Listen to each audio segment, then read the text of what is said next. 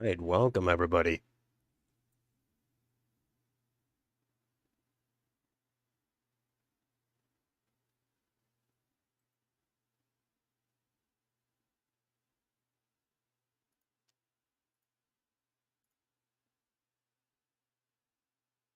Welcome everybody.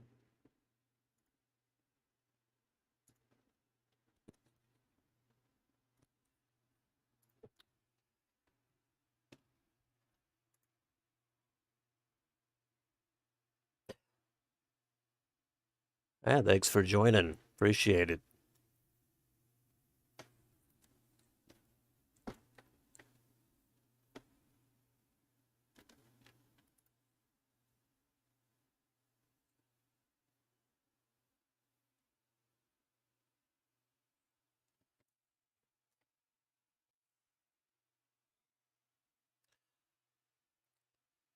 First of all, I want to make sure the audio is good.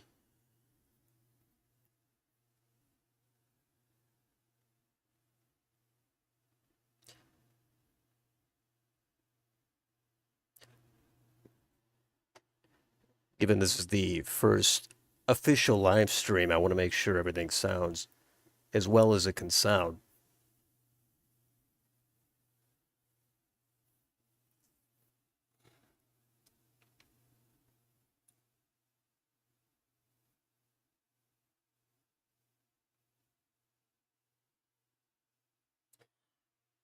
All right, I'm not sure which chart you're looking to understand. I got a whole bunch of different sites open. There's going to be a lot to follow. It's going to get confusing. It's going to be a long night, but it should be a lot of fun if I can keep up with everything. Well, I'm glad you made it. It's the very first live stream for this channel. So it'd be nice if it went very smoothly.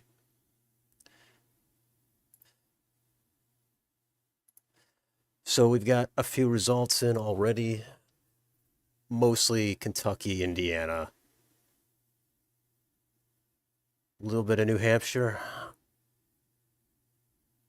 It's not going to really get going for probably another hour or so.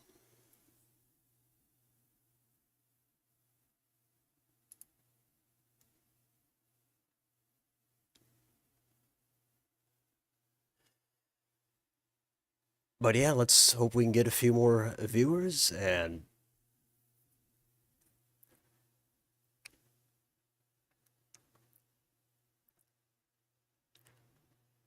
yeah, if there's a chart you want me to tell you about, I mean, let me know. But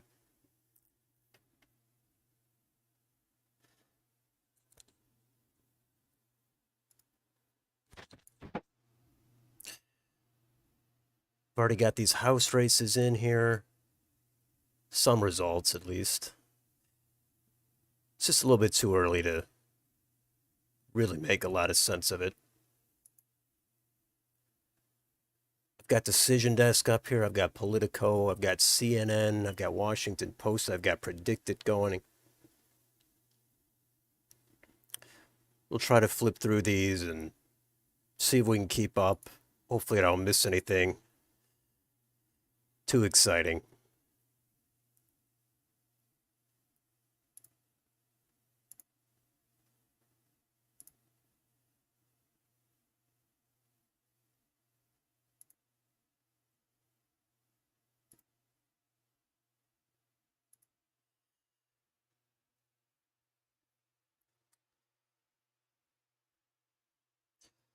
I'm not sure what the optimal site to get on is or what you guys prefer.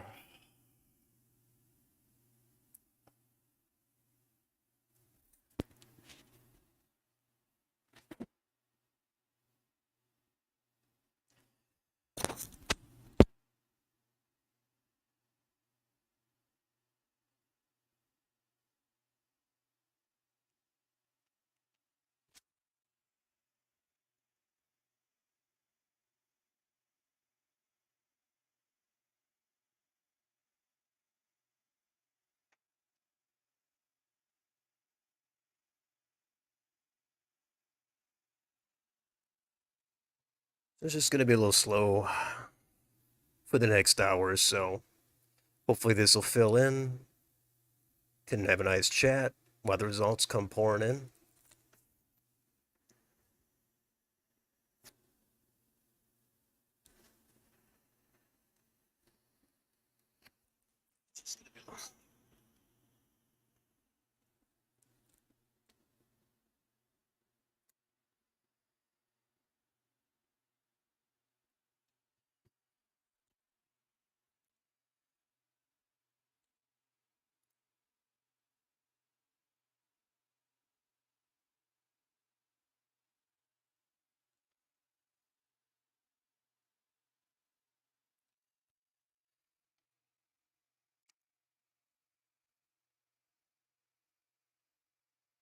Yeah, I like how one or well, at least one, maybe two of you were here right at the beginning. This must be the absolute place to be.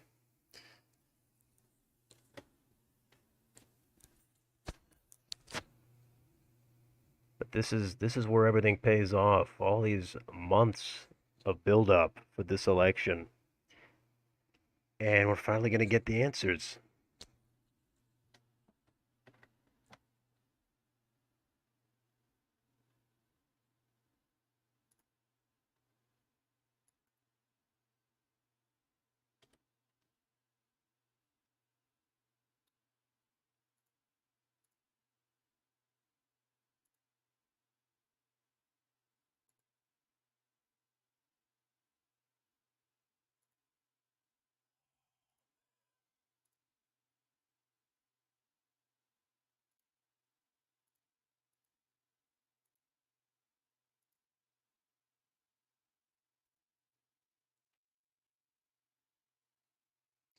Well, that's very nice of you, Brooklyn Jess.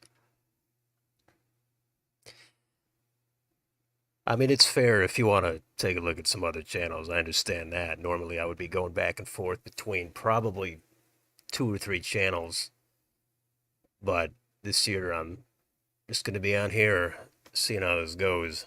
Hopefully, we can get some more viewers in here.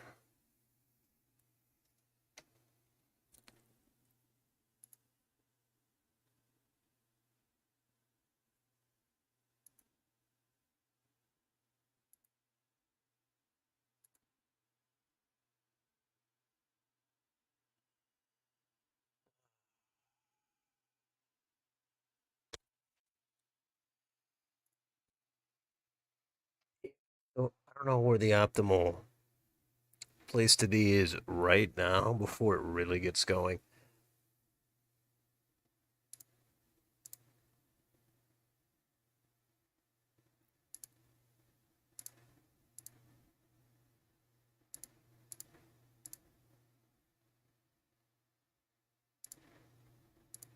Got predicted here,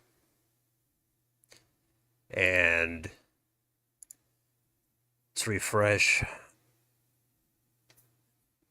Yeah, this doesn't mean a whole lot this early, but when people have their money at stake, sometimes the market is the first thing to go.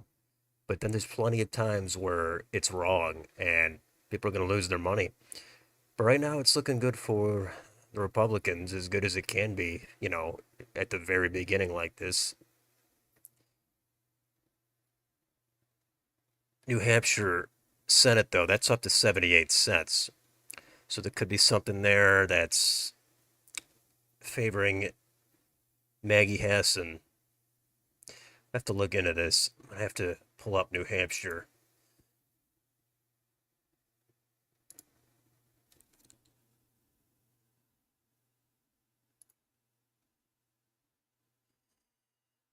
Uh,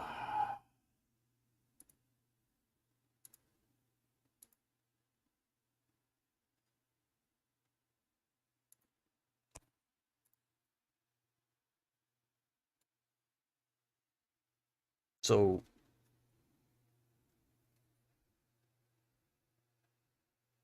so this must be your favorite channel, I'm guessing. I doubt that, but that would be nice.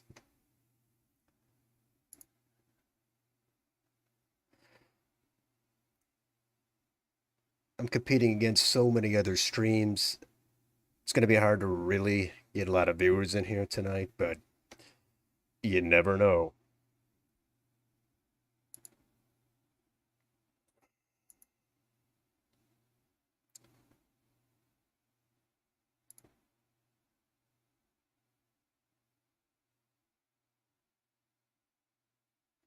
I don't really see anything out of New Hampshire yet.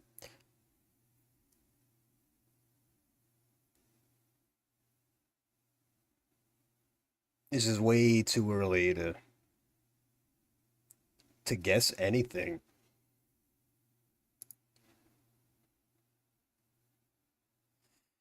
Well, yeah, bring your friends, bring your family, bring your neighbors, get everybody on this stream right here. Can't say it's going to be the smoothest stream ever, given it's the first one here, but it shouldn't be too bad. The election, at least, is going to be extremely exciting. That's going to be where all the fun is. Maybe I can provide a little bit of commentary.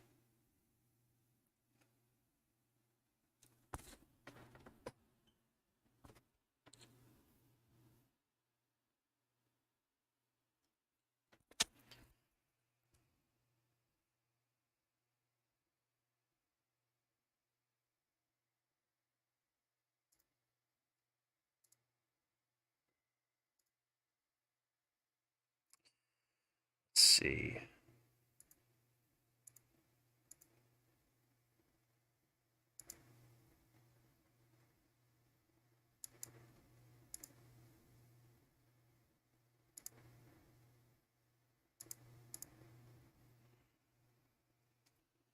Well, I appreciate that. But I mean, there's a lot of other channels out there. I do they not have the right voice? Are they really that much different?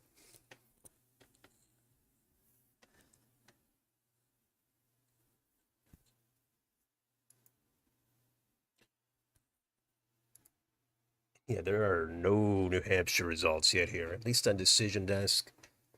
Not sure which site is going to be getting their data the quickest. I'm not sure if I have to refresh. See what happens.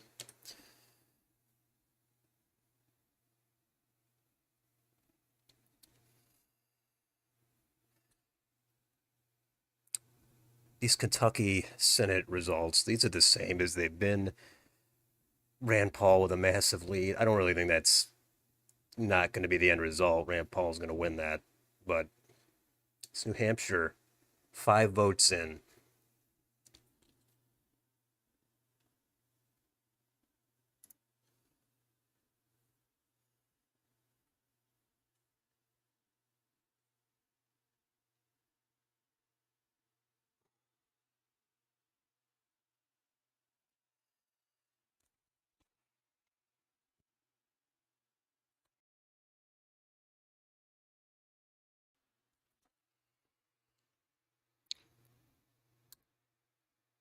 This first hour is really going to be slow. Even maybe even the first 2 hours, depending on how quickly things pour in. But it doesn't matter. We're going to sit through it. There's going to be some excitement. There's going to be some upsets. Want to see which way the early trends are going to go.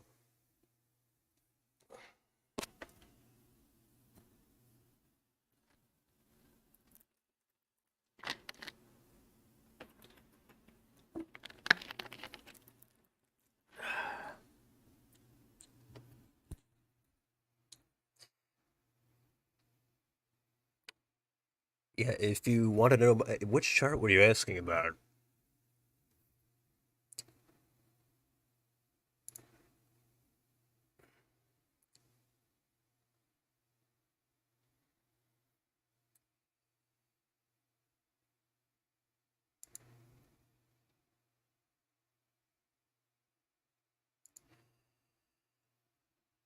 So here are the poll closings. So we already had parts of Indiana, Kentucky, and now we're at 7 Eastern. So we've got these states, but it's it's too early still. In an hour, and we've got all these. That's going to be fun.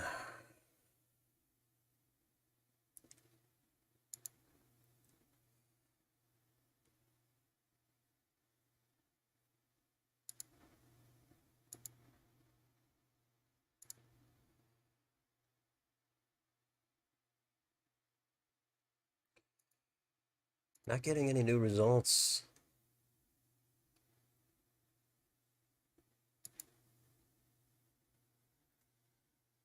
Oh, this chart for decision desk, this map, or did I have another chart up there?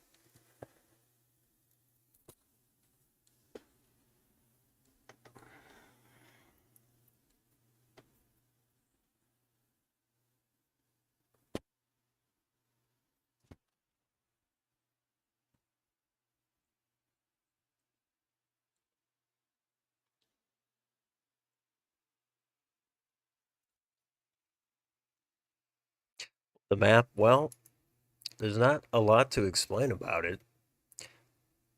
This is the Senate map for decision desk, and all these states that have the dark shading, those are going to be states that have a Senate election today, this midterm. The lighter states, they don't have a Senate election this year. They'll have one next year or next cycle in 2 years. And then the states, there's very little red and blue yet, but those are going to get filled in as the results come in. And the blue is Democratic lead, and the red is Republican lead. And Democrats currently have 36 seats, Republicans have 29. And they're going to fill in over the next several hours. And we're going to hover over any of these to see how much of the vote is in. And God, there's going to be a lot of different maps.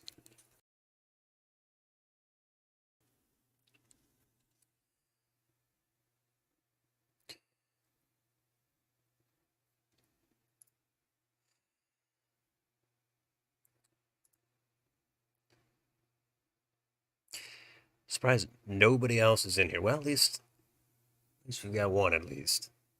So how long have you been watching this channel?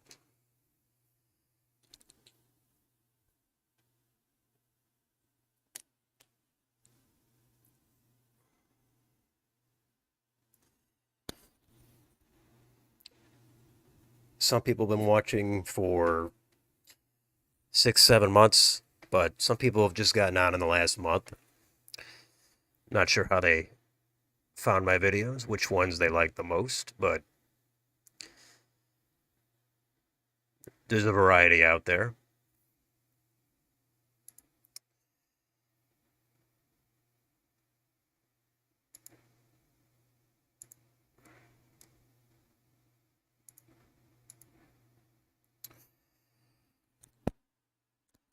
And we could switch over to CNN.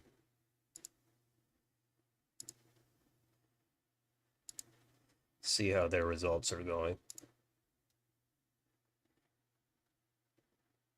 This appears to be more updated than Decision Desk. But Todd Young, commanding lead as expected. These are all the red counties right now anyway. Nothing out of Indianapolis. Nothing out of Lake County.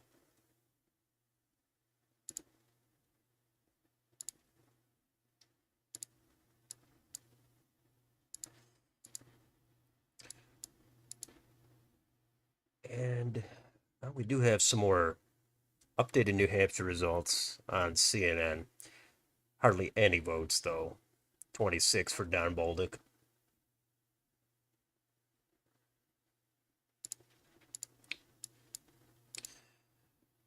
we've got Georgia.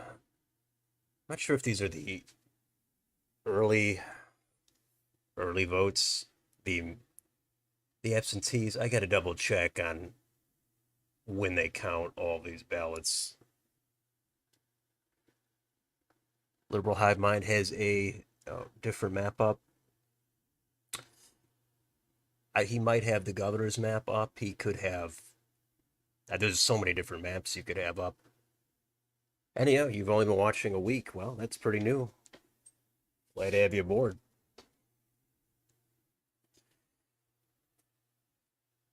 I mean, there's like endless amount of maps you could have up here. Could be the house map.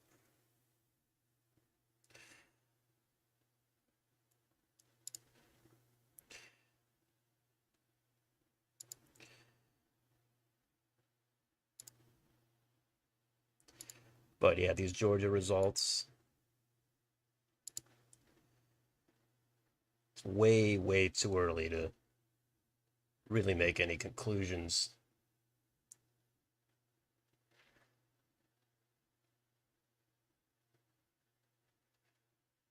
And the New York Times says in Georgia, there's no order for the type of ballots reported first. So we'll have to wait and see. But we've got some red counties, some blue counties.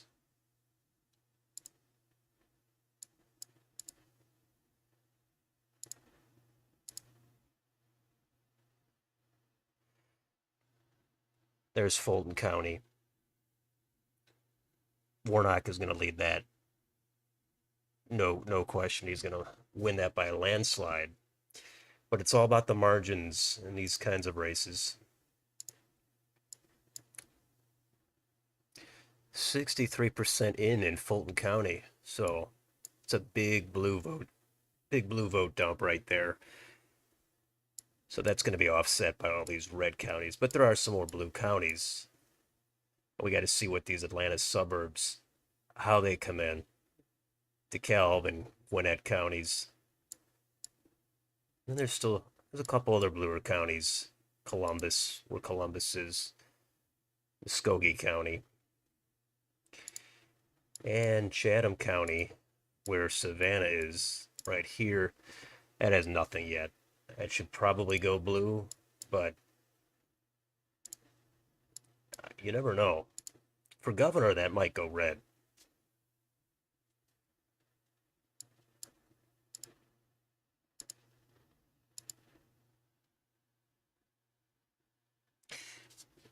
Liberal hive mind is making bank. Well, some people have been doing this a lot longer. They have a bigger operation. Yeah, I think Georgia probably will go red, but I couldn't bet too much on that. I mean, I would think Walker is going to pull this out by a point, maybe two, if it's a good night. But you never know.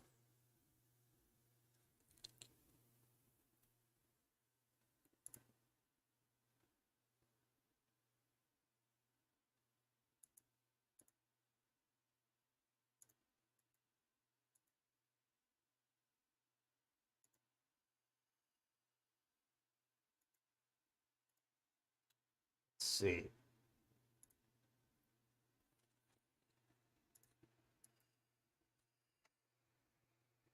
That's nice that only a week on this channel and you're already sitting here for the live stream. That's impressive. Must have been a great week. I hope you watched like 50 of my videos. Or maybe it's all the voice. Maybe the maybe the videos aren't that good, but the voice is doing it.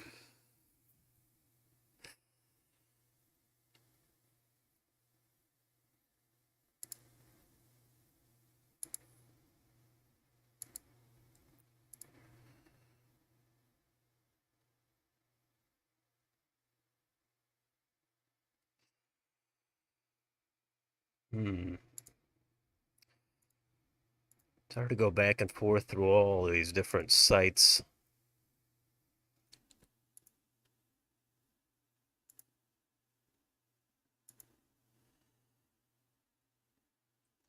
Should always be something something enticing on the screen, even while I'm looking through these other sites. And they all get their data seemingly at different times, which is kind of disappointing. Because I can't stay on one site the entire time, which is fine. I don't want to sit on one site. There's a lot going on this year.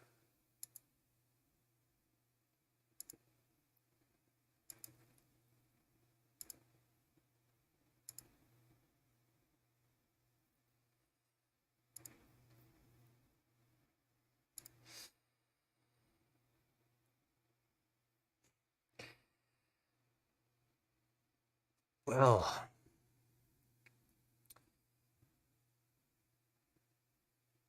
still time for people to show up here. I think everybody's doing a live stream today. I mean, everybody that's remotely interested in this.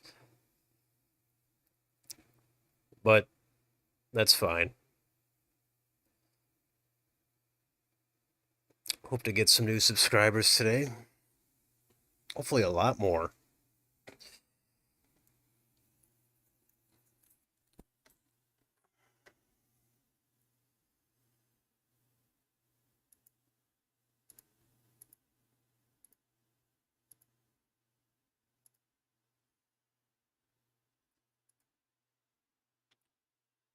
So, predicted it's holding steady for now.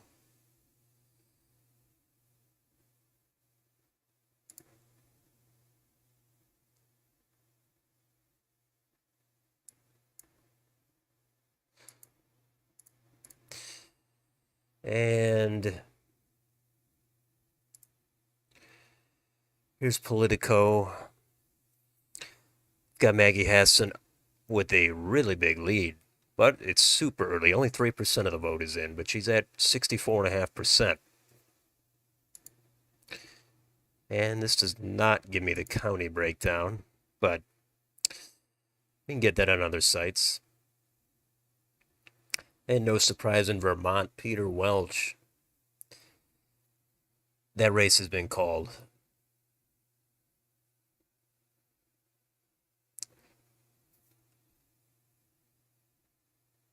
They call it with 0% of the vote in, but there's no way that's going for the Republicans. All the early vote, all the counties, it's all going to be for the Democrat there. South Carolina, Tim Scott, that's been called here with 1% of the vote in.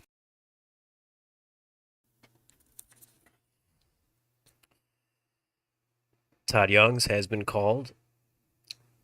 Almost 60% of the vote for Todd Young. Only 9% of the vote in. And Rand Paul, this race has been called here also on Politico over Charles Booker.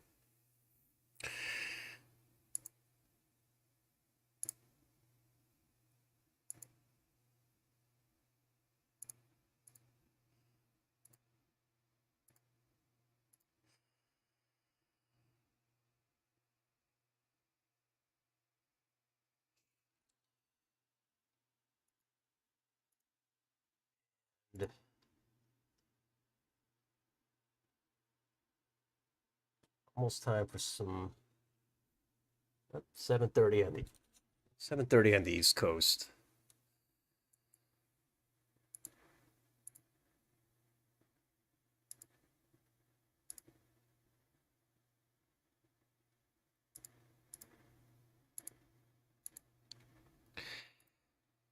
And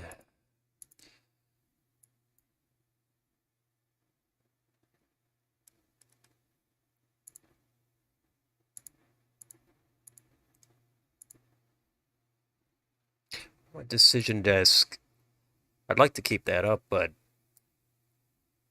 they're really behind on the results. They don't have anything in Georgia. They'll probably get going at some point, but this data is just, it's not super current, so I don't want to put it up.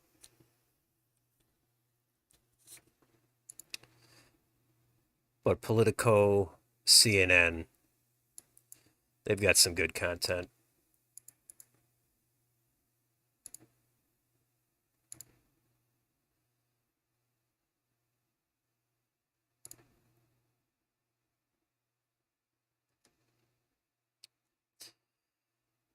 A couple hours from now, that's when it's all going to go crazy.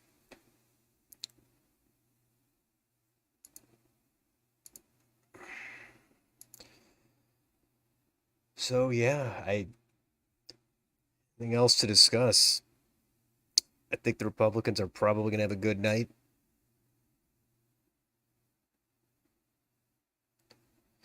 How good of a night is the question. We don't know if it's going to be a major landslide. Doesn't seem likely, but it's possible.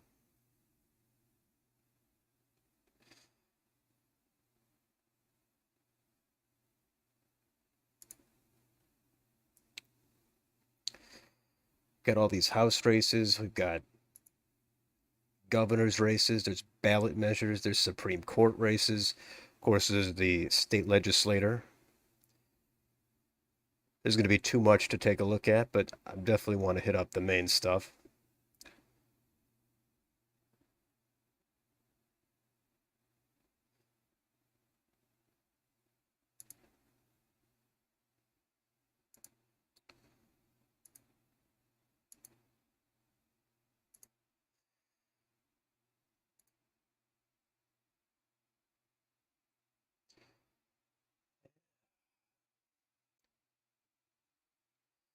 So yeah, this is a great night. It's when everything just comes together. And anybody else that joined, it's great to have you here. If you stick around, it's even better. Even if you just have me open in one of your tabs, that's fine. And a like and a subscribe. That always helps.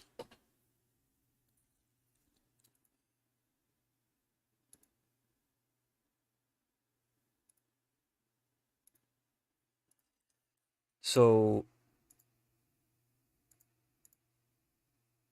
let's switch back over to CNN here.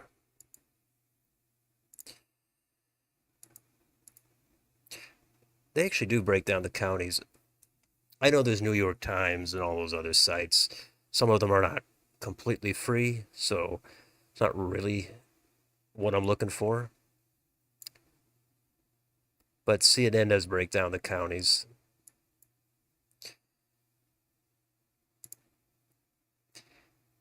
Still 63 in Fulton. Warnock, obviously, is going to carry that by a huge margin. We want to see which way these suburban Atlanta counties, which way they're going to trend this year.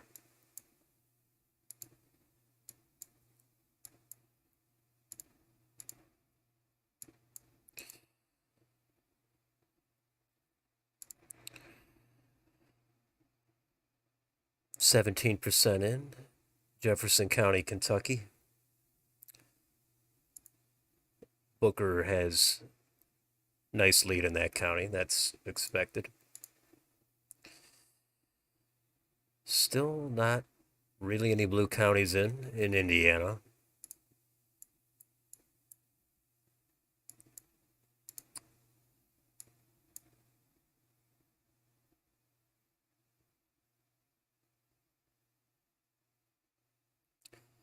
But we'll get there. They'll be in eventually.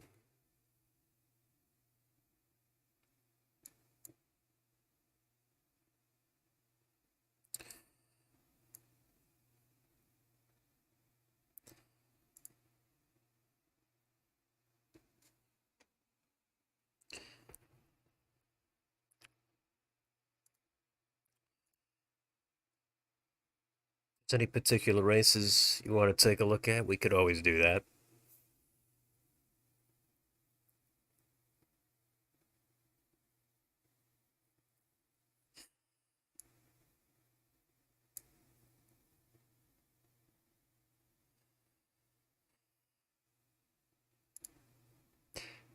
And over on predicted, Maggie Hassan is up to 81 cents there. Again, not that that means everything, but 81 cents.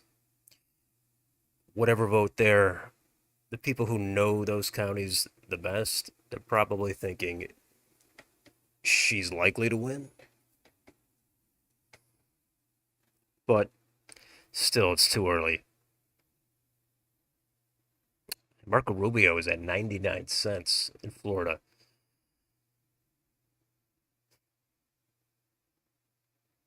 Ted Budd's at 93 cents. Dr. Oz, he's at 59.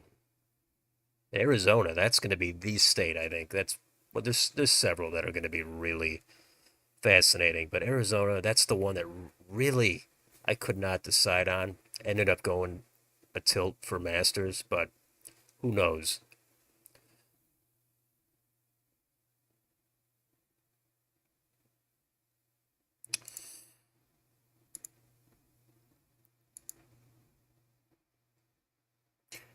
Okay, we do have some Florida results in.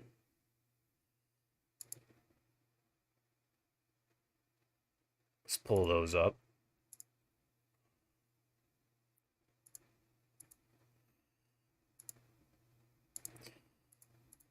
And here we go. So Rubio is at 53.5%, Val Demings 45.5%, 59% of the vote in. I love how Florida actually counts its vote pretty quickly, and that's a big state too.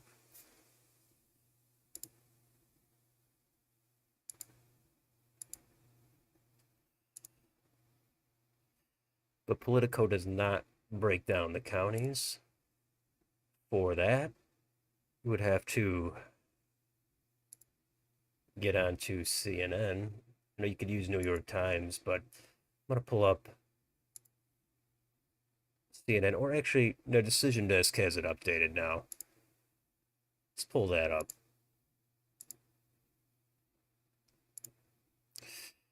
So we want to see Miami-Dade. This is for governor. Ron DeSantis, is he going to win Miami-Dade County? That would be something if he did. I didn't think he was going to do it. I thought he could maybe get it within 5, and that would still be a great night for a Republican. But if Ron DeSantis wins Miami-Dade County, that's going to be epic. Right now, he's winning it, but we don't know exactly which precincts those are from.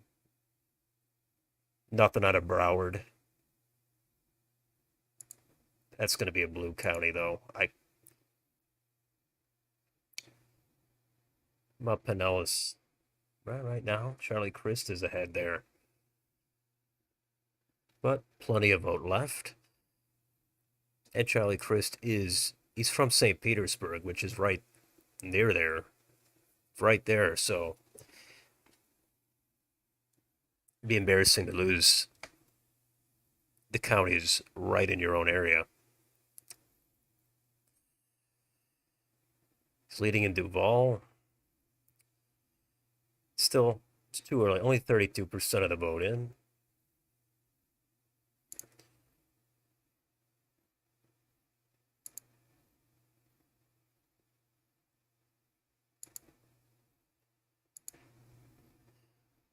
How's he doing compared to Rubio?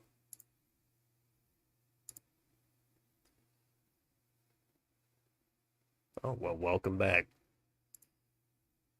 So Rubio is at 52.15. DeSantis 53.57. So DeSantis outperforming Rubio right now. That was, well, now it's expected, but at first I didn't expect that was going to happen a few months ago. So DeSantis in Miami-Dade is at 53 and a half about, and Rubio's just at about 53. So it's close. It's very, very close.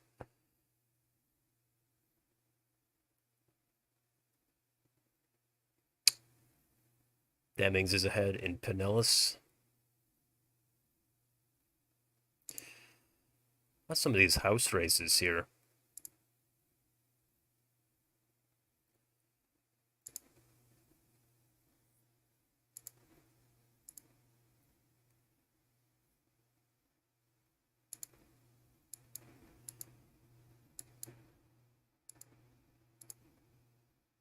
Oh, there's the Attorney General race in Florida if you're interested. Ashley Moody. She's probably got that one completely wrapped up.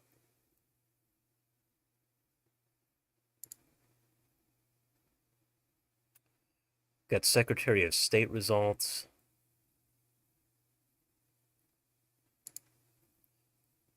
There's a lot going on today. It's going to be hard to keep up, but we're going to try.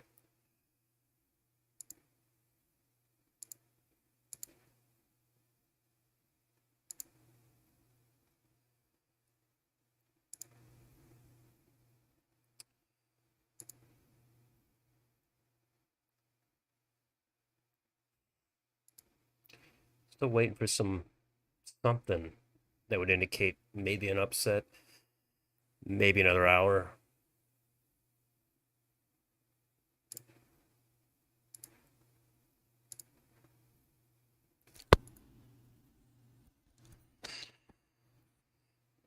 Here's the House races for, for Florida. Yeah, it's just too early. This second district should flip for Neil Dunn. That's almost certain to be a pickup from the redistricting. Republicans are going to pick up 4 seats in Florida. It's very likely. There's no guarantees, but it's very likely.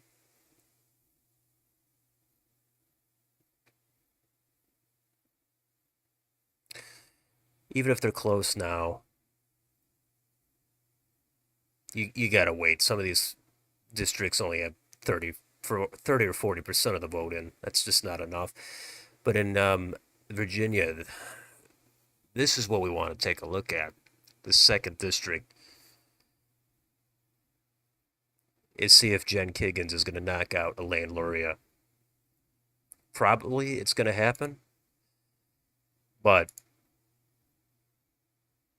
you never know.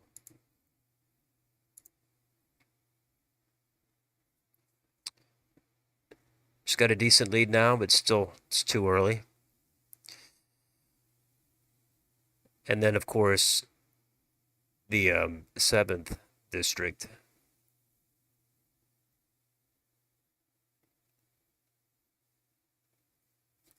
Is Spanberger going to go down? If Spanberger loses, then yeah, the Republicans are going to have a very nice day here. But if Spanberger hangs on, it's okay. It's not going to be a bad night. It's just that would reduce the epic factor.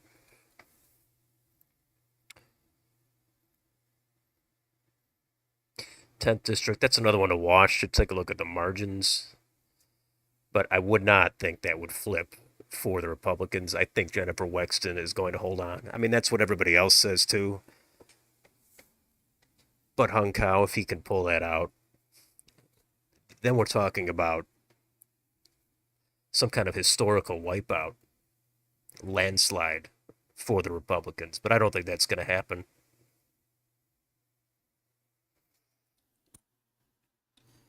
About these New Hampshire districts, the second, that should stay blue. That that's pretty much an easy call. The first district, that is going to be the close one. Polls were really tight on that. I said it would flip for Levitt, but I could see Pappas holding on, but it's kind of an even partisan leaning district.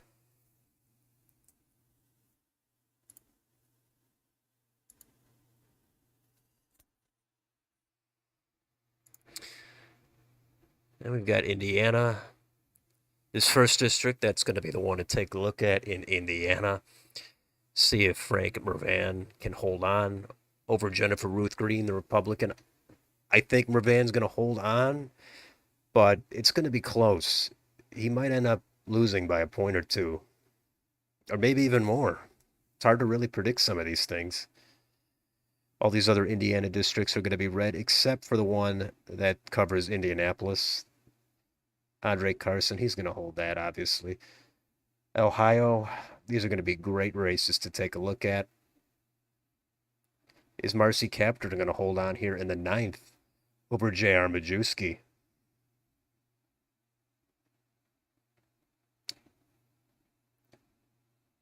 Even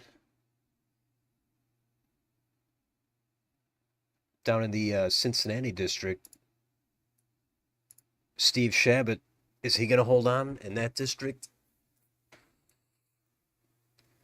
Oh, and here's I've got some Ohio U.S. Senate results in. Tim Ryan's at 74%. Obviously, that's not going to hold whatsoever.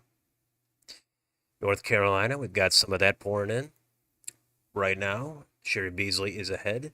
It's probably due to the early vote or the mail-ins. Have to see how they count it in those states again really quickly. Which do they count first?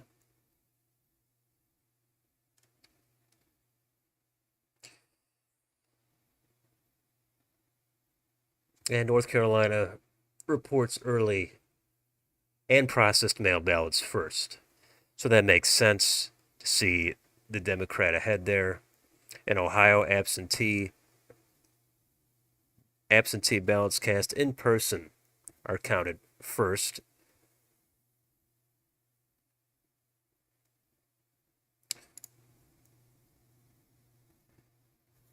This New Hampshire race, this is way too lopsided. Maggie Hassan with only 10% of the vote, and at least here on Decision Desk.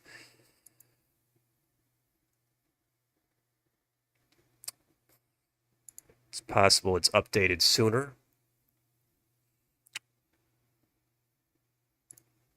Politico only has 8% of the vote in.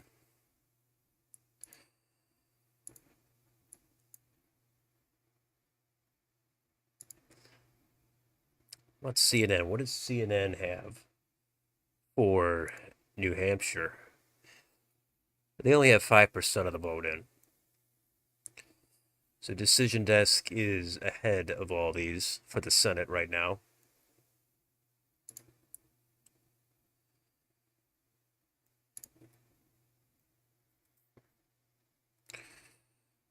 So what else is there to take a look at? There's so much.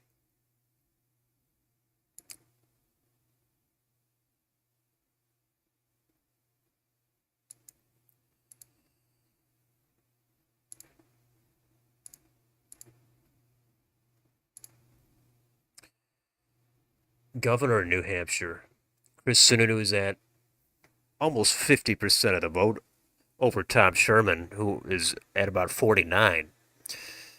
I would expect Sununu to win by over 15 points. So this vote shows Maggie Hassan at 62% and Chris Sununu is at 50.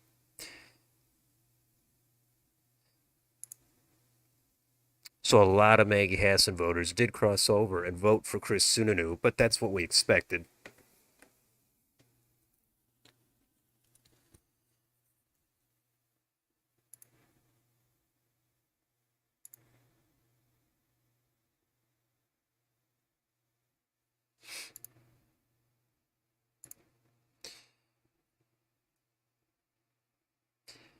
So, I wonder what the upsets are going to be. That governor of New York, that's going to be a race. It shouldn't flip. Hochul should hold on there, but if Lee Zeldin wins that, that might be the story of the day.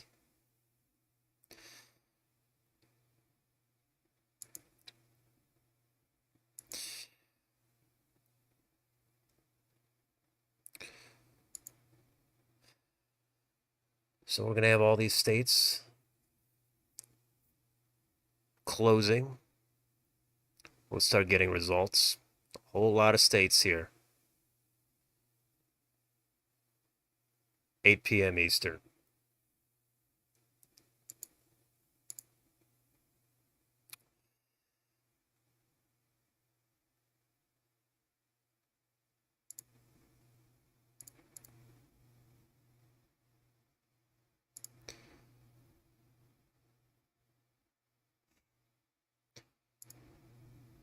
Sometimes you might see somebody leading in a state and you might think, oh my God, what's happening? But it's just because there's maybe 1% of the vote in or 20%.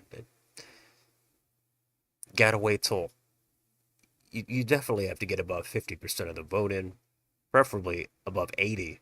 And then you got to see where that vote is. Sometimes there might be a deep red or a deep blue county that has not reported yet, and that could completely tip it in the other direction if they have a large population in that county.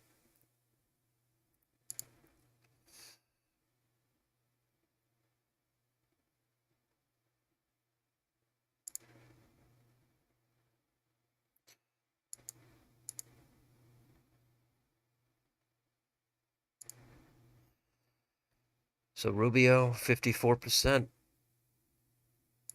And Ron DeSantis, 55.6. DeSantis, God, he's leading Miami-Dade by a lot. It's almost an 8-point margin. We got Broward results. And yeah, Chris is going to carry that. But it doesn't really matter. Charlie Crist, he's gonna lose another one. He can't possibly run again after this. I mean, there's nothing left for him.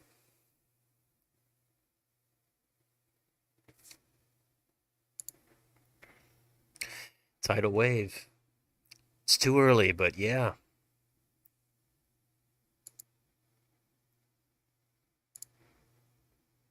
It's possible. I'm always very reserved and cautious. I don't like to make absolute predictions unless it's overwhelmingly obvious.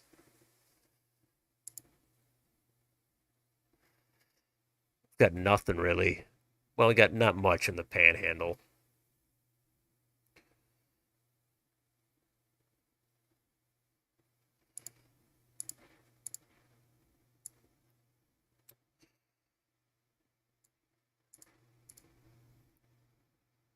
Yeah, Florida's already up to 49% in.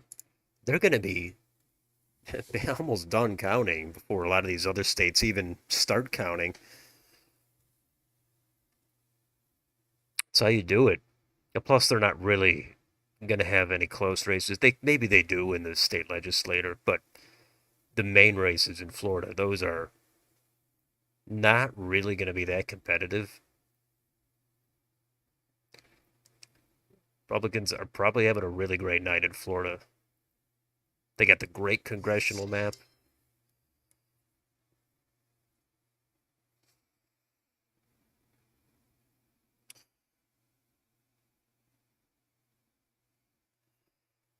And they're probably going to flip 4 seats in Florida alone.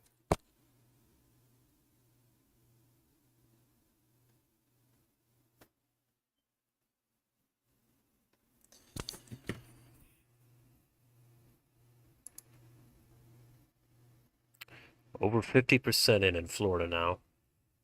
Rubio, over a 10-point margin for Rubio.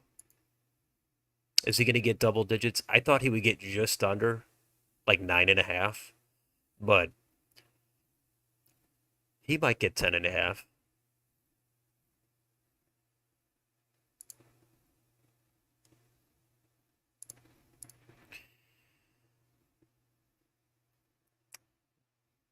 Tim Ryan's margin has narrowed up just a little bit as we got 11% of the vote in Ohio.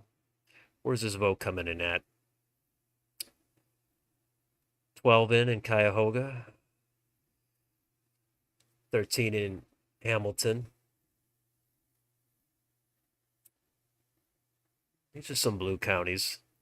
Columbus, that is the most populous county. Franklin, a lot of blue vote there.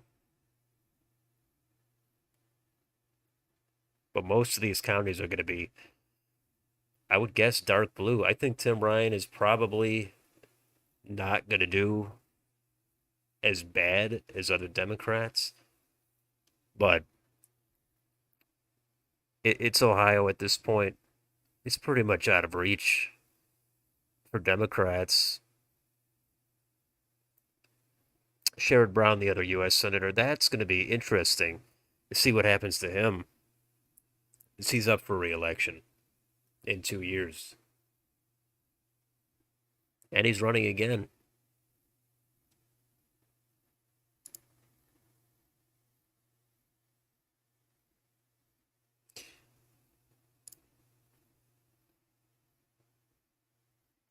Five viewers? Four viewers? It's going up slightly.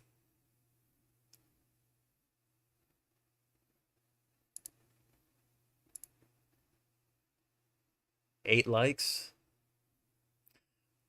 Let's get that up a little bit, hopefully. We got plenty of time. I was debating getting on now, an hour later, because I knew there wouldn't be a whole lot going on that first hour. But I figured I'd get on, see where things are at. Why not? Cover these midterms in depth all year. So why not do a live stream and get on a little early? Hassan, still only 12.7% of the vote in New Hampshire.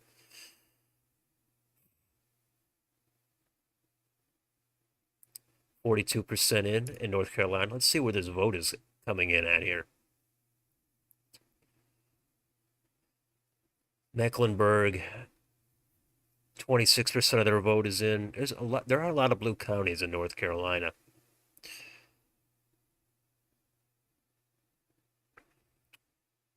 It's kind of a polarized state politically.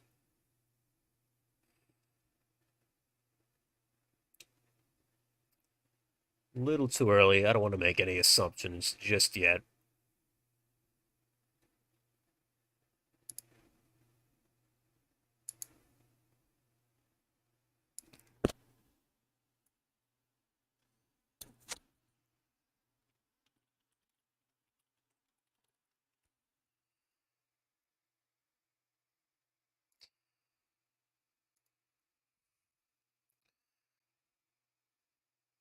So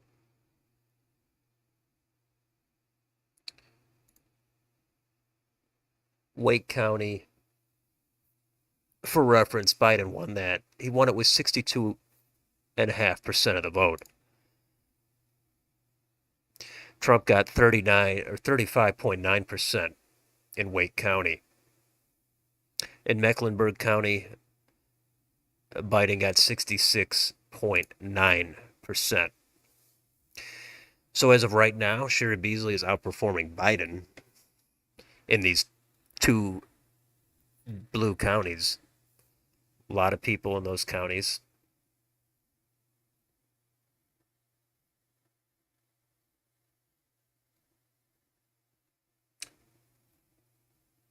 And right now, Sherry Beasley does have a 11 or 12 point lead, but that's going to narrow up. And I would expect Ted Budd to come out ahead, probably with at least a 2 point margin. I would think 3 or 4. Maybe he does a little better than that, even if it's a great night. Gets 5. Could even get 6 if it's a really good night. But it's just way too early.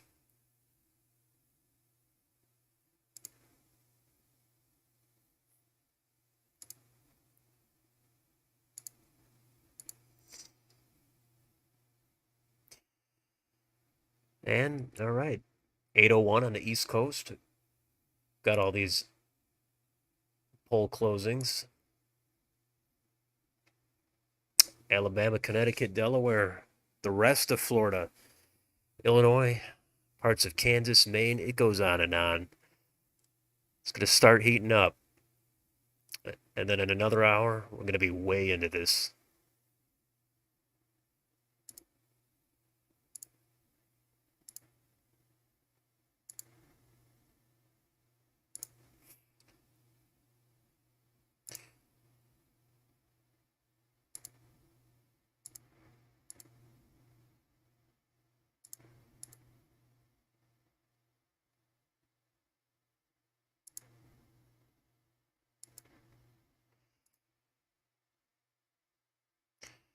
Let's see where predicted is at.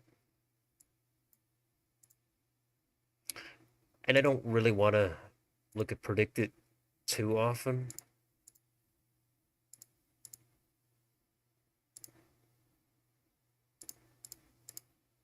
Because the market is fickle. People, they get spooked by certain results. This has Maggie Hassan's at 90 cents now. Even this is flipped. Pennsylvania, 57 cents for John Fetterman. But people get spooked by early results and they don't know exactly where their vote is coming from. They don't know what the early day vote is going to be. And these things do get very volatile and they'll lurch 20 or 30 cents in just a few minutes sometimes. And it's kind of unhelpful to look at like minute to minute. It's better to stay on and look at hard data coming in. So we'll check on that every once in a while, but checking on it early is probably a bad idea.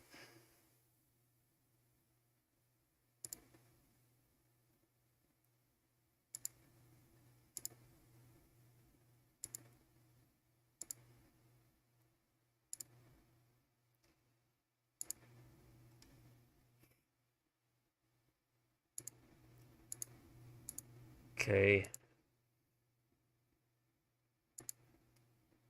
Got some House results in here now that the polls have closed in this first district in Indiana.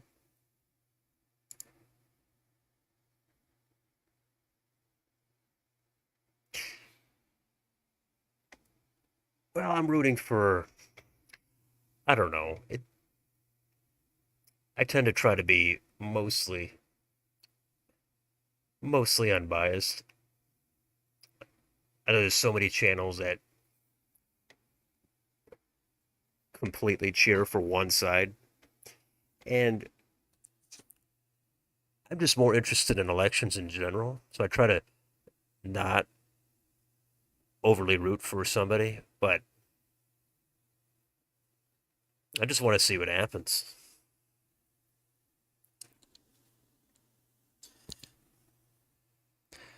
But in this district here, right now, Frank Mervaney's over 60%, but it's way too early.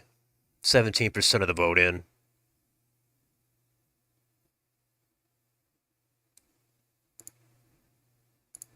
What's going on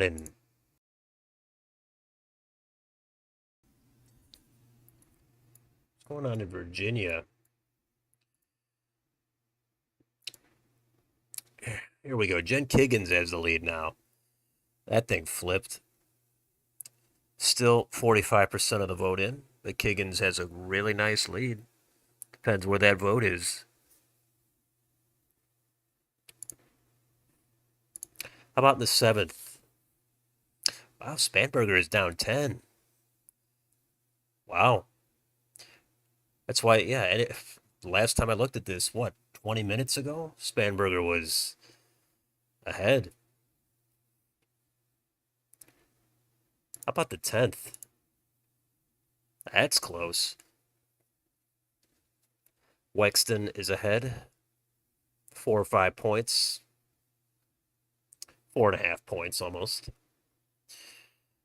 But these margins, there's no point looking at these. Don Beyer, he's going to win that easily. Jerry Connolly, he's got that wrapped up.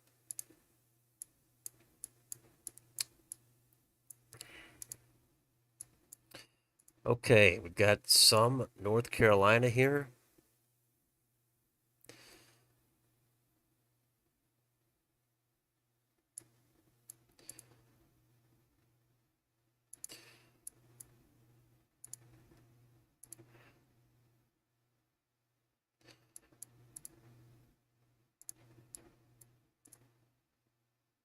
Still a little bit too early here.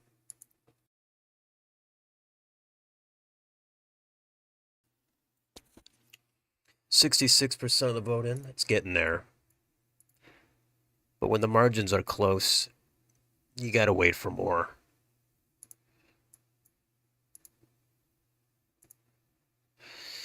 This is the race here, the 13th. Really take a look at 59% of the vote. Wiley Nickel is a 15-point lead over Bo Hines. That's not going to hold. That's a red tilt to lean kind of a district. But that is an open seat.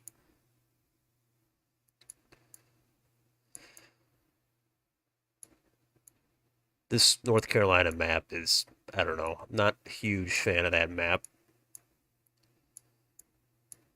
From a geographical perspective, at least, I don't really care for that. South Carolina, 1% of the vote in. It looks like Nancy Mace is going to lose in a landslide, but we know that's not going to happen. How about in Georgia? Here we go. 2nd district. Sanford Bishop, he's got to win this. If Sanford Bishop loses to Chris West, that would be crazy, but it's possible. Sanford Bishop usually wins by decent margins, but there's redistricting. This district got slightly redder, a couple of points. There's a big red wave. Sanford Bishop could lose.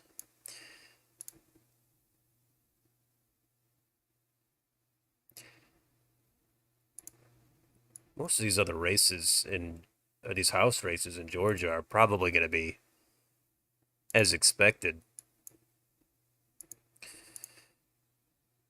Then we've got here, this isn't really going to be a close race, but Marjorie Taylor Greene, she has national attention. She's going to win that.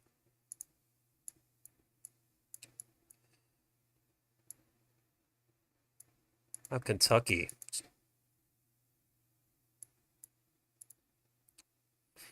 Probably really nothing to look at in Kentucky.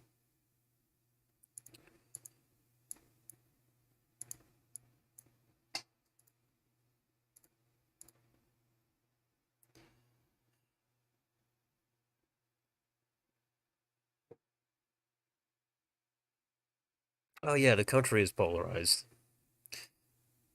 This chat is pretty quiet. That's fine. How many viewers do we got in here? 3? It's kind of light, but oh well. Still fun.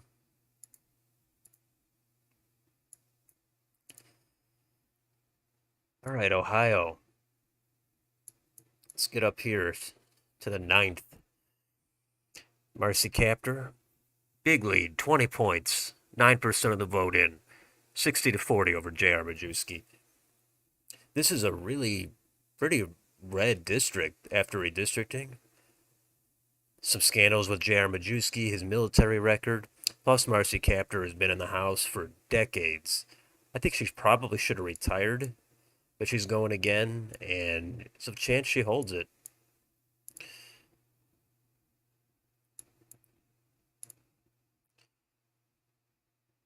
Yeah, all these are blue because of the absentees or the early vote. It's just going to skew these results. Don't need to really look at it too closely just yet. Oh, here, how about New Hampshire? 2%. Robert Burns is still ahead, even with 2% in. I'm surprised by that. 1%? This is not really current information, is this?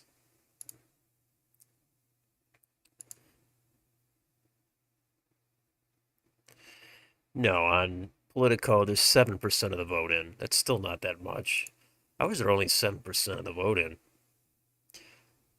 I demand more vote. 7% is too little at this point.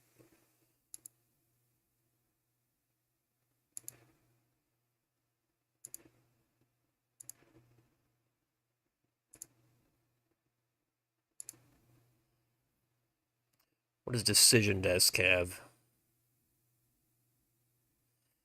Yeah, they only have 7% in. In the second district, in the first district, they have over 20% in.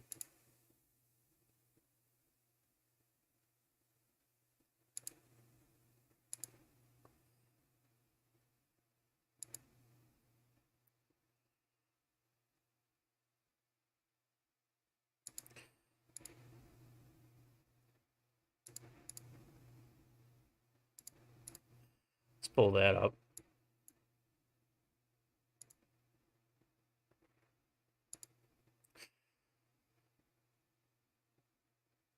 So 23.86% in North or New Hampshire's first. Second district 7% in. Oh yeah, we don't want to forget about Maine. Maine's second. I think Jared Golden's got to win that.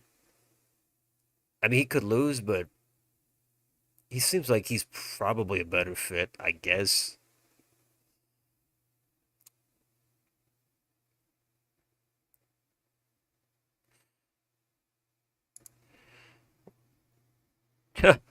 I love these early results like this. You get Missouri, you get 7 votes in, and you get this third party candidate, Jonathan Dine. Looks like he's going to win 71% of the vote, right? And the actual winner, Eric Schmidt, who's going to win that, he has 0 votes. That's funny.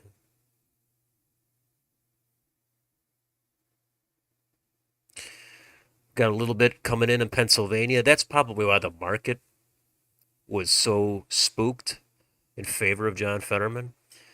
Because that early vote, I believe that's the early vote. Let's double check on this. Pennsylvania. Oh, they had a lot of craziness with their ballot countings. So this isn't even clear. This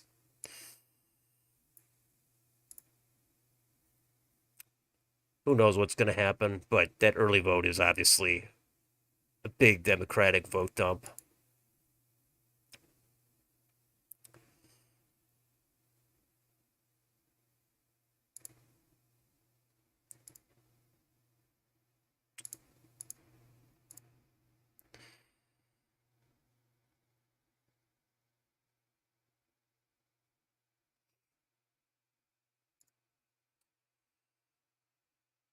Maybe this chat will pick up. Maybe the stream will pick up. Maybe we'll get some more viewers in. Wasn't expecting much for this first live stream, but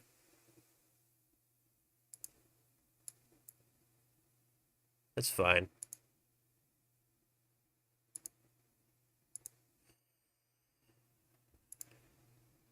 Got some Illinois results in here for governor. Yeah, we got to check on these governors too. Can't just focus on the Senate. Can't just focus on the House. Supreme Court races in North Carolina. That's going to be something to take a look at. Probably some ballot measures. There's going to be way too much to really cover. Massachusetts governor. That's going to Maura Healey for sure. This Kansas governor's race. This one, very exciting for me. I said Laura Kelly is going to hold it very narrowly. But Derek Schmidt, he could end up holding it, or he could end up flipping it. I'm not sure on that one. I think that one's going to be really close. Georgia governor right now, Stacey Abrams, is ahead by 5 points We got some Connecticut that just came in. Ned Lamont, big lead there. He's going to win that anyway. Rhode Island, that could be a sleeper. Not a lot of polling out of Rhode Island. It's probably going to stay with Dan McKee, the Democrat. Chris Sununu, he's up 7.5 points.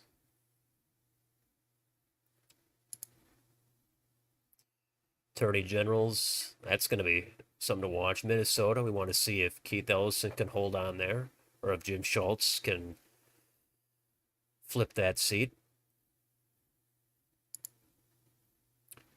Secretary of State, Brad Raffensperger in Georgia, he's probably going to hold on, I would imagine, comfortably.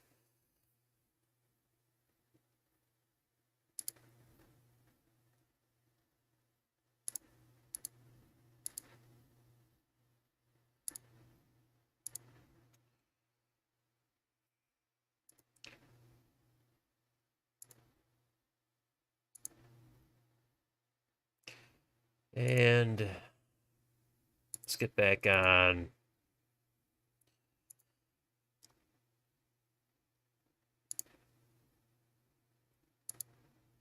Let's get back on Politico, see what they're at.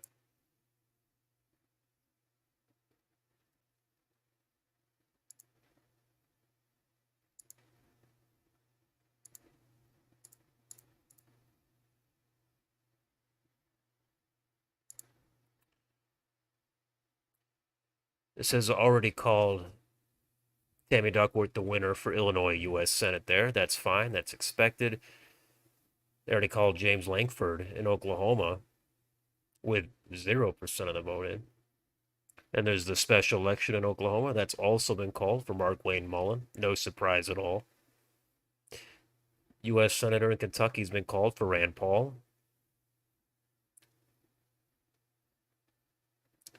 Katie Britt, U.S. Senator in Alabama.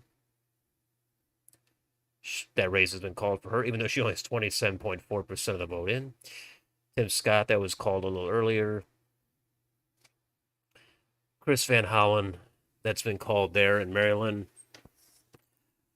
Someone wrote to me in the comments that that's going to be an upset, and Chris Chafee is going to win that, but I wasn't really buying that.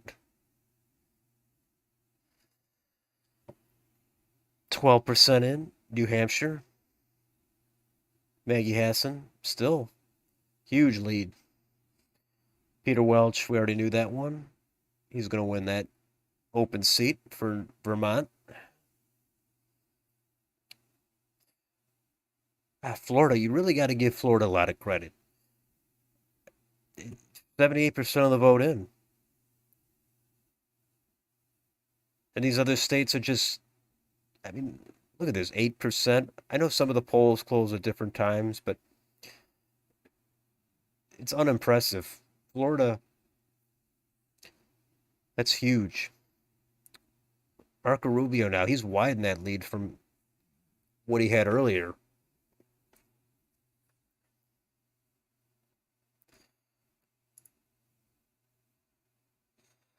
Yeah, Pennsylvania, it's too early. I mean, I would guess it's not going to go blue. I remember 6 years ago when Pat Toomey won, when he won re-election, it looked like he was going to lose, but once all the election day vote came in, he came back and he won that with a small margin. So it's too early to tell, but if I had to guess, I would say Dr. Oz wins it, but these are small margins.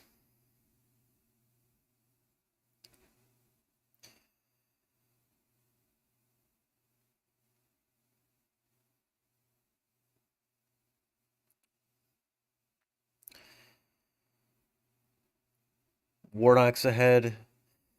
There's just not enough vote in.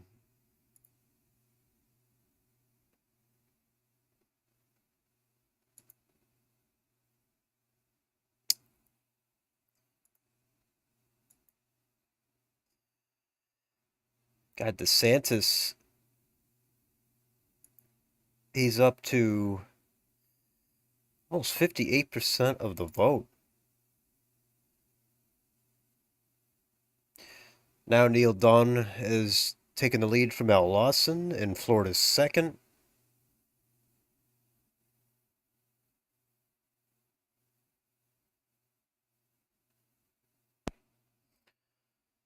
Spanberger still trailing in Virginia's seventh. 20% of the vote in Indiana's first. Frank Mervan still has a 20-point lead. Got some Texas coming in. This 34th, that's what we want to take a look at, plus the 15th and the 28th. Also, we want to see Connecticut. If anything could happen in the 5th. We got to take a look at some New Jersey. We got Rhode Island. We're going to take a look at that race as well. Right now, 5% of the vote in. Alan Fung has a nice lead, but way, way too early.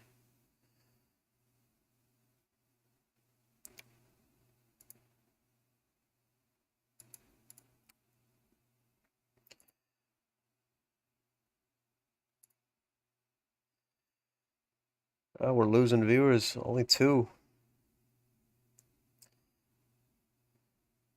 It's much more cozy that way. I'm able to address individual comments or questions that way.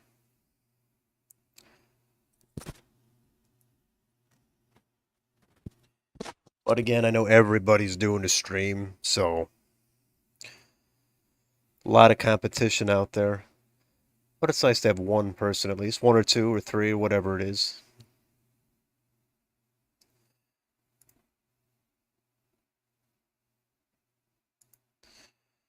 Let's switch over to, let's take a look at the CNN map again.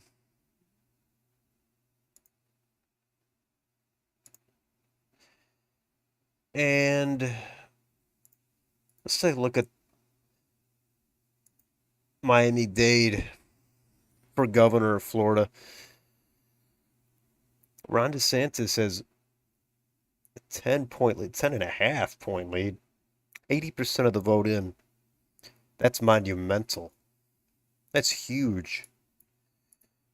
And Broward, who cares? He's going to lose that. Palm Beach, wow.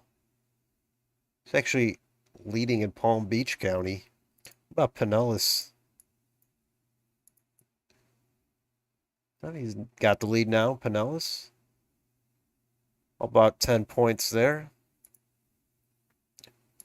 Hillsborough. Yeah, he's leading in all these. It's pretty much what was expected.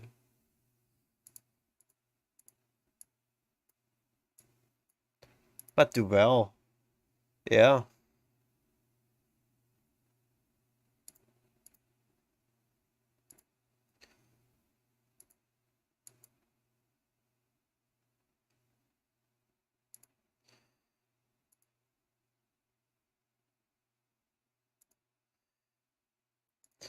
So, what are the margins at again here?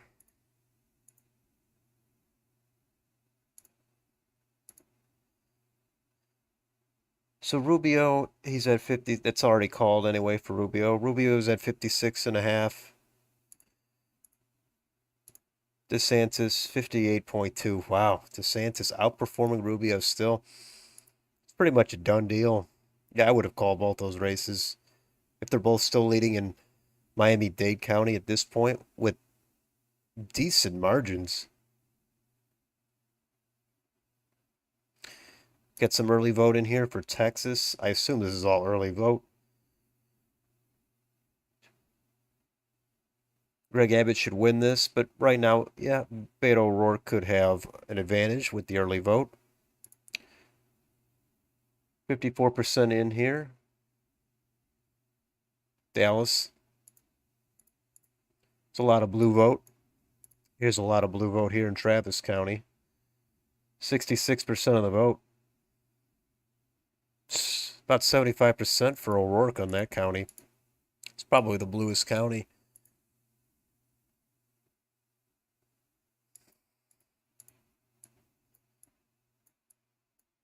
Oklahoma, that's going to be another race to watch. Way too early, though.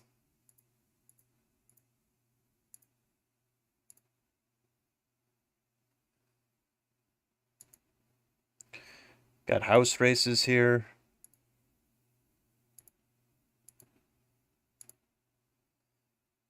God, there's just so much. It's hard to keep up. Let's go back to decision desk.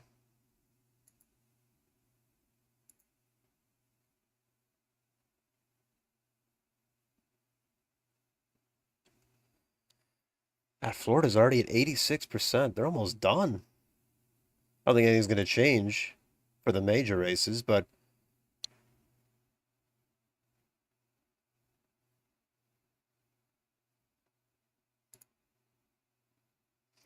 they don't have any of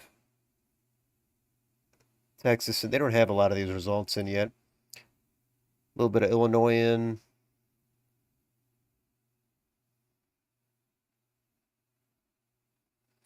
Too early still. New York, we want to see some New York.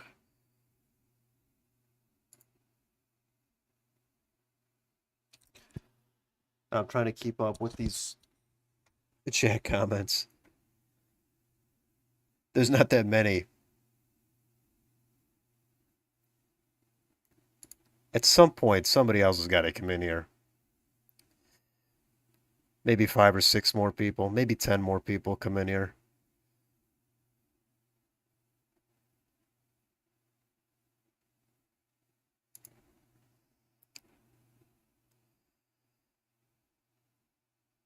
I just hate seeing the early vote because it's not conclusive. I want to see the final vote, or at least approaching the final vote. I don't want to see all early vote dumps. It's just going to skew the results a ton.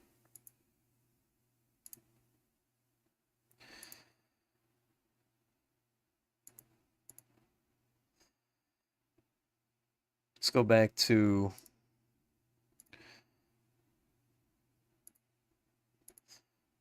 Politico.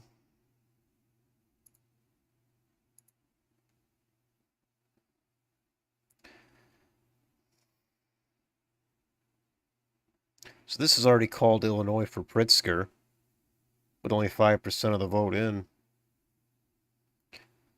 It's a little bit of an early call. Thought that would have got a little bit more into it, depending on where the vote is. Ohio has been called for Mike DeWine. That's no surprise. Got to see some Michigan. That could be close. There could be an upset there. Could Tudor Dixon pull out a win? That's a possibility. I would guess she's not, but it's possible. It's definitely possible. Massachusetts called for Maura Healey over Jeff Deal for governor.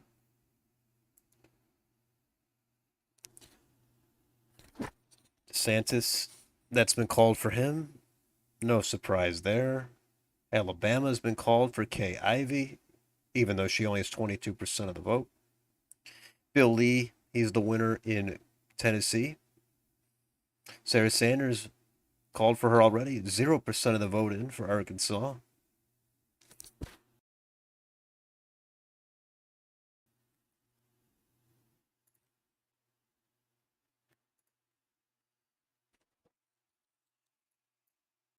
And still waiting on some of these other states. Still waiting on Rhode Island to see if anything happens there. 8:30 on the East Coast now.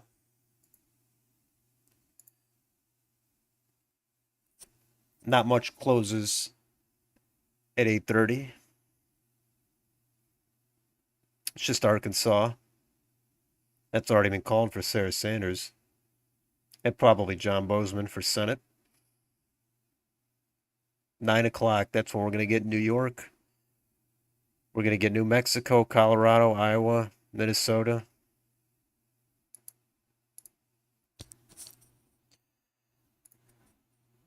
What's going on in the House? Anything new?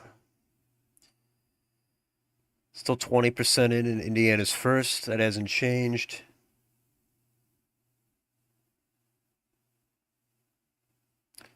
$32 in Ohio's ninth.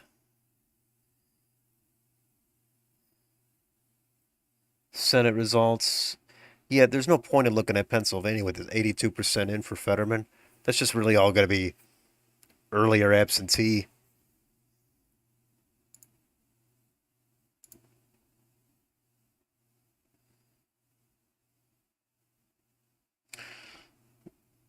Still not enough vote in North Carolina. It's getting there.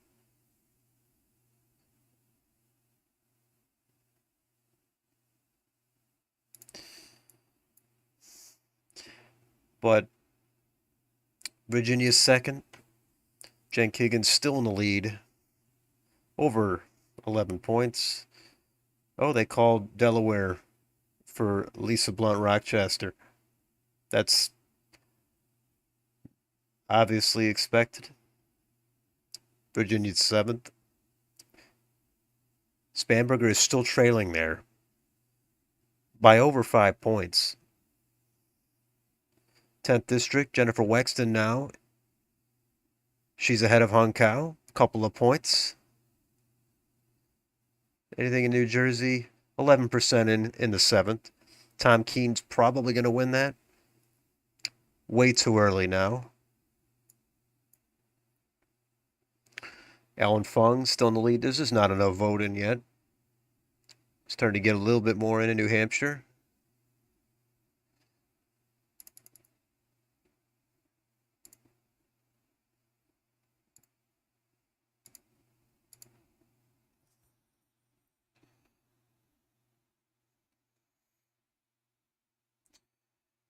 Ohio, Tim Ryan still with a little bit of a lead. 27% of the vote in. That's going to flip pretty hard. And J.D. Vance might win that by double digits, but he should win that by over 5 for sure, I would say. Very, very likely over 5. North Carolina, Ted Budd is closing the gap a little bit there. Herschel Walker is closing the gap. Now we're getting a little more vote in Georgia.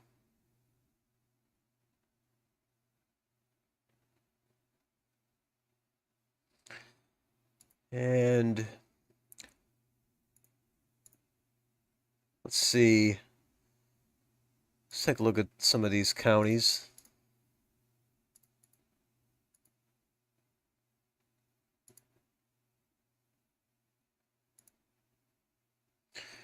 So what do we got here for Georgia?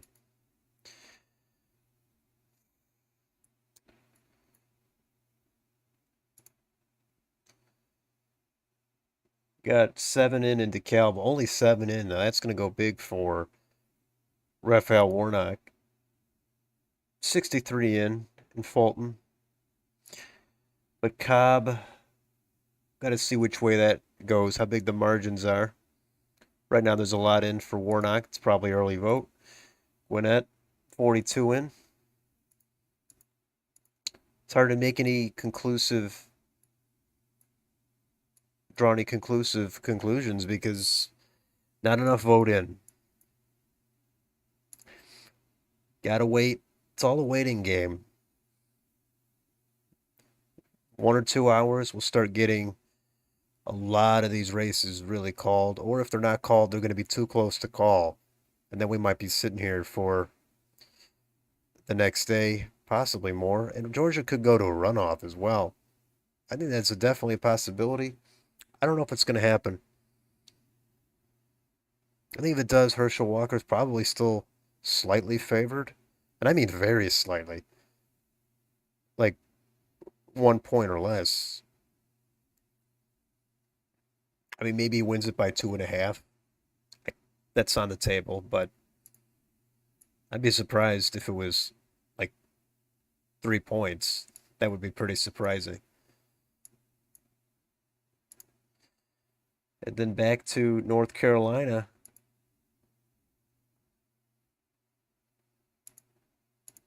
$54 in.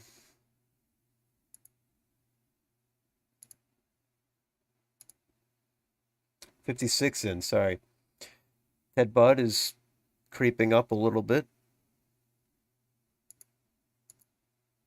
making progress in North Carolina.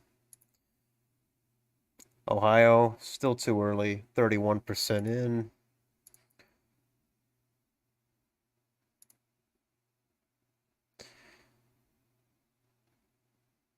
Todd Young lost Marion County like he's supposed to. What up here in Lake County?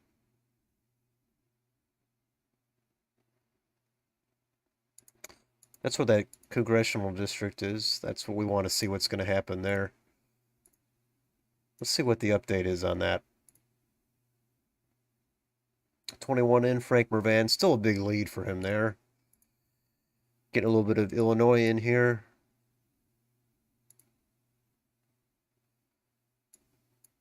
Getting Michigan coming in a little bit. These districts. Slotkin, is she going to go down? I said she would lose narrowly, but who knows? John Gibbs, is he going to win here in the third? Probably not, but he might. I'm not sure how much of a red wave there's going to be. A little too early still. And this happens every election night. 30 minutes in, 60 minutes in, the markets go crazy. Early vote pours in. People kind of freak out. They think something's going to happen. And then all of a sudden, 45 minutes later, it kind of changes and people go back and forth on their emotions. It's kind of like a roller coaster, depending on what side you're on. Sometimes it's best to just not even watch the first 2 hours, just so you don't have to see what goes on with all that early vote and the polls closing. Even 3 hours, sometimes that's more fun, so you don't have to freak out by what's happening early on.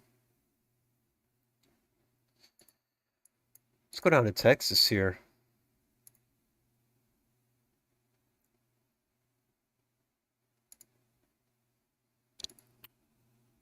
Henry Cuellar, he has a lead now, about 15 points in the 28th. 29% of the vote in. See what happens there. This should be a flip and a pickup for the Republicans. Monica De La Cruz, she's probably going to win that. That's a huge margin right now, even with only 14% of the vote in. Nothing on Texas's 34th.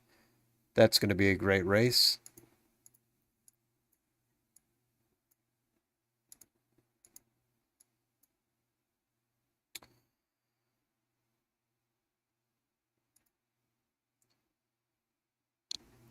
And now we've got Greg Abbott has taken the lead with 29% of the vote in Texas.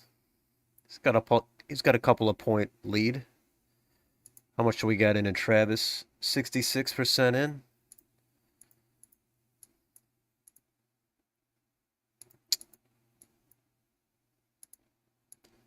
All these red counties not in yet. Still going to be a couple more blue counties, and there's some more blue vote in there. Texas is trending to the left, but we're not sure of those trends exactly because that Rio Grande Valley has trended toward the right. It's not a lot of vote there to balance out the suburban shift to the left. We're going to see. We're going to see which way that vote goes and how big the margins are. Some early Michigan in. Way too early. 4% in. You're not going to make a lot of conclusions on this.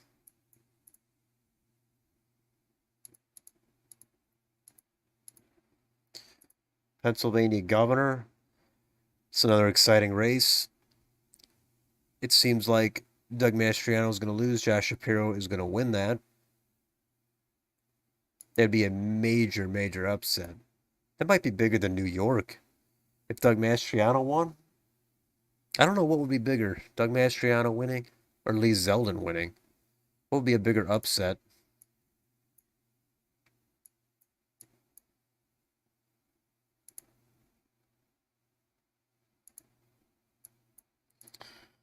Maine, 2% in. Not enough vote. Chris Sununu's been called the winner here on CNN.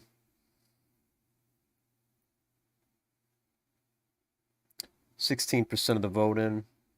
Phil Scott in Vermont. 72% of the vote for Scott.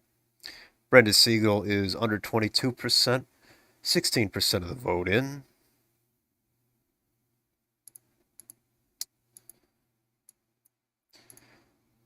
How about here in South Carolina? Henry McMaster.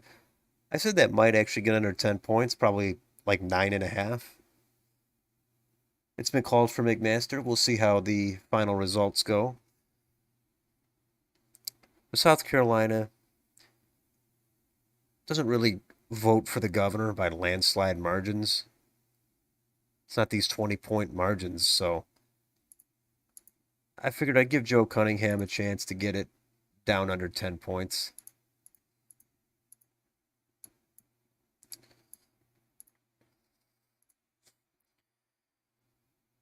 %70 of the vote in now in Rhode Island. Dan McKee, he's got a big lead. It's 15 points. It's going to be tough to make up that margin depending on exactly where the rest of that vote is remaining. Only 50% in Providence. That's all going to go to McKee.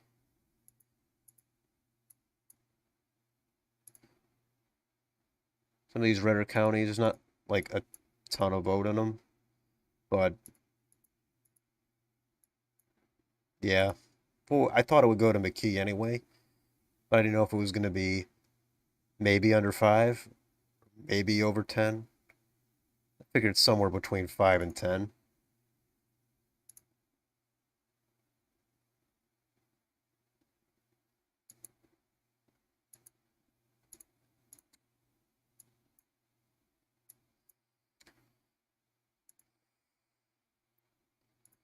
What else? What else do we want to take a look at? Illinois still 7% in, but those already called for Pritzker. We got counties. We got Cook County. Got 89.5 for Pritzker, but there's 0% of the vote in.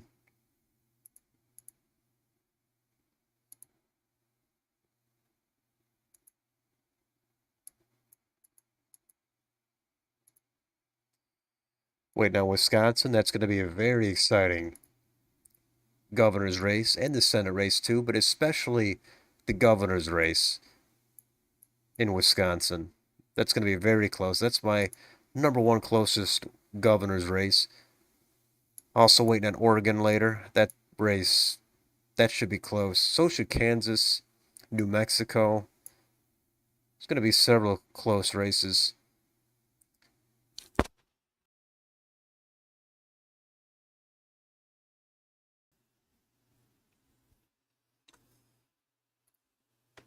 Hey, Brian Kemp, he's in the lead now.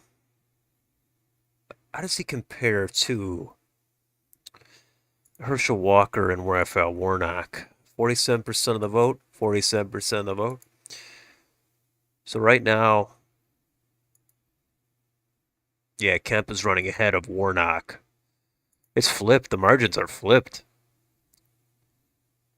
Almost. But Walker's running about 4 points behind Brian Kemp. Stacey Abrams is running 3 to 4 points behind Raphael Warnock.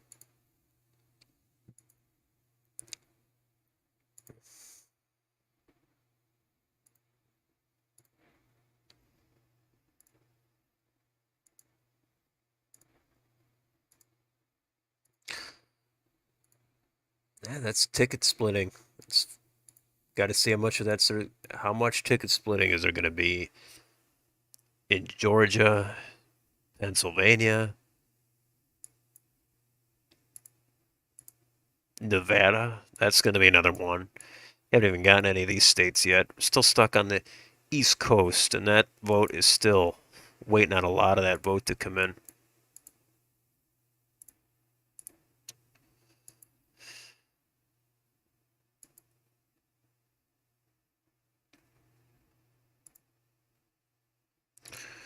All right. What are the updates? Anything? Should we take a look at predicted? See what that's at?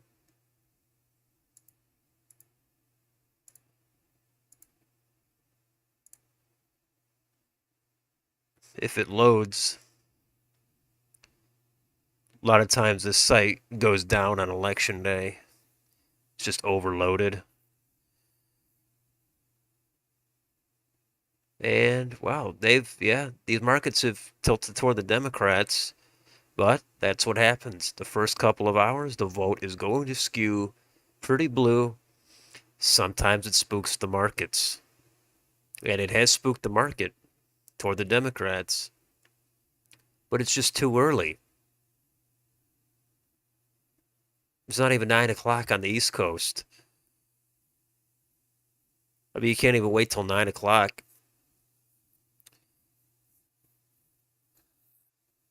I would say you got to wait till 10 on the East Coast.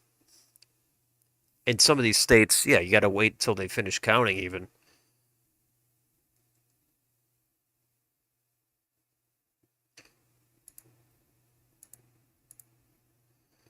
Well, Washington Post, I got that pulled up. How's their results looking?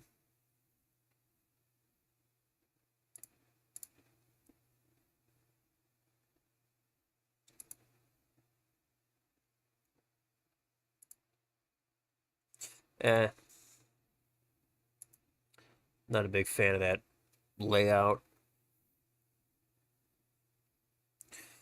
All right, let's go back to.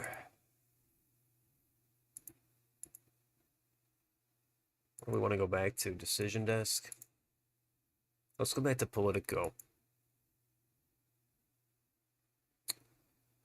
So here we've got Florida, 83% of the vote in. God, if Charlie Crist, if he can't even crack 40% of the vote, wow. He's getting close. 40.7.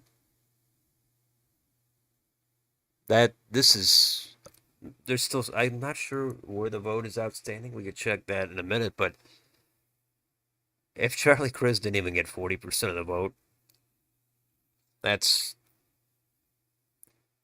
that's as embarrassing as it could ever get. Val Deming, she's gonna get it. She's got to get above 40. She's at 42 right now.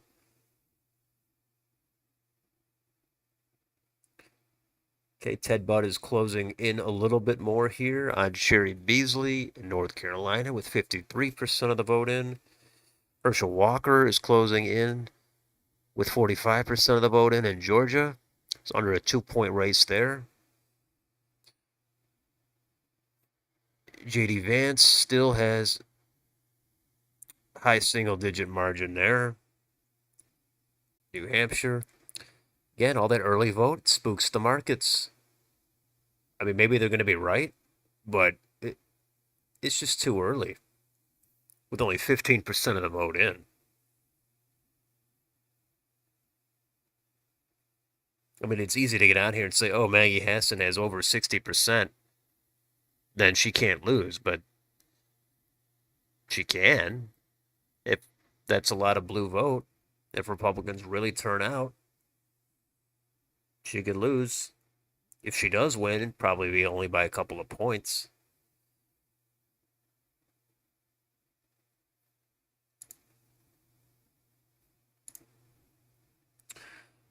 So everybody just joining, welcome.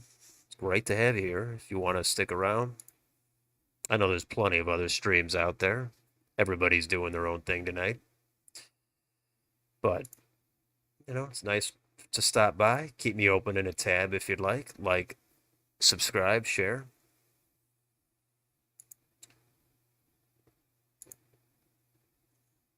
Okay, Greg Abbott's ahead. 28% in Texas. Most of that vote was in Travis County, the blue vote, that was in. So I'm sure Abbott's margin will increase by the time his night is over.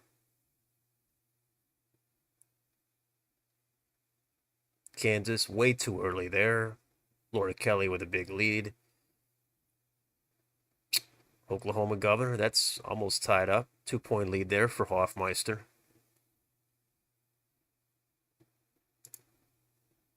Now let's take a look at the House races. Let's get an update on those.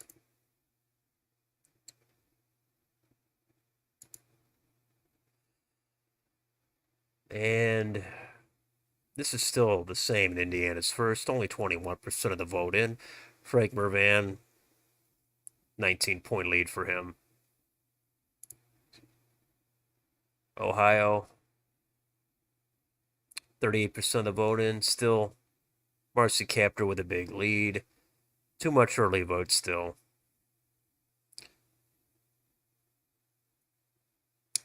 New Hampshire, they count slow in New Hampshire, especially in this second district.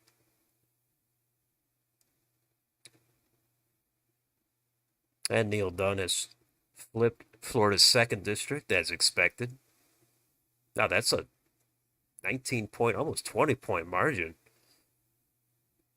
I wouldn't have been surprised if it was less than that, but that seems like a lot. What about these other Florida House races?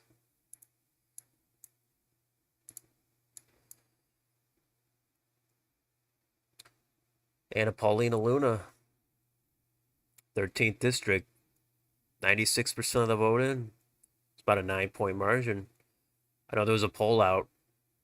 I think there was a Democratic internal, showed it a 1-point race. But yeah, that's not the case.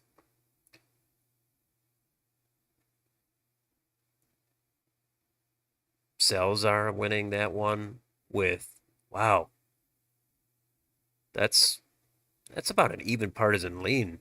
It's close to it. And she's winning that by almost 15 points with 99% of the vote in.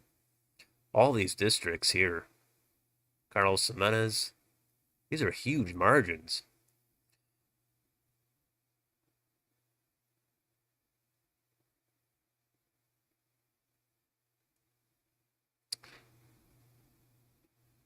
Even this district, this was an open seat. That's a blue district, but it's all about the margins. That got into single digits for Moskowitz.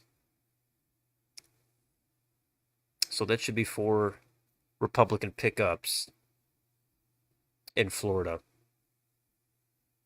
And they only need 5 to win the House. So they're almost single-handedly could get it done in Florida. Democrats might have 1 or 2 flips of their own, but Republicans are going to win that House. It's going back on in Virginia. Let's get an update on these districts. Jen Kiggins now with a 12-point lead in Virginia's second over Elaine Luria, 57% of the vote in. 7th district, this is where it's all about. Spanberger is down about 5 points. About the 10th, that's close. Ung Kao, he's only losing by 2 to 3 points. And Biden won that district by close to 20 points, I believe.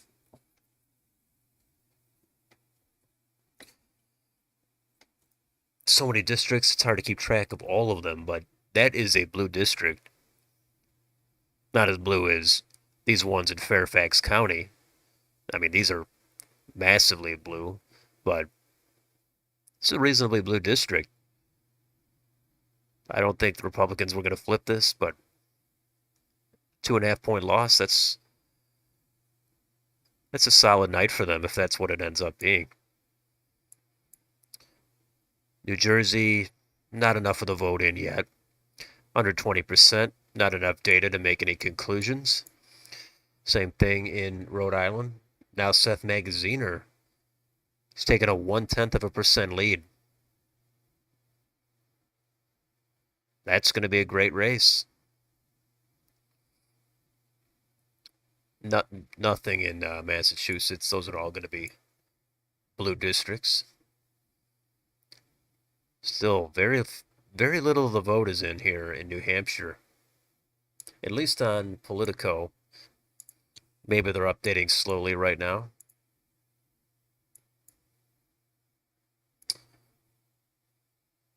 Some of these percentages are just stuck. This Indiana's first has been sitting right around 20% for a little while now.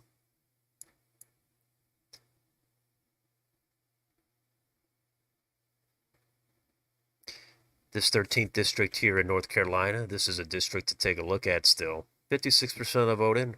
Wiley Nickel. It's a big lead. It's almost double digits. That should be a flip, or it should be a hole, or it should be a Bo Hines win. But right now, depends where the vote is. But right now, Wiley Nickel has a nice lead there. How about Georgia, the second? What's the update there? Wow, that's close. Sanford Bishop, he's barely ahead. Depends where that vote is coming in as well. I know there's some blue areas of that district. It's a little bit bluer of a district anyway, but I wouldn't think Chris West would win that. Even if he loses by 1.5, I think that's a pretty good night. Sanford Bishop, I think last time he won by 10 or 12 points.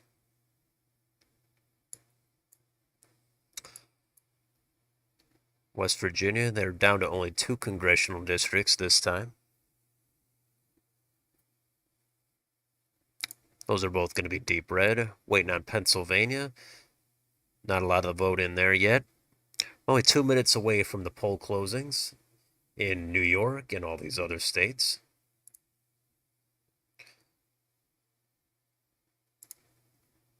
Let's pull that up.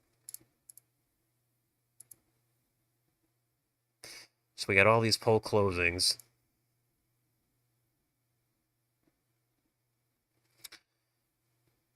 It's a lot. Big one is New York. Wisconsin, that's a big one. Minnesota, I mean, they're all big except for a few of these. Louisiana, there's not much happening there. South Dakota, North Dakota. New Mexico, we want to see that one a lot too. All right, what's going on? 99% of the vote in Florida. Wow, look at that. Ron DeSantis. Look at that margin. That's over 18 points. That's an epic landslide. Charlie Crist barely above 40%, about 40.5. That is stunning. I never thought DeSantis would get above 15 points. I thought was his like top line best night. And right now he's at 18. He's over 18.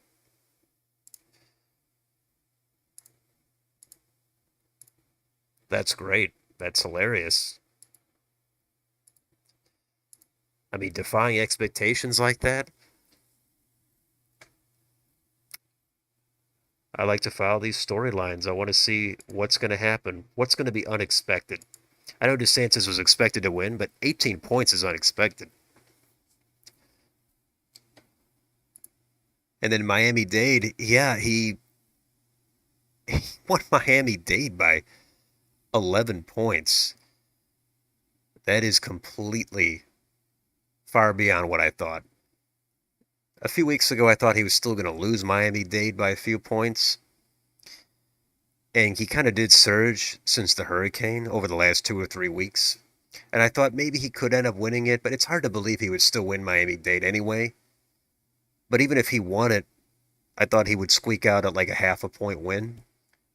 And he's winning it by 11 points. That's way beyond anything I thought. That's a textbook overperformance right there.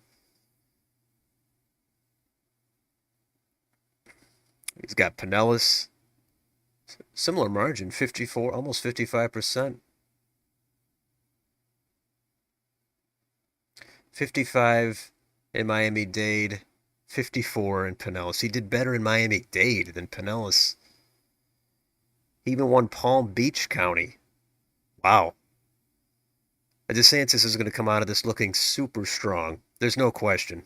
Maybe he already gave his victory speech. I'm not following who's giving speeches, trying to stay on here, but that that's pretty much as good as it gets. If Charlie Crist, at least Charlie Crist, he got above 40, right? I never thought he would get even close to under 40, but wow.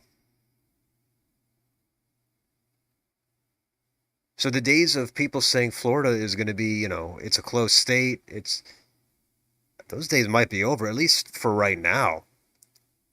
And Florida had a lot of close elections, but not this time. How about Marco Rubio? DeSantis has outperformed Rubio. It's official. About a point and a half better. Rubio lost. Well, there's still 93% reporting. There's a little bit left, but Rubio lost Palm Beach County very narrowly, 1/10 of a point. But he did win Miami-Dade, DeVal, Pinellas, Hillsborough. Wow, this is probably the best night for the Republicans in Florida right there. That says it all.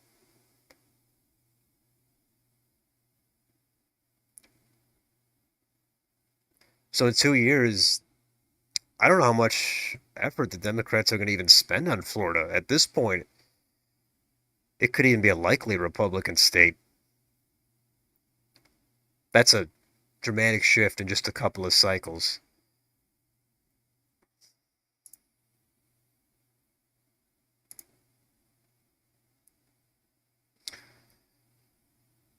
Now we got 8 viewers. That's nice. It's nice to have everybody here. Please like and subscribe if you haven't. So, what else?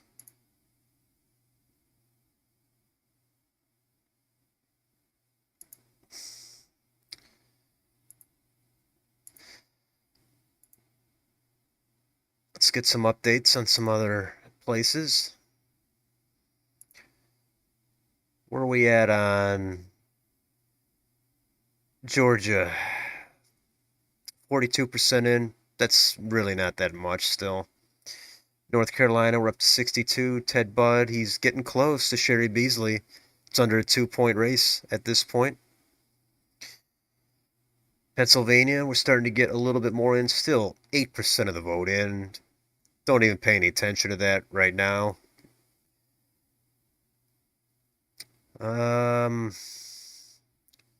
All these races. How about Missouri? Yeah, Eric Schmidt now. He's ahead by 3. Only 1% of the vote in. Tim Ryan still a lead there. Where's that vote? Cuyahoga, only 24% in Cuyahoga. Well, there's only 26 in the state. Still not enough. There's just way too much outstanding. I don't want to pay a lot of attention with that much vote out there. New Hampshire. Assen, still a big lead. It's narrowed up slightly, but it's far too early still. How about the governors? Let's take a look at the governors. Kemp now. He's almost 52%.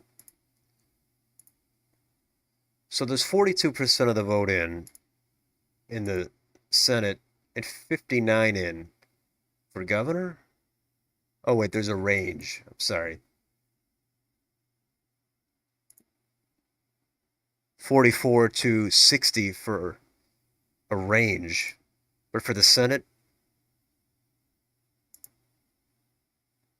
it just says 42. That's weird.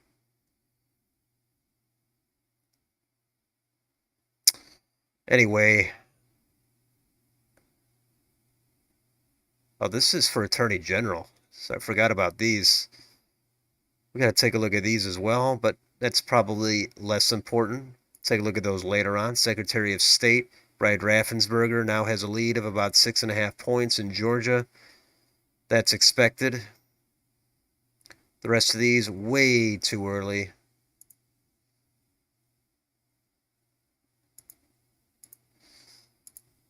Let's go back to the governors. All right, Greg Abbott now. Oh, Greg Abbott has opened up a massive lead.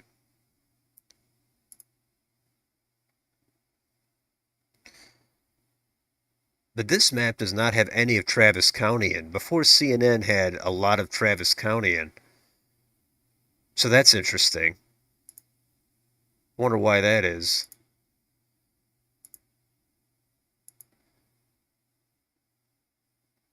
Yeah, CNN has Travis County in. 66% in. It's always good to get multiple sources, but I guess neither of these are really all that useful then if one of them has Travis County in and one of them doesn't. Completely skews the results. Yeah, they don't have, yeah. We'll have to come back to that one. Michigan, this early vote, it's skewed toward Whitmer, sorry. Have to come back to that one. Maine, only 2.9% of the vote in. That's nothing.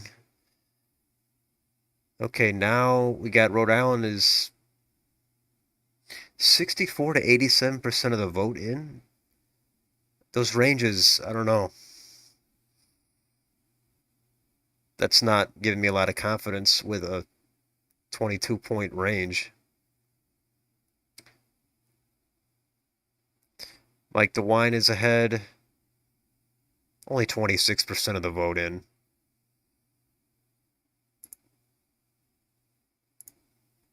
It's not enough.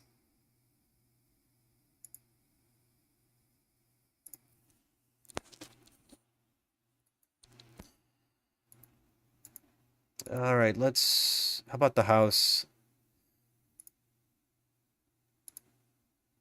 Let's get an update on that. Let's go into, whoops.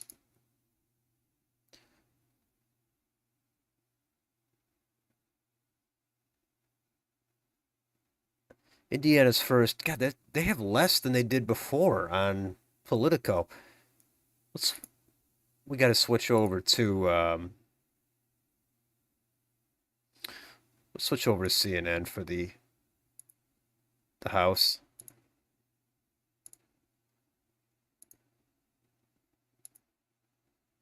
27% in now. It's a little bit better than before when it was at 21%. Still a big lead for Frank Mervan. Got to get more of the vote in there. What's going on here in Ohio? 44% in. Marcy Kaptur, a 20-point lead. I'm not sure. Maybe all that vote is from Toledo and the blue precincts, but that's not looking good right now for J.R. Majewski. But again, only 44% of the vote in. A lot of that is probably the earlier absentee. So let's wait a little bit on that. Illinois got some results here. Republicans could pick up this district here, the 17th. That could be a pickup, but there's 0% of the vote in, so doesn't even matter. This district here is red with 9% of the vote in, but don't think that's going to matter. That's going to be blue. What else? Update here. Georgia's second. Sanford Bishop now with a still 2 to 3 point lead. 41% of the vote in. This district here with Nancy Mace, South Carolina's first now. She does have a decent lead. 29% of the vote in.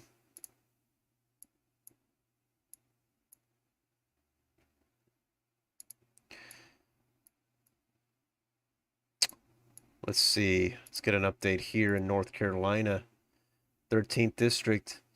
Bo Hines, 45%. Wiley Nickel, about 55. That's too big of a lead. There's got to be a lot of red votes still out there coming in.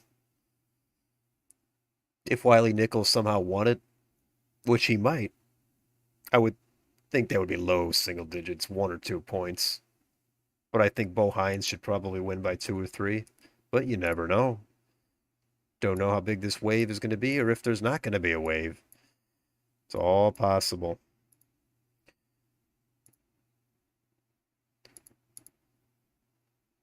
These congressional districts in North Carolina, a lot of them, they split the cities right down the middle to be able to get 2 blue districts.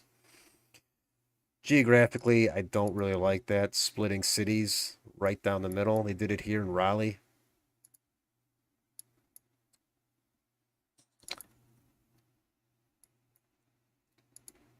I know overall, though, the state is fairly evenly balanced for the U.S. House from a partisan perspective. All right, let's do a Virginia update here on the House. Jen Kiggins, over 10 points, 79% of the vote in. Wow. They're probably going to call that race soon. But that was fairly expected for Kiggins to lose. That was what was the consensus, but not by 10 points. Maybe by 3 to 4 points. Now in the 7th, let's get up here to the 7th. This one, wow, 99% of the vote in. This looks like Abigail Spanberger is going to be defeated by Esli Vega. It's close, but it's not that close. Oh, a little bit more vote just came in. That's over 6,000 votes.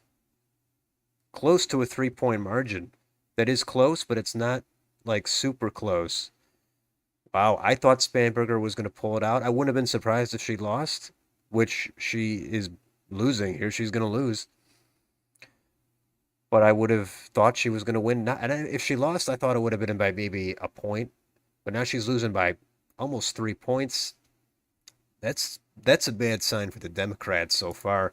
And in the 10th district, this is the one. Okay, Jennifer Wexton, it's been called. She has won. She's defeated Hung Kao by 6 points. So that is what I expected. And it's all about the margins. A 6-point margin. That's not bad for Hung Kao, considering this was overwhelming for Joe Biden. Not as much as these other blue counties here, Northern Virginia, but 6 points for Jennifer Wexton. So we're looking at decent waves so far. Decent. Limited data. We need more data. We always need more data, but this looks decent for the Republicans. Not fantastic, but it's closer to really good than average. I did not think Hung Kao was going to win that district. If he won that district, yeah, that would have been really monumental, I think.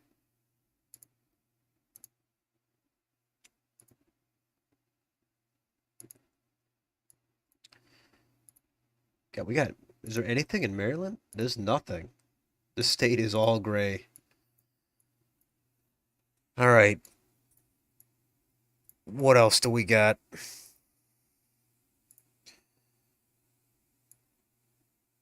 Jeff Van Drew, he's winning New Jersey's second. Let's get to the Battle of the Toms, New Jersey's 7th. Look at the shape of this district. I mean, isn't this pretty ugly? This is gross, right? Anyway, that's only 13% of the vote in. Probably going to go to Tom Keene, but we've got to wait. We've got to wait and see. We've got a little bit here now in Connecticut's 5th. Very tight race, 3% of the vote in. Johanna Hayes, slight advantage.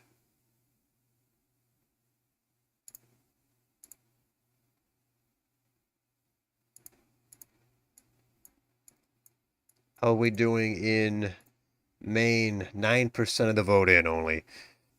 Bruce Poliquin has jumped out ahead now of Jared Golden. Now they have ranked choice voting in Maine.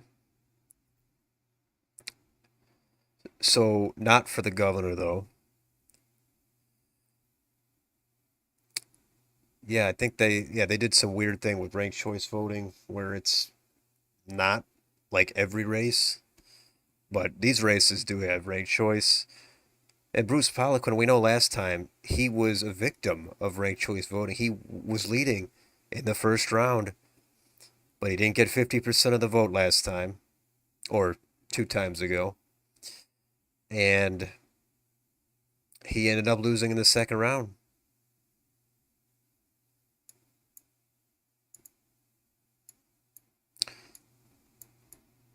All right. Nothing in New York yet, but it is after 9 on the East Coast. Got a little bit of Iowa here. Way, way too early, though. 1%. We don't want to look at that yet. Going to be jumping to conclusions if we look at that. Same thing in Colorado. Give it a couple of hours. We get some nice results in these states. But Virginia, that's interesting. So we got two flips for the Republicans in Virginia. Let's double check the 7th. Yeah, 99%. Unless there's some error, that's always possible. With 99% of the vote in, they haven't called it yet. But Abigail Spanberger looks like she's losing. That'll be two flips for the Republicans just in Virginia. And then combined with the Florida flips, well, the Republicans already won the House. It's a done deal. That's over. Now, of course, they could lose seats here, and then they wouldn't have ended up winning the House. So we do have to wait, but as of right now, they flipped and won the House. Getting a little bit of New York in here. Still waiting on these New Hampshire districts. I don't know why they take so long. Only 15% of the vote in 17. That's atrocious. Florida's done. Florida, this huge state with all that vote, and they're done basically. In New Hampshire, this tiny state, and they can't even count the votes to 20%. I don't know.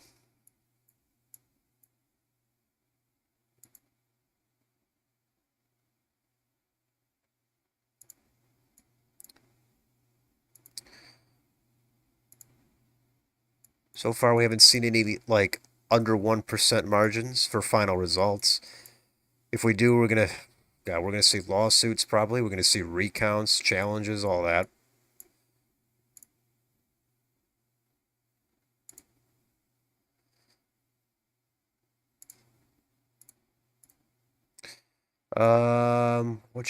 What have we not looked at in a little while?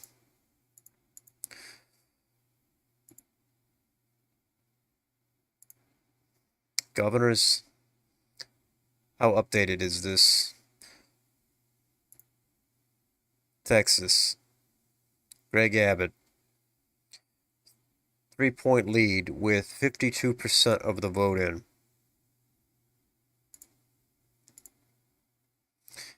And here, Travis County, 66% in.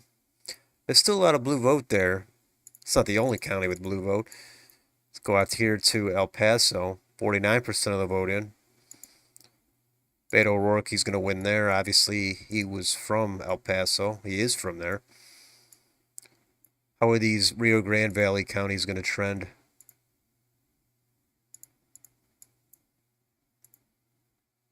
Cameron County, a lot of population there. It's kind of close, but O'Rourke is winning that. And we want to see Harris County. 10 points, 8 points, sorry, for Beto O'Rourke there.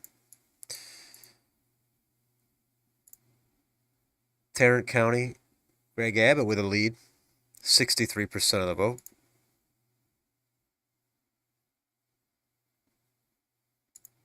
We'll come back to that one. Oh, let's see. Kansas, how's that doing? 35% of the vote in? That's not a ton. Laura Kelly with a big lead. Early vote, though. And Johnson County. Yeah, it's too early. We'll have to come back to that.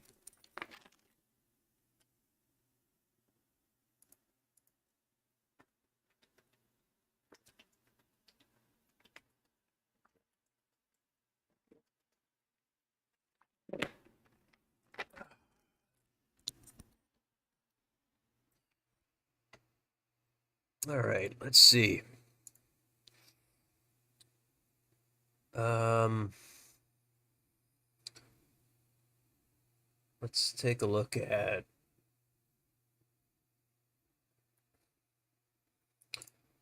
Yeah, let's see what's Georgia. Anything new there? Brian Kemp still roughly with the same lead, same margin. DeKalb 65% in, 71 in Fulton. He's losing Cobb by about 10, 10 and a half. A lot of blue votes still in these counties. How's the margins in these? 95 in here, 95, 95, 65. Okay, a lot of these red counties are in up there in northwest Georgia. 88, 59. All right, there's still some out here. Maybe another hour, hour and a half. We'll have a really good idea. Oh, yeah, let's check out Chatham. Wow, Kemp's losing that bad with 68% of the vote in. But he's still leading the state.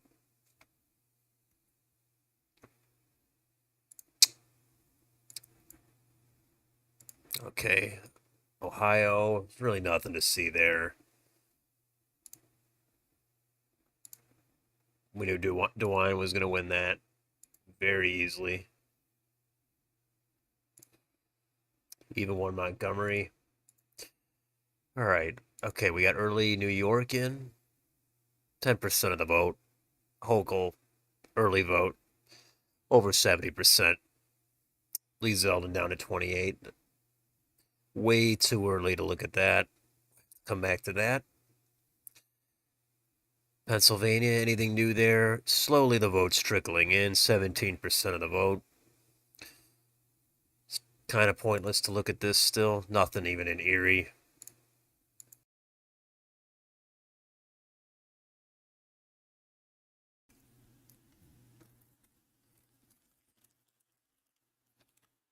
Um,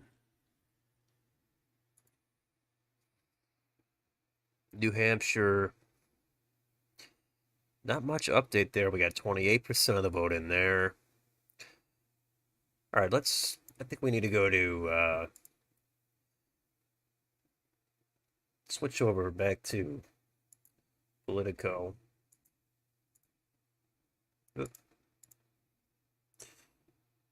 And let's look at the Senate now.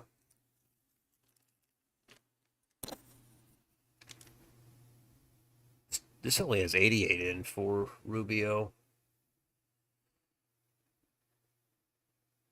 Let's try refreshing that.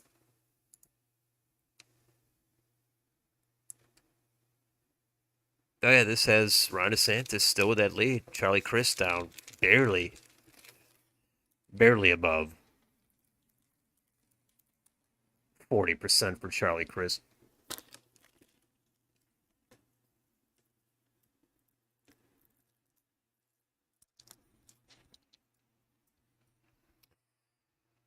All right, let's see.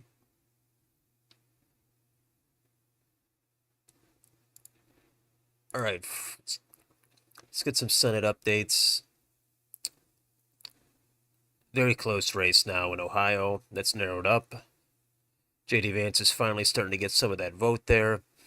But New Hampshire, this is the one that this is disappointing. 17% of the vote in.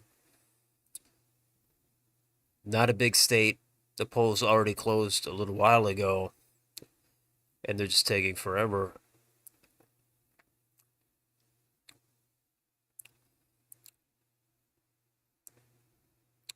North Carolina, now Ted Budd is in the lead with 63% of the vote in, 50% there. Shirley Beasley's at 47.8. A little bit of Colorado in. Oh, 38% in Colorado. That's a race where Joe Day, he's trying to go moderate, see if he can win it, but I never thought he was going to really get it super close. I would think Bennett's going to win that by over 5. Got some vote in Wisconsin. That's a great race. Ron Johnson should win that, probably by 4 or 5 points, maybe. Maybe it's only 2 or 3. I don't think he's in much danger of losing. Chuck Grassley, 1% in there.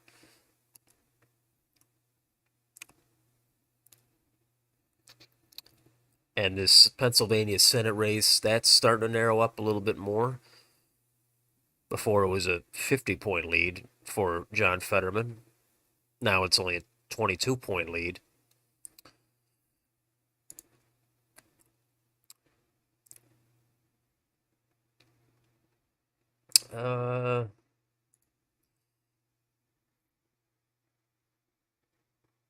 Phil Scott, that's called. I don't think that was called officially before, but Phil Scott is going to serve another term as Vermont governor, as expected. A little bit of New Mexico, 10% in there. Way too early. Oklahoma, 50% in now in Oklahoma. Oh, Kevin Stigg. 16-point lead. Depends where that vote is, though.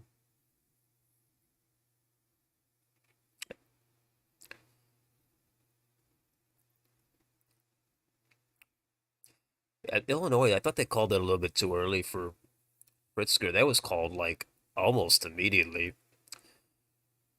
And I don't think he's going to win by 20 points.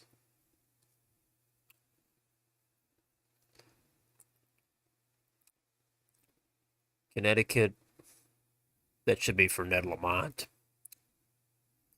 Might be under 10 points. All right, not much here. How about the House again? Got to get these updates. Indiana's first. Only 20. This is really slow in Indiana.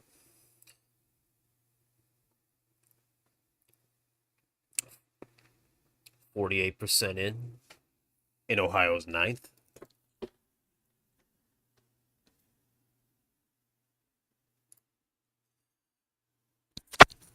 Oh yeah, Myra Flores. We'll take a look at that right now. Sorry, behind a little bit on that message. Thanks for stopping by to whoever's in here. Let's take a look at that.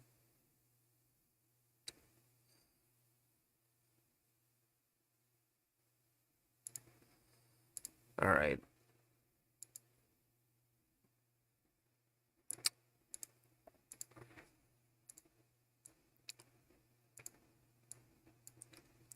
So yeah, this has Vicente Gonzalez with a big lead. 10-point lead. 49% of the vote in.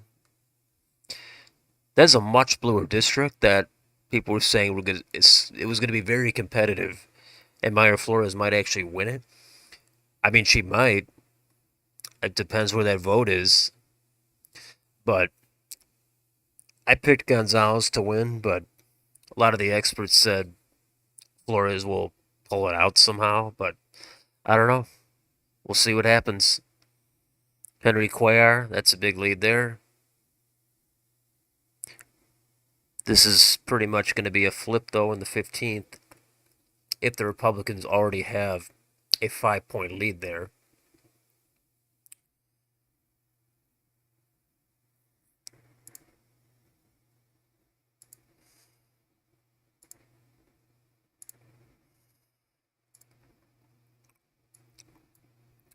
Let's see.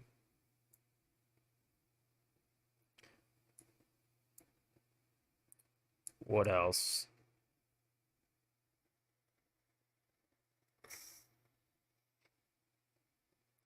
North Carolina, any update? Still too early. Some of these are going to be close.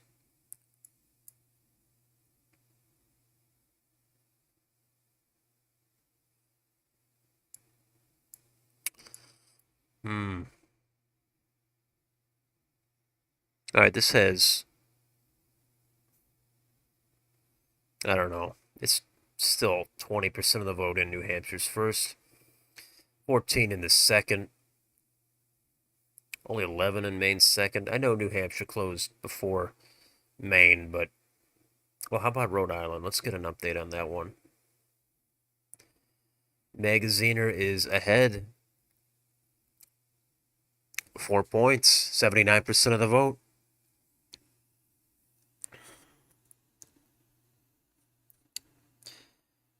Not sure what's going to happen with that. Depends where that vote is remaining.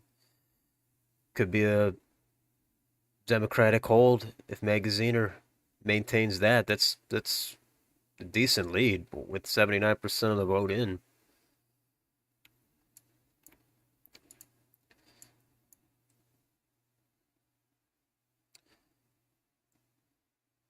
And this counting, this Politico data is behind. I think we got to go back on Decision Desk. Let's get back on there.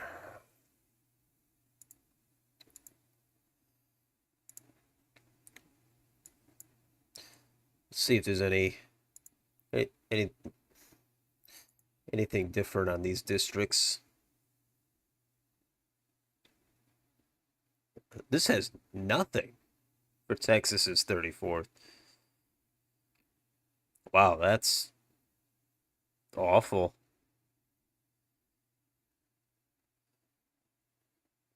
All these sites are completely different reporting now. The estimated vote remaining. The CNN had it at the absolute closest. Maybe we should go back to CNN.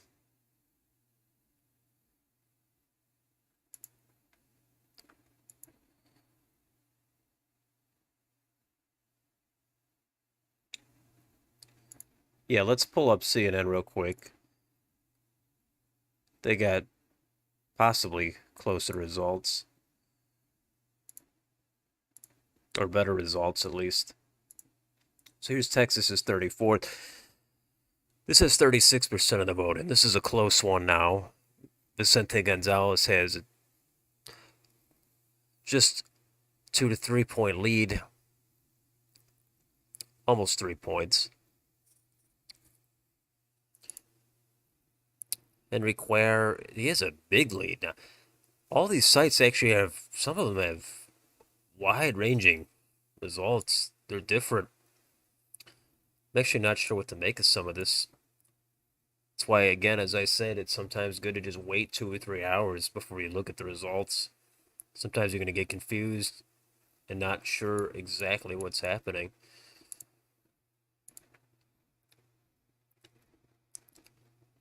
Okay, 40% in Indiana's first. 52 in Ohio's ninth.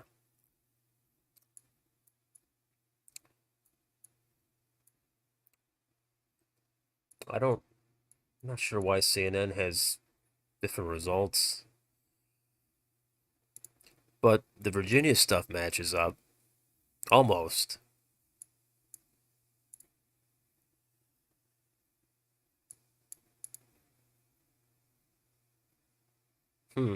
Okay. Oh, we got a little bit of Maryland in now. Only 10%. Not much.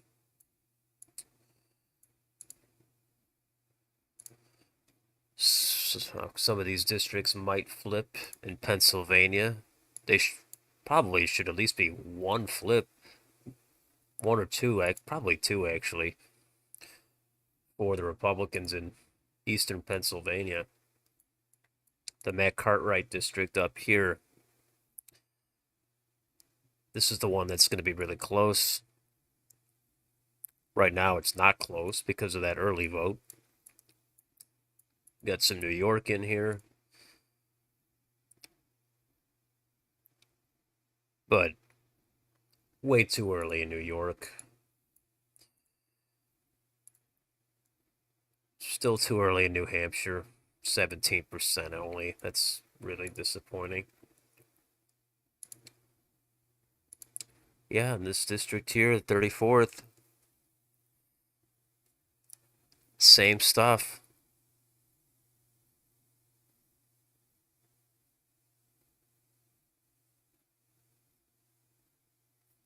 Hey, completely refresh. See if that does anything. Sometimes that might help.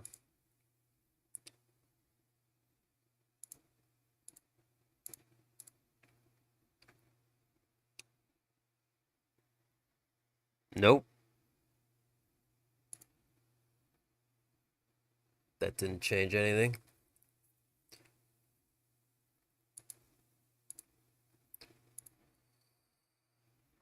Okay, Secretary of State, anything going on with those races?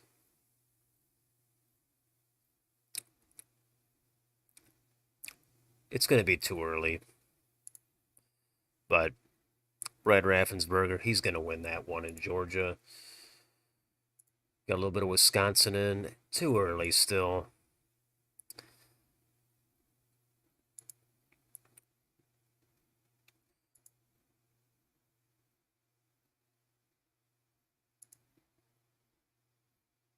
Okay, now CNN just updated. Big vote dump. Now this is sort of caught up to where Vicente Gonzalez has taken a good lead there.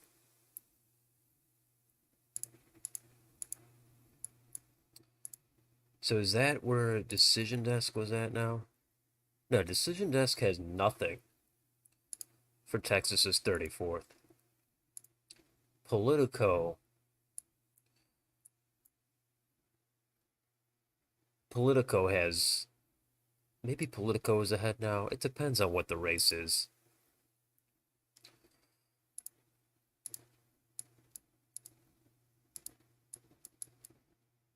Let's go back to.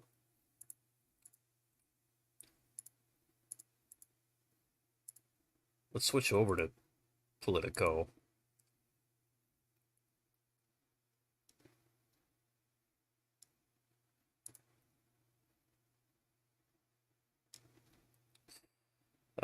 Let's see.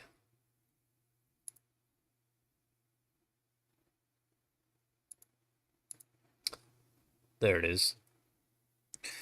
Yeah, New York Times. Sorry, I'm just seeing that now. But it's not completely free. I hate the ads. I don't really. I like it, but it's going to be too much for me to do on here. So I'm trying these other sites.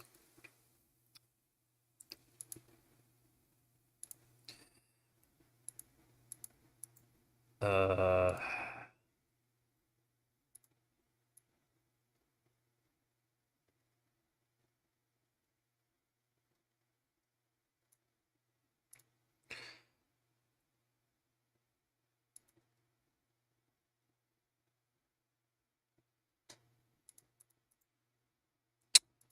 these spam messages.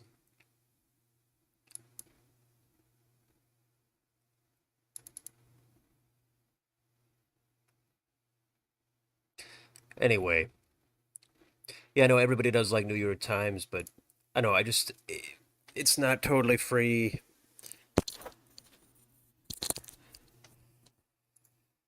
And this is just going to be the cleaner experience for me to be able to stream. I do get on there. It's going to be harder for me to do the streaming. But I do understand New York Times has some valuable content. But anyway, back here on Politico.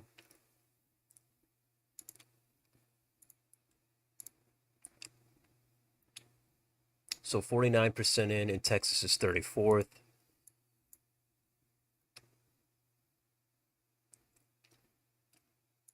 They seem to be ahead on the House races.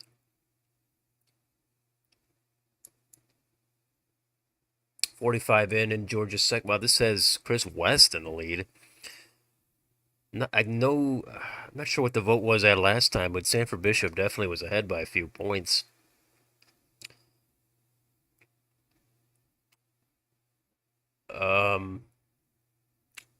North Carolina's 13th, still waiting on that one.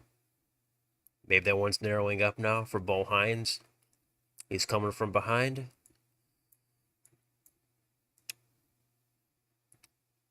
Only 64 in that Virginia's second race, but on CNN, the 10th or the 9th had 99% of the vote in. I don't know why the second only has 64 in.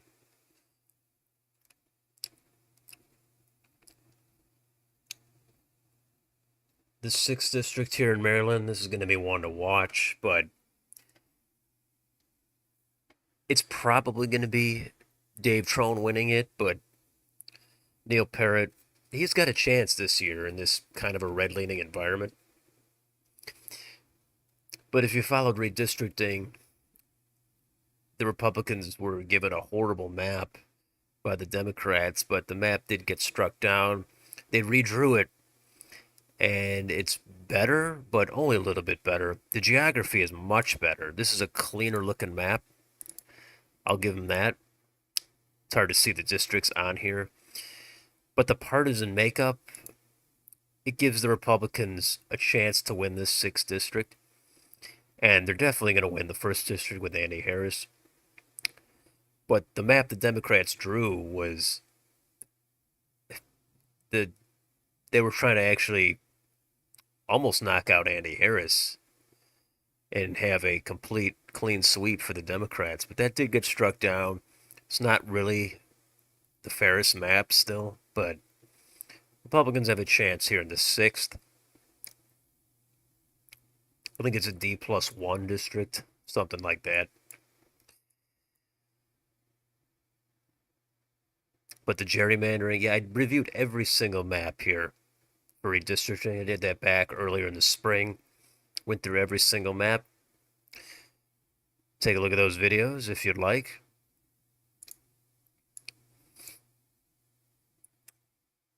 All right, how about New Jersey? 30 in. Still too early. Waiting on these New Hampshire districts. Really taking their time. We'll have to come back to the House. It's just taking too long. Let's go back to the governors.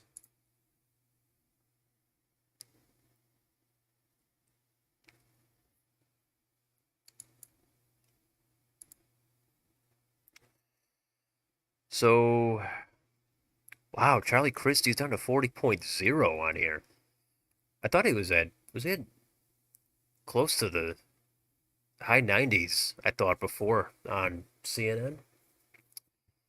If Charlie Crist actually finishes with under 40% of the vote, I know I've already said that, but that's going to be as embarrassing as it gets. What a way to end your career. Losing another race, statewide race, another race for governor, and losing by the widest margin like that. That's horrible. So Georgia got Kemp. Kemp's now is building up a lead now. Now he's getting into the likely margin territory. Depends where this vote is coming in from. There was still some good amount of blue vote out there last time we checked around Atlanta.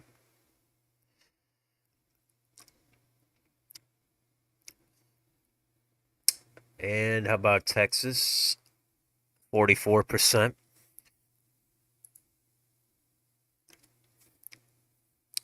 That has a 9-point lead there for Greg Abbott. It depends if they're counting Travis County. If the Travis County vote is in, then that's fine. But if the Travis County vote is not in, then that's a lot of blue vote for O'Rourke. Okay, Arkansas, that's already been called, but we want to take a look at it still once in a while. Sarah Sanders is at 59% of the vote there. And again, Bill Lee, wow, he's at 66.6% over Jason Martin in Tennessee there. Kay Ivey wins re-election in Alabama. Wow, 68.5% of the vote. Could be a lot of blue vote left out there. Good Henry McMaster. He's opened up a 14-point lead there over Joe Cunningham. I would be surprised if it's 14 points, but you never know. Okay, Iowa governor, only 13% of the vote in, but that's been called. Got the check mark there for Kim Reynolds, even though she only has 43% of the vote. Actually, Deidre DeGier is leading that, 54% of the vote. But they're confident enough to call it. They've seen enough vote. Pritzker, already been called in Illinois. Mike DeWine, he's over 62% over Nan Whaley there. Sorry, in Ohio. Wes Moore, that's a flip and a pickup there. Governor of Maryland. So there'll be one-party control there. We'll see how that goes. Larry Hogan, a lot of people didn't like him, but sometimes he kept a check on the Democratic state legislator there.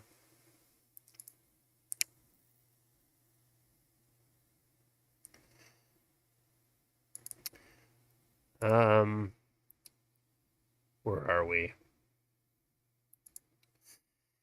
And right above, up here is Maura Healey. Yep, she is going to be the new governor of Massachusetts. Jeff Deal, he was Trump endorsed, didn't pan out, just like in Maryland. Under 40% of the vote for Jeff Deal, only 11% of the vote in. Maybe it narrows up. But right now, it's looking good for Maura Healey. Phil Scott, he's over 7. Look at that margin. 50-point margin for Phil Scott over Brenda Siegel. Yeah, there could be some blue vote out there, but I mean, that kind of margin that's like historic stuff. And Chris Sununu is only 21% in still in New Hampshire. But he has a comfortable lead. It's been called for Sununu. 8-point margin so far. In Maine, there's only 18% of the vote in, but Janet Mills, she has about an 8-point lead over Paul LePage.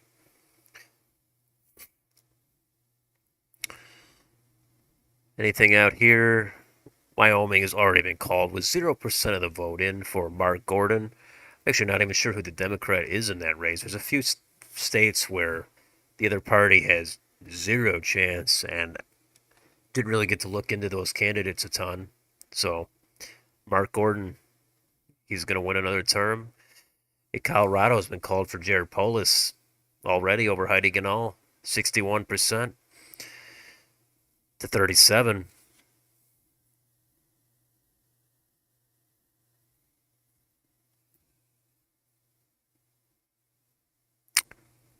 Nebraska, there was really no polling out of Nebraska, which was surprising.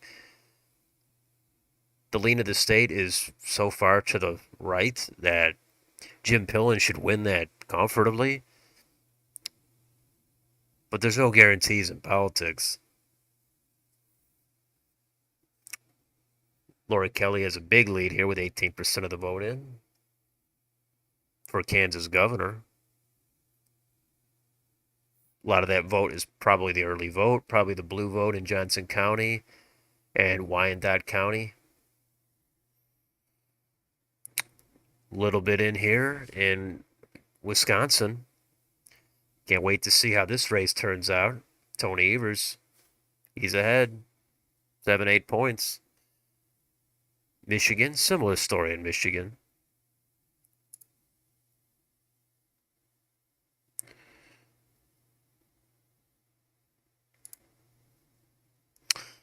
A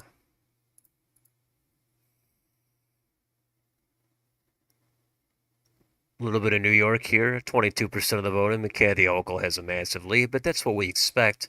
Absentees, early vote, not a surprise. Still early in the night. It's still relatively early. Let's give it probably another hour. 11 o'clock on the East Coast. Or after those polls close. We'll see what happens. Then we'll get a good idea where this night is heading. Or we should, if these votes actually are counted in time. All right, how about the Senate? Let's get an update on the Senate here on Politico. Same story here, Florida. There's really nothing to say about Florida. Florida used to be that classic swing state for the last, 1 to 2 decades. At this point, Florida got very little attention for competition. Rubio and DeSantis, they cleaned up there. Herschel Walker, he has a lead in Georgia. Small, it's 1 point.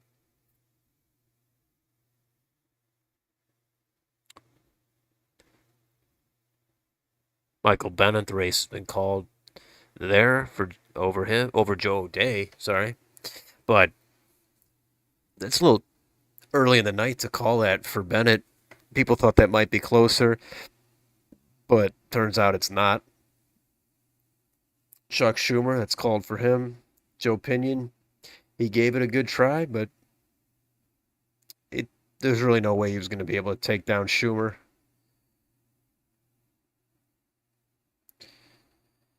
Okay, we got New Hampshire narrowing up a little bit now. Still a big lead, though. 15 points for Maggie Hassan.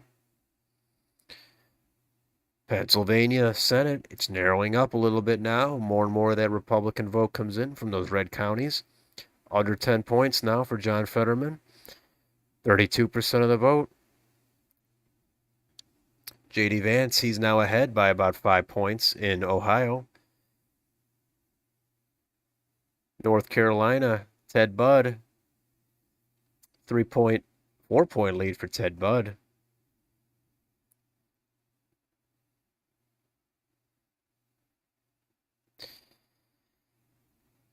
All right. Quick update on the House. Anything new? Not really. A little bit more on that Indiana's first. It's so hard to figure out some of these races because of the election day vote. A lot of that's going to skew Republican. It's going to have to offset that blue vote that came in already, and we just don't know how much there is on election day. Is it going to offset it? Is it not? It's really anybody's guess in some of these races.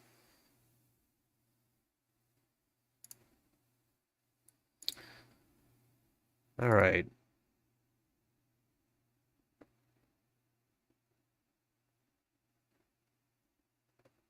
Uh,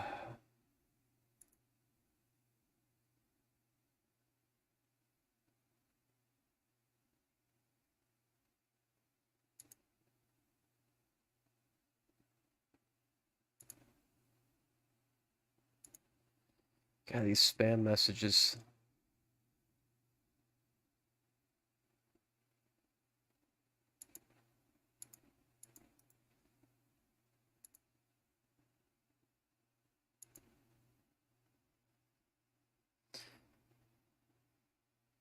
Uh,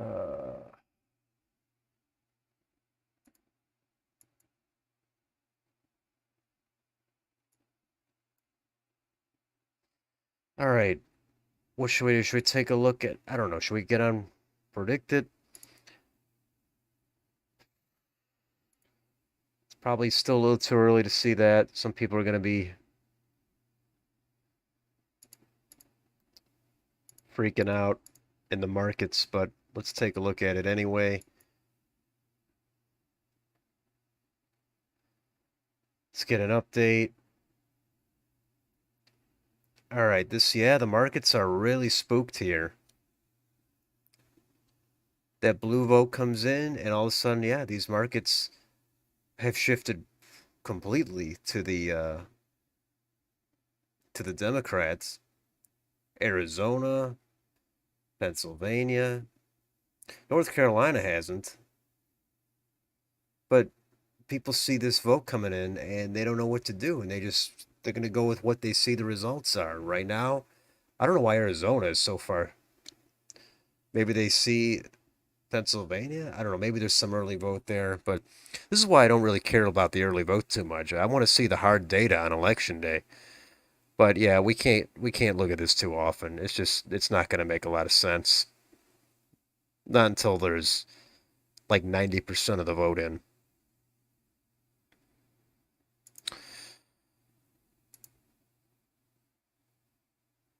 All right, let's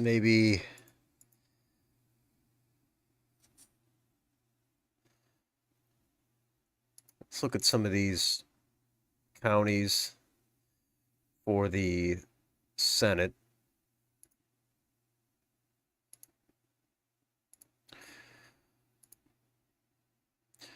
So, yeah, Florida, is that done still? Or no, 93 in. Yeah, Palm Beach County for Marco Rubio. He's just barely missing it. 95% of the vote in there. And yeah, what did he get in Miami-Dade? Almost a 10-point margin.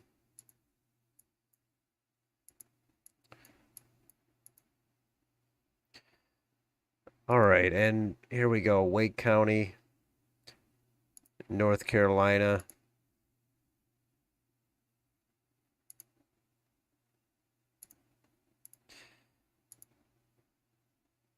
And yeah, Biden won that 62.5%. Beasley's at 68. So that's an improvement for Beasley if that holds. Only 56% of the vote in. That's some kind of a baseline to compare it to.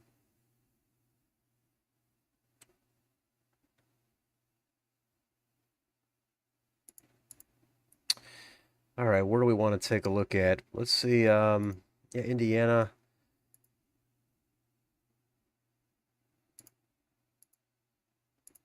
These counties, they've gone blue before. Looks like they're going red right now, but we'll see what happens in the end.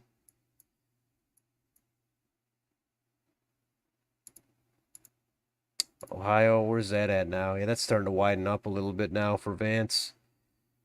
Is he going to crack double digits? That's a possibility.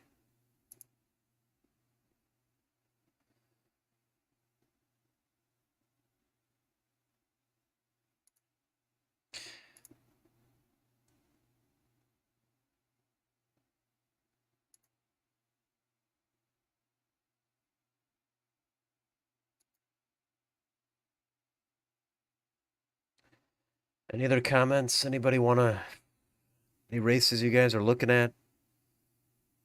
Anything in particular? Anything I'm missing? Anything going on that I haven't been able to catch yet? Definitely let me know.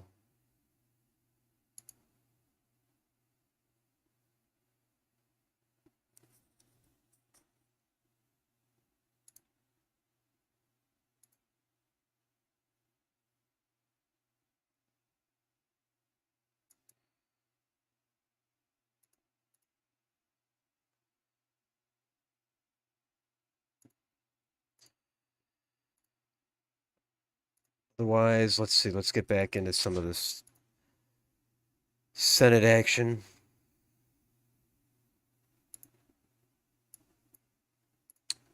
Pennsylvania, that's narrowing up. I mean, that started out with what, a 50-point lead for Fetterman? That's what it did last time. That's what it does all these cycles with this early vote coming in, the absentees. It's always a massive lead for the Democrats. Not like 10 points or 20. We're talking 40, 50 points. And now we're getting close. Only 40% of the vote in still. Erie, we got a lot to come in there. Fetterman's leading, though. What's he going to do here in Bucks? 13% of the vote in. Chester. How about Center?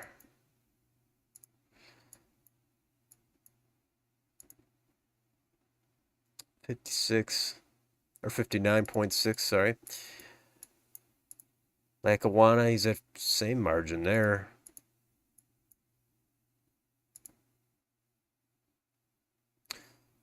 But 95% of the vote is in Lackawanna. 59 is in center.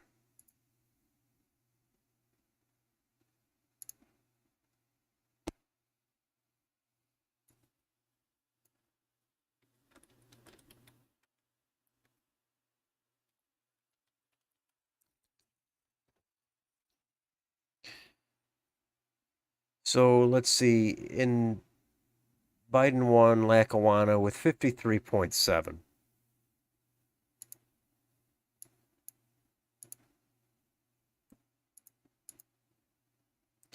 And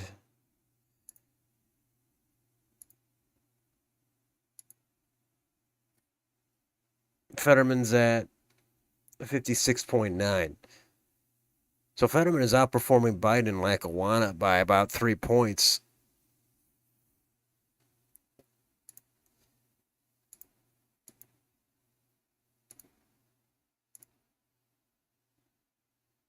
So maybe people are looking at that. Trump got 45.3 in Lackawanna.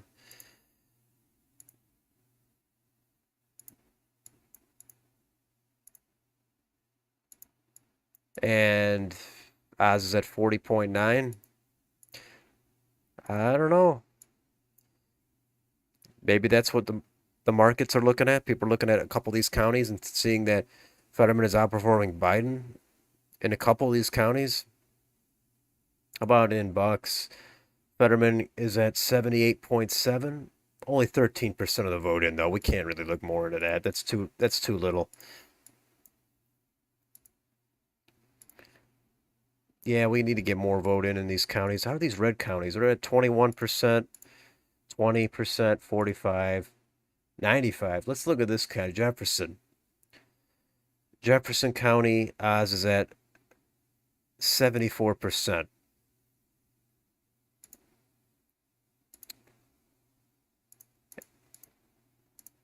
And Trump got 78.7 in Jefferson. So Biden was under 20% in Jefferson. And here Fetterman is at 23.2. So yeah, if it was that kind of margin in Pennsylvania where Fetterman does 3 or 4 points better than Biden, well, yeah, then Fetterman would win the state by 3 or 4 points, 5 points. It wouldn't even be really that close. But we gotta wait. We gotta wait. I can understand the markets being all over the place, but we gotta wait.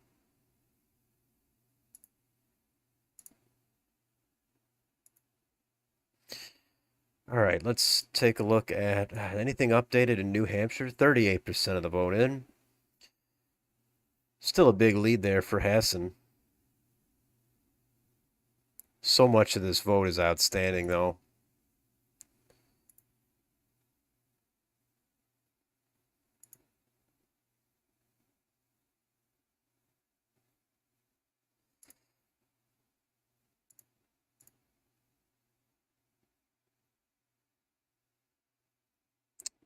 Three viewers.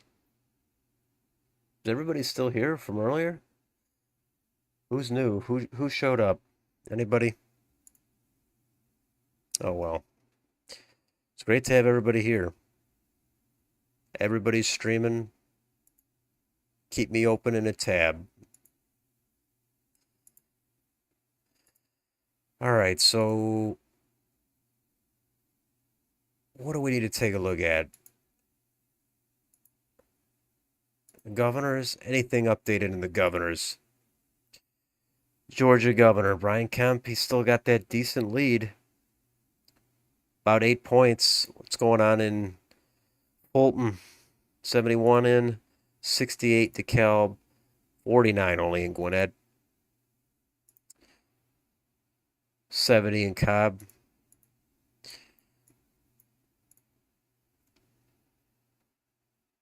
And he's losing Chatham pretty bad. 41% for Kemp in Chatham. How did Biden do in Chatham? Let's see what Biden's margin was in Chatham. Biden got 58.7 in Chatham. 58.7. Abrams is at 58. So close. Close to Biden's margin.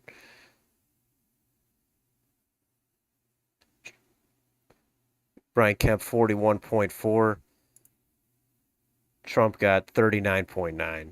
So Kemp's doing just a little bit better than Trump did.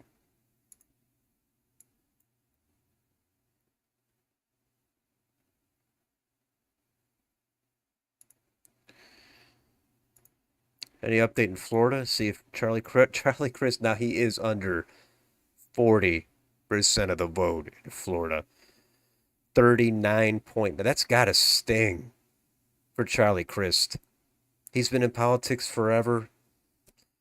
He was Florida Attorney General. He was governor for one term. I don't know why he didn't run for a second term. He became an independent. He had a run at U.S. Senate against Marco Rubio, 2010. He took a beating there in a three-way race. And then he tried to run against Rick Scott, 2014. Close race, but he lost. Now he's back again. He's going to lose by this is almost a 20-point margin. 20 points? Wow, that's really, I don't think anybody was predicting a 20-point margin at all. And I mean, within reason.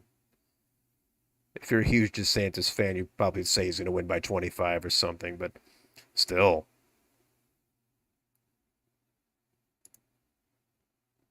Oh, hey, you're still here. That's good.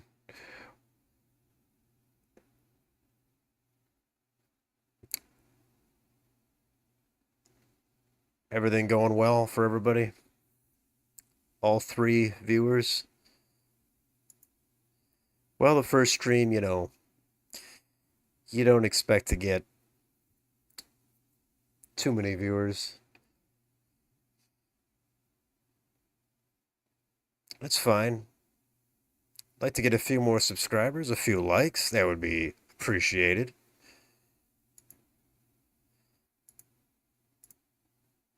All right, let's get back into this. Long day. Well, yeah, I guess actually. Actually, I did. Had a bunch of things going on, but I got on here for the stream. That was the main thing I wanted to do.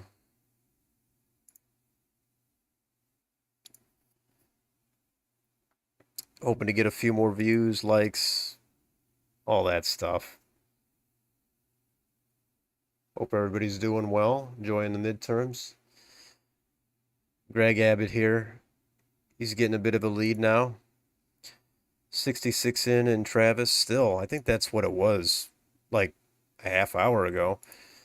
El Paso 49. This seems to be not updated. Look at these margins in these red counties. 97%. Wow. 97% to 1.6. Wow. That's, man, did I pick the right county to click on there? 430 votes for Greg Abbott to 7 for Beto O'Rourke.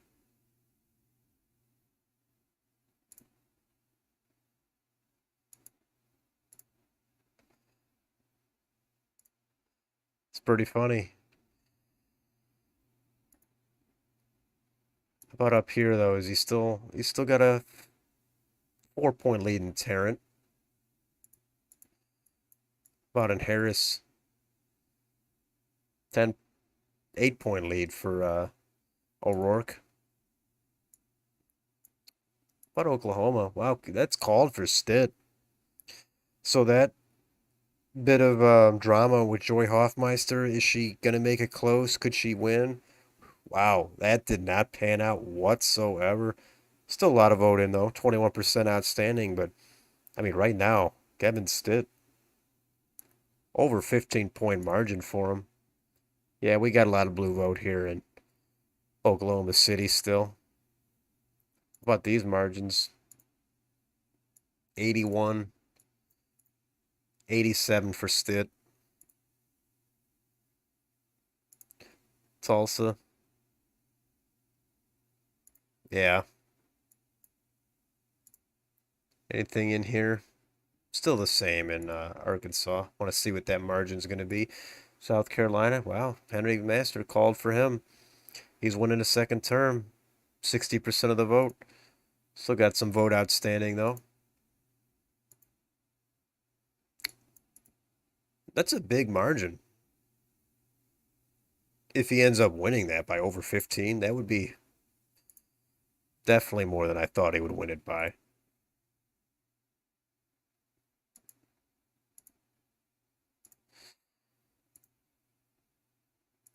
Tennessee, it doesn't really matter. Same story. Bill Lee wins in a landslide. Kansas, too early there. Laura Kelly, though, with a 10-point lead. What's going on in Johnson? 66% in. And Wyandotte has 94% in Wyandotte. 67% for Laura Kelly. How much red vote is left out there? Okay, some of these counties, 40%. Zero. Yeah, a lot of these have zero. So there's some red vote out here. Sedgwick. That's Wichita. 3-point margin there for Kelly. 70% in. I don't know what's going to happen in this race. It's going to be close. I called it for Kelly. I predicted it. It'd be a tilt for Kelly. But Derek Schmidt, he could pull this out in the end. We'll see.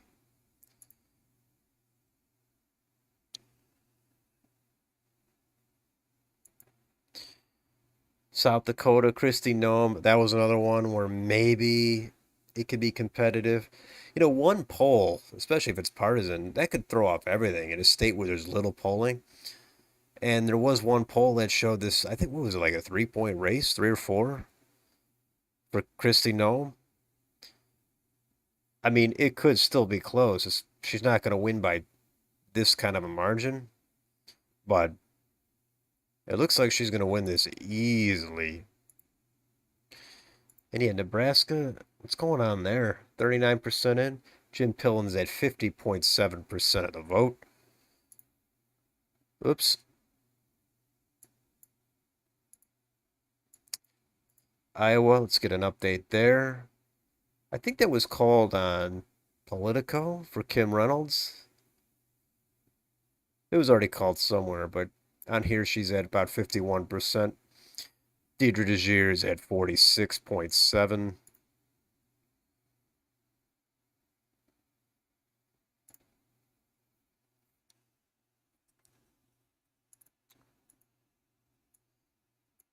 How about we got a little Minnesota?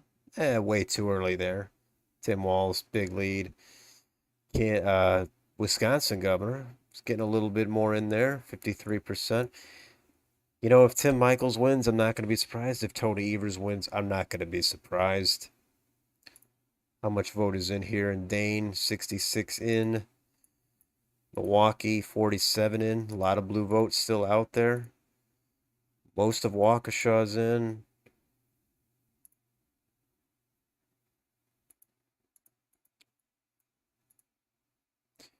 How about these western counties here? We got to see which kind of margins they're going to pull in for both of these candidates.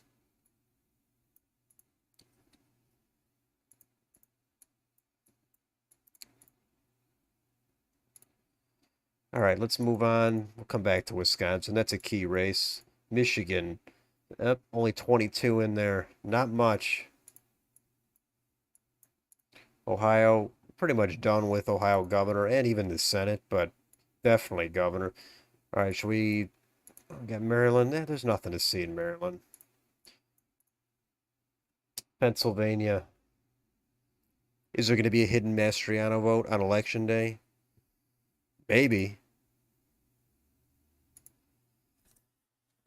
There probably will be a little bit. But how much is going to be the question? I don't think there's going to be like a ton.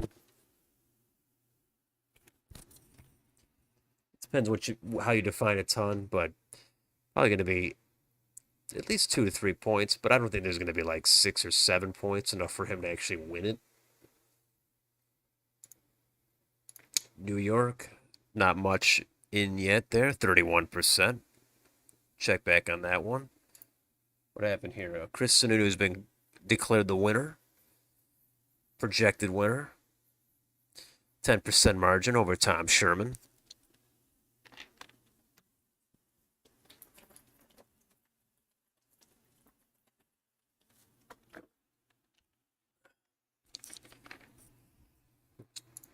Phil Scott, did he increase his margin? He still has a 50-point margin. It's only 16% of the voting? Is that right? It's horrible. Maine governor, 30% of the vote. Not enough. Rhode Island, Dan McKee declared the winner. 92% of the vote, and that's a big margin, 18 points.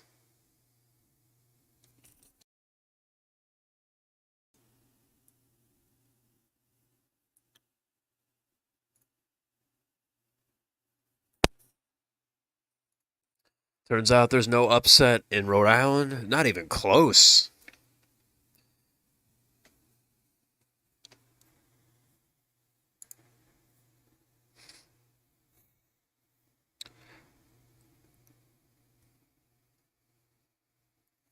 All right, let's house updates. We can do that.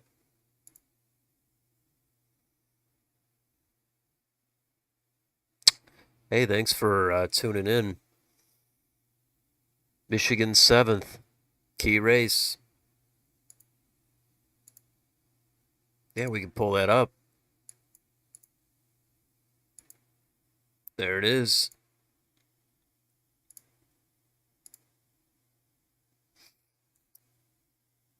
%30 of the vote in only. Tom Barrett is at 53. Alyssa Slotkin's at 45.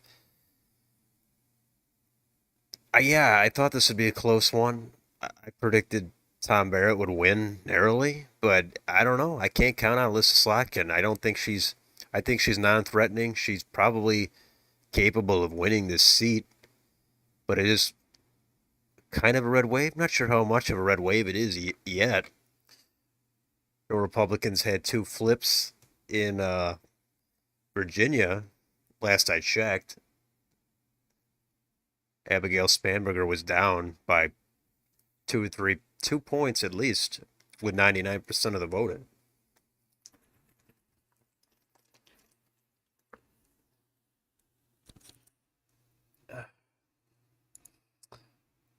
How about? Oh yeah, there's more Michigan races though. Here, yeah, the 8th. That's another one.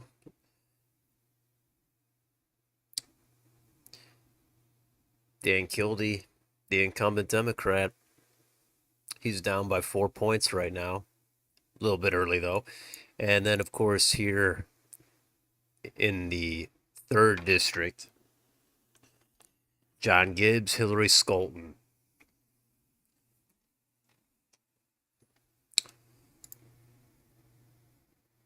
This was I put out a poll about this race, and it was close. This was maybe the closest one I had out. People I think John Gibbs was going to win narrowly.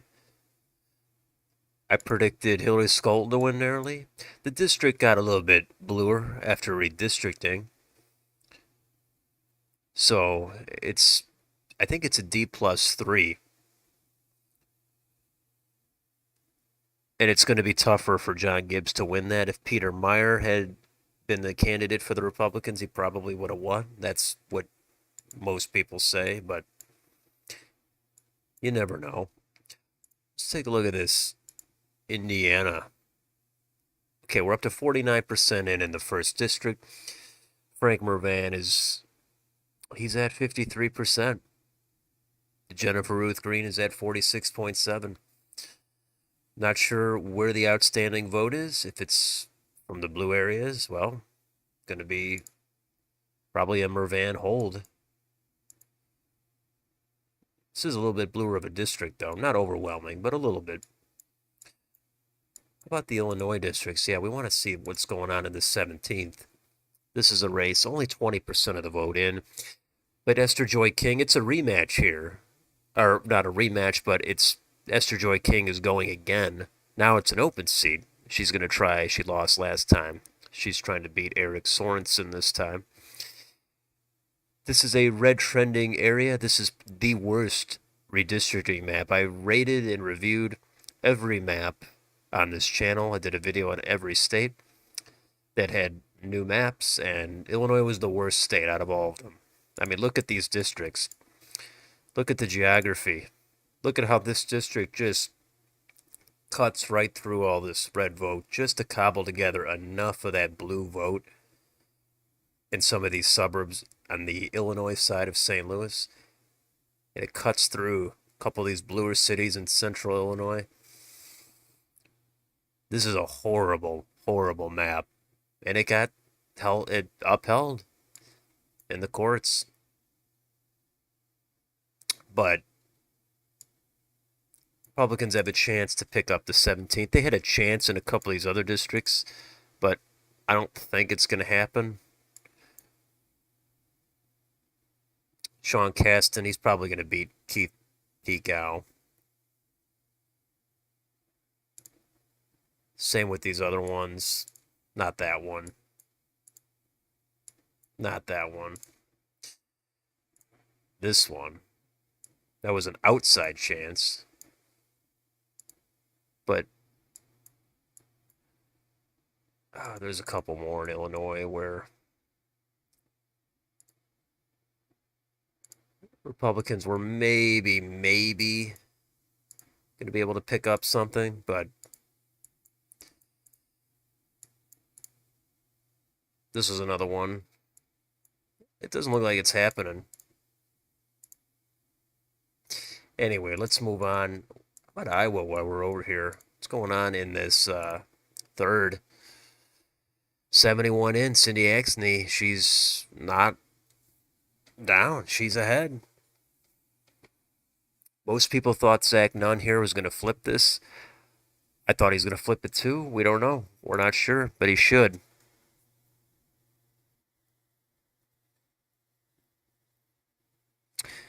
Yeah, split ticket voting in Michigan.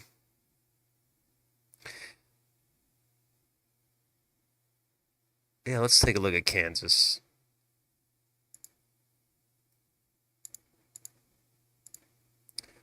Actually, I have not looked. Let's do Nebraska real quick. See the Don Bacon, how he's doing. He's trailing Tony Vargas closely. I haven't looked at this district either, but we'll come back to that. 61% of the vote in.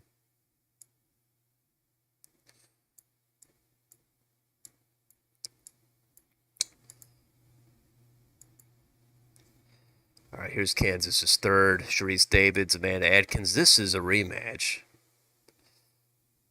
And right now, the district got a lot redder. This is a weird shape. This is pretty much splitting this blue vote here. But anyway, Sharice Davids, she won by a lot last time. It's a lot redder of a district. It's a red-leaning year. You think Sharice Davids would be in a lot of trouble? She could be, but she's probably going to hold, but you never know. Look at the shape of this district. Isn't this horrible? I mean, Democrats draw some bad districts, but Republicans do too. Look at this. That's really ugly.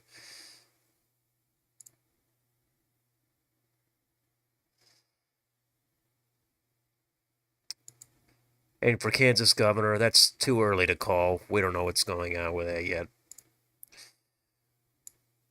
It's probably too early here to look at Colorado still, but let's take a look at this anyway. This district, this is the key race.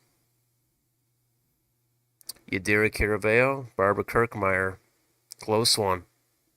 57% of the vote.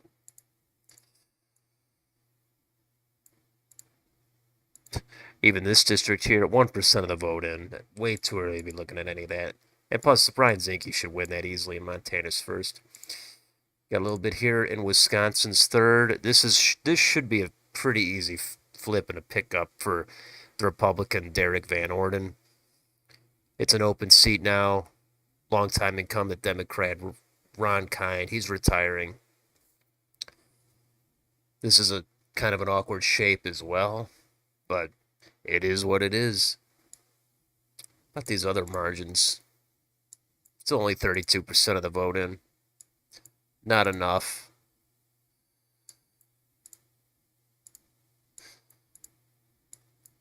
Yeah, we got to come back here when there's more vote.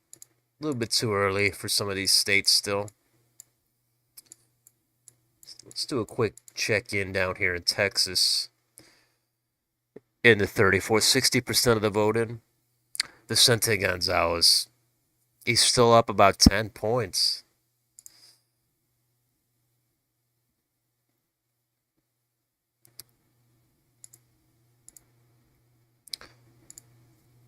In the 15th, Monica De La Cruz, she's got a comfortable lead, but, we don't know which precincts are remaining. Henry Cuellar, he's got a big lead over Cassie Garcia, and Texas is 28th.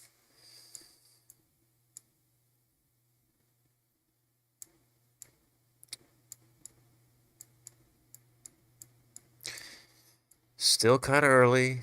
You can't jump to conclusions one way or the other. Got to wait for some more vote to come in a lot of these states. Florida is basically all in. I mean, some of these margins these are impressive. Oh, wow, this is still 81%. Oh, there's 81% of the vote in.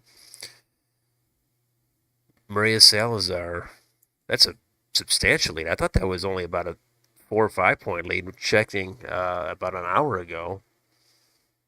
Now it's about a 15-point lead over Annette Taddeo. What happened in wow, that's a close race there in the 22. That's not supposed to be on the table for Republicans. That's supposed to be a hold for the Democrats. It's an open seat. But that's not one Republicans are looking at. They shouldn't be. But that's only a 4-point race.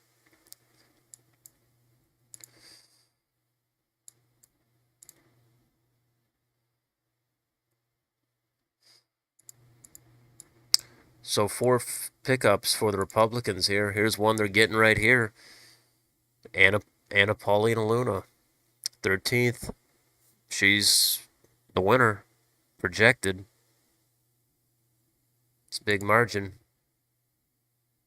That's Charlie Crist, his old district.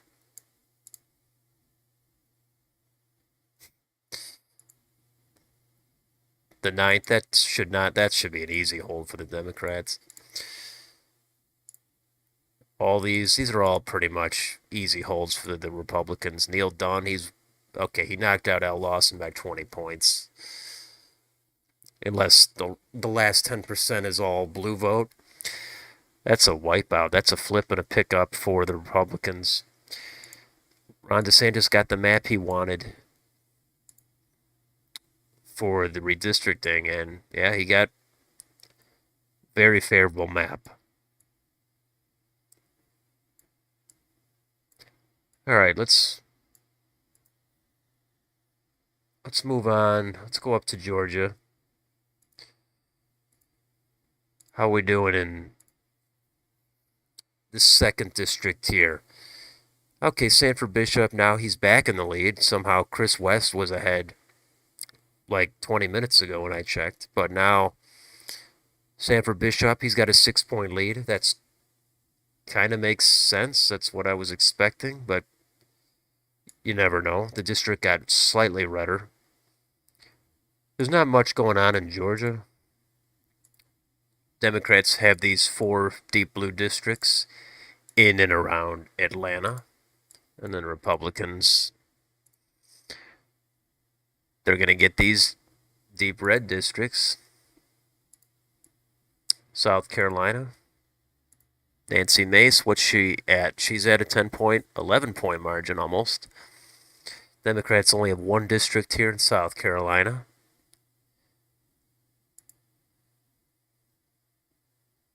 That's an ugly shape too in that district. South Carolina,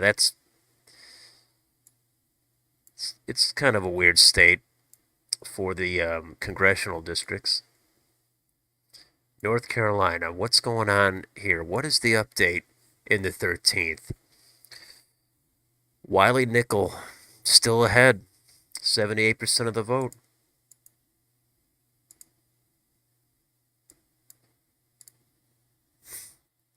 Kathy Manning wins that one, no surprise. This is an open district, but pretty much going to stay with the Democrats probably.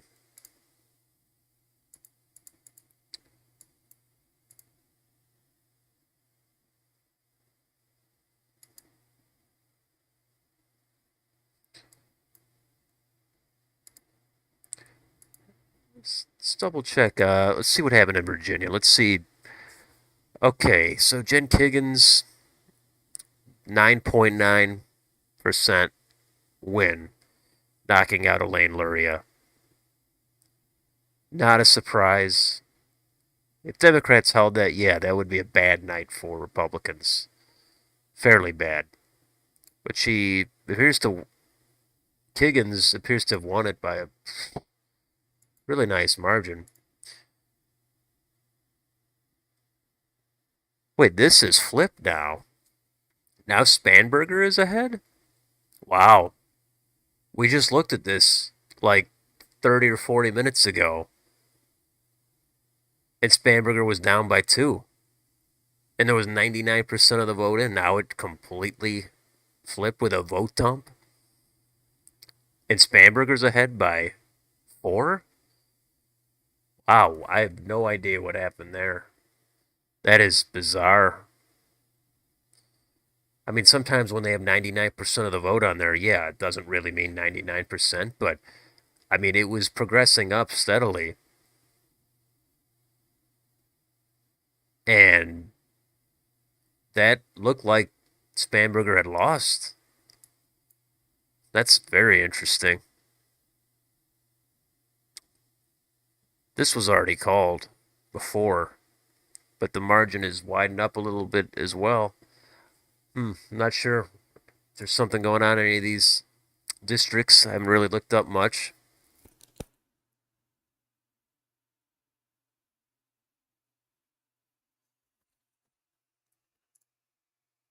Maryland, Neil Parrott somehow has a 9-point lead in Maryland's 6th. That's not sure what to make of these results. Some of these are all over the place.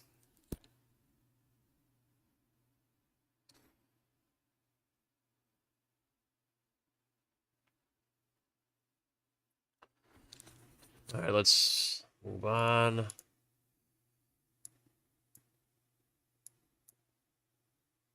New Jersey.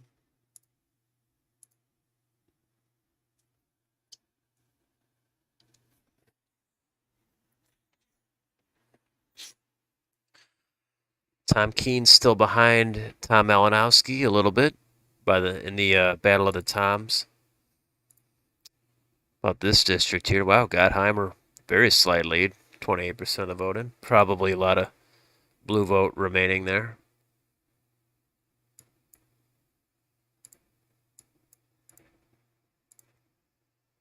Connecticut, only 11% of the vote in. Very, very little of the vote in. We'll come back to New York. Let's jump up here to the Northeast. Chris Pappas still got a lead about 5 points. 28% of the vote in still. Disappointing. Jared Golden's jumped ahead now. That third-party candidate's taking 7% of the vote, so ranked choice voting is probably going to kick in if that holds. Have to go to a second round. And then Jared Golden, I'm sure, would win.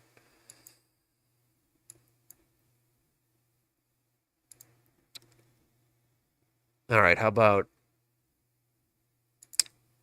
New York? How about these races?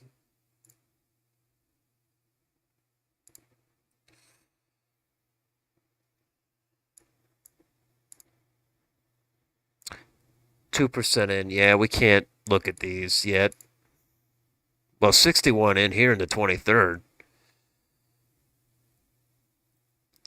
So Langworthy has won that. Apparently, he's already projected to win. Yeah, I guess this is a key race. I don't know why this got to be so close between Lawler and Maloney. I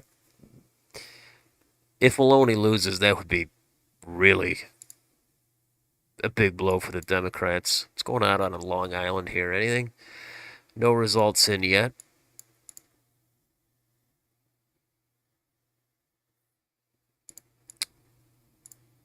Neliatakis projected to win there in the 11th over Max Rose.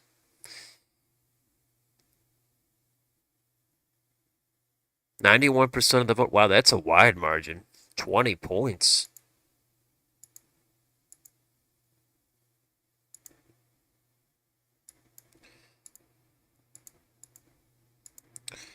All right, any quick updates here? Michigan, still only 30% of the vote in. Let's flip over to the governors. Anything new here? Wow, Charlie Christie's down to 39.8.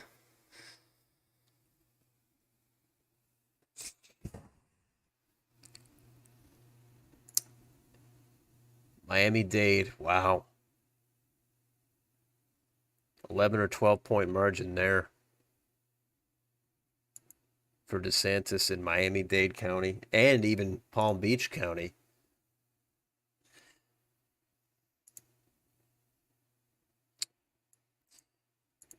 Georgia, we've got Brian Kemp. Wow, Brian Kemp, he's opening up a big lead now.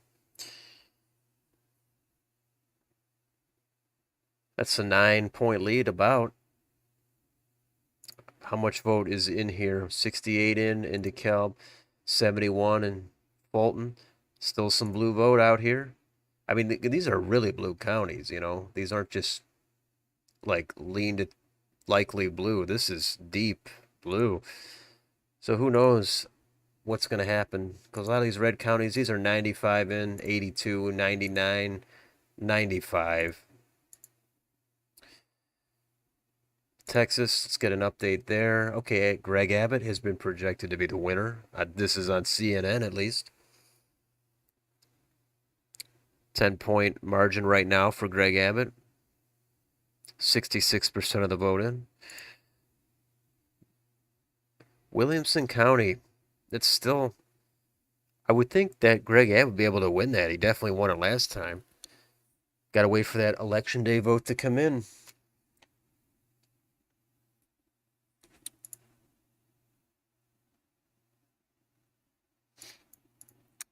Oklahoma, we covered that. I guess Kevin Stitt has that wrapped up. How about New Mexico?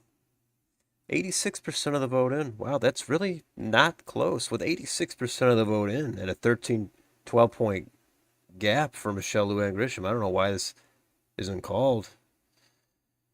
That's a huge margin. Arizona. We haven't mentioned Arizona yet, but that's a great race, depending on how you define great. We all know there was no debate there. Very disappointing to not see a debate. But we got to see how that election day vote comes in. Can't just focus on the early and absentee. 7 viewers. Thanks for tuning in. Please like, share, subscribe. Keep me opening a tab in the background. Let me know how your night's going. What races are you looking at? What am I missing as well? I could see in Virginia's 7th, Abigail Spanberger won, but earlier it looked like she had lost, so I'm not sure if I'm missing something there. But in the meantime, Kansas governor, it's tightening up a little bit. Laura Kelly still with a lead there. How much vote do we have in here in Johnson? 90% in Johnson, 94 in Wyandotte, and 70 in Sedgwick.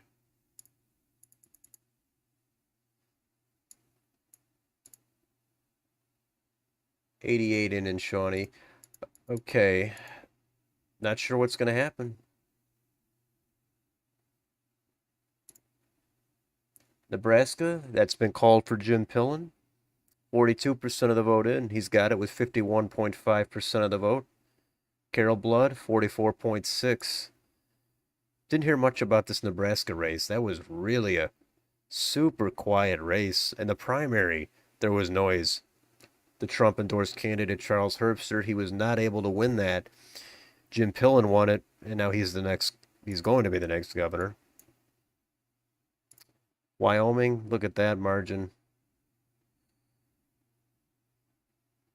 Mark Gordon, he's the winner there. Kristi Noem, this was already called a while ago.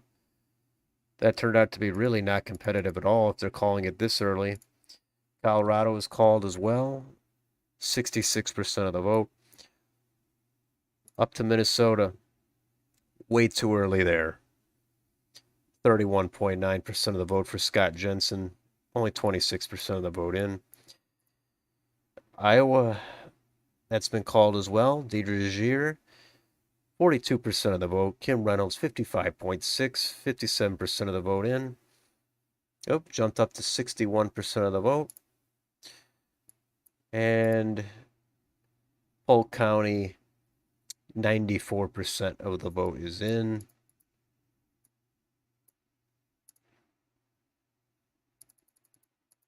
Let's move over a little bit here. Well, let's take a quick check-in on Arkansas. Not that we really need to. Sarah Sanders is already the winner there.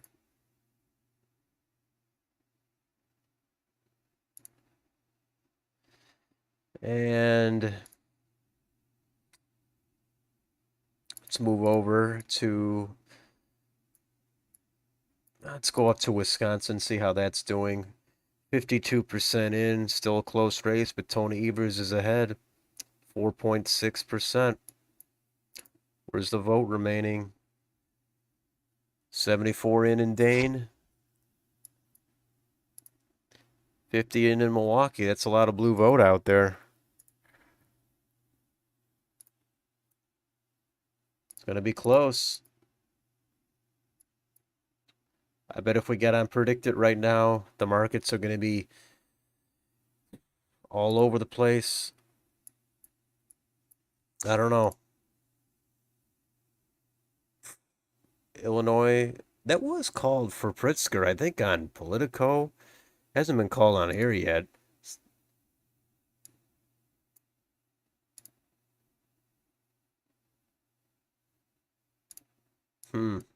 Interesting. Let's go Michigan. Anything updated there? Not really. 30% in. Not too much of the vote. Macomb County is going for Dixon. 49.5.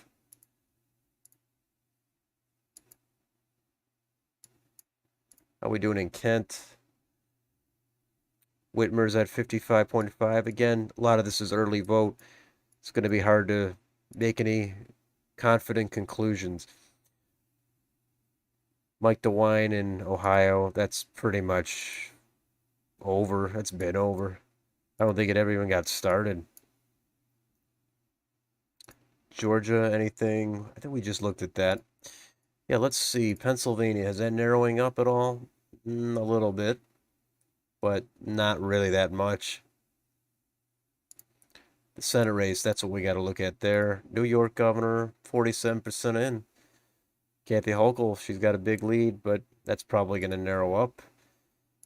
Rhode Island, that's called already. Connecticut governor. It's a big lead for Ned Lamont. Okay, we don't need to look at Vermont anymore. We don't really need to look at New Hampshire anymore. Janet Mills got a big lead over Paul LePage in Maine. How about the Senate?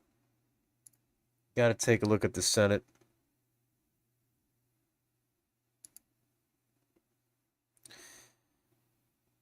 All right. Kind of done with Florida, but Georgia Walker has a lead. Slight lead. 1.2%. It's getting close. There, 83% of the vote is in. Still got vote here in Atlanta. North Carolina, Ted Budd's ahead. 88% of the vote in.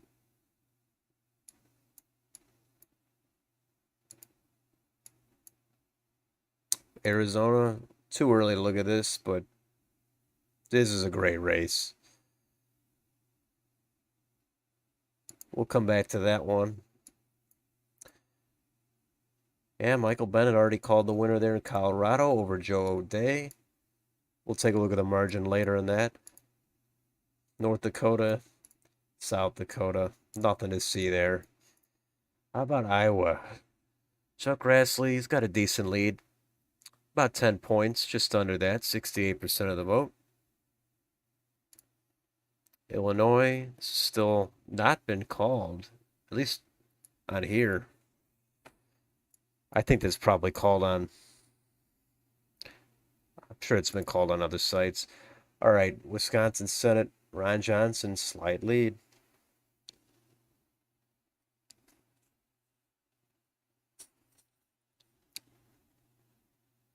.2%. We'll take a look at that one a little bit later. Ohio, what are we at here? Vance is up to about an 8-point lead. 83% of the vote. Pennsylvania, here we go. Now look at how close this race is. Remember that it was a 50-point margin for John Fetterman? And then it was 40, then it was 30, then it was 20. Now we're at about a couple points. But who knows what's going to happen? We don't know. I mean, we could take a look and see. Only 36 in Bucks. Philadelphia 46 in. We don't know what this is going to lead to. Like I said, I already thought Abigail Spanberger had lost when she was down by 2 points with 99% of the vote in Virginia's 7th. But then I come back a half hour later, and it turns out Spanberger won by 4 points. Yeah, you can't really be too sure of things. Kind of no matter what. Got to wait for these things to be officially called. Usually by more than one source.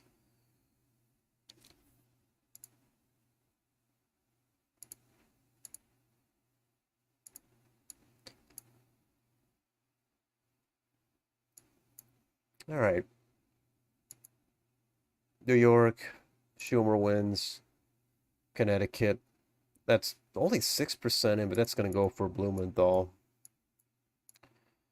What's going on in New Hampshire? We're up to 48% of the vote. Finally. Still under 50, though, after, what, more than 2 hours? It's going to be interesting to see what's going to happen. I know the market's totally flipped for Hassan, like all the way, but I don't know.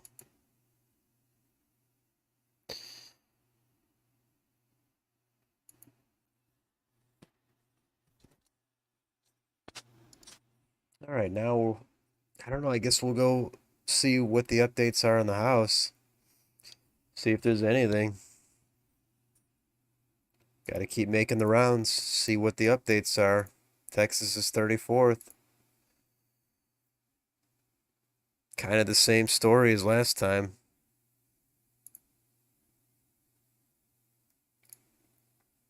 Yeah, these are all Very similar.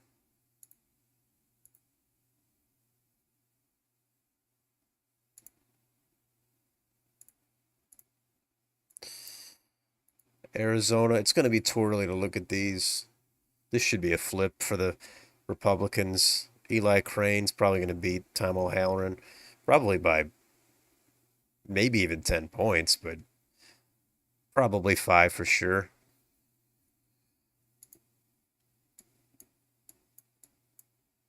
Kansas, how about the update there? 86 in, Sharice Davids. She's got a big lead.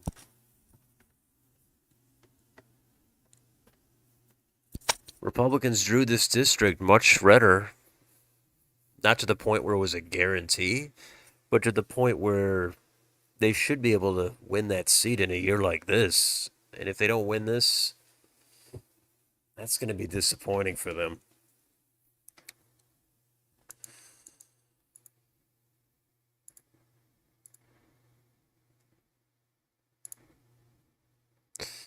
Nebraska's second. This is a race I would expect Don Bacon to win. I would expect him to win this by more than a couple of points, maybe even 5 points. It's nearly tied right now, though.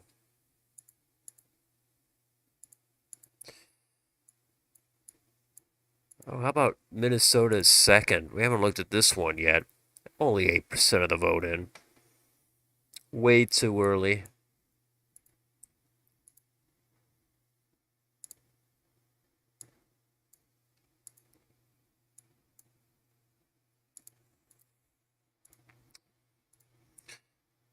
Okay, now Derek Van Orden. He's in the lead here, and Wisconsin's third.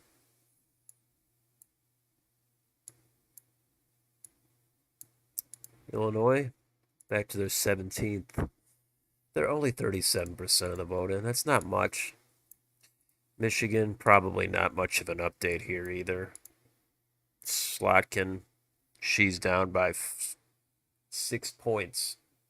33% of the vote reporting.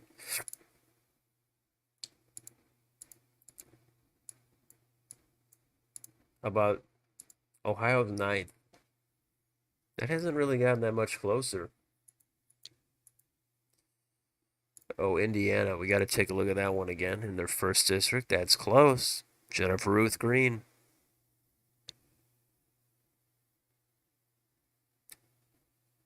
She's down by about 3 points over Frank Mervan.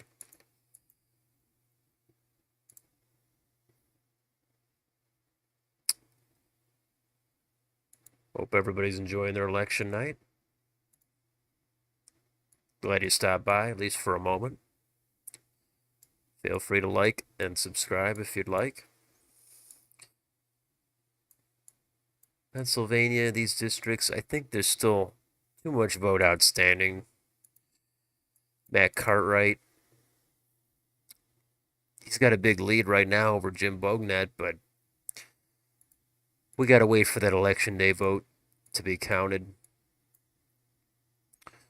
Still got time, plenty of time. Maine's third, or Maine's second, I'm sorry. 35% of the vote in. That's going to go to, that's going to have a ranked choice vote kick in there.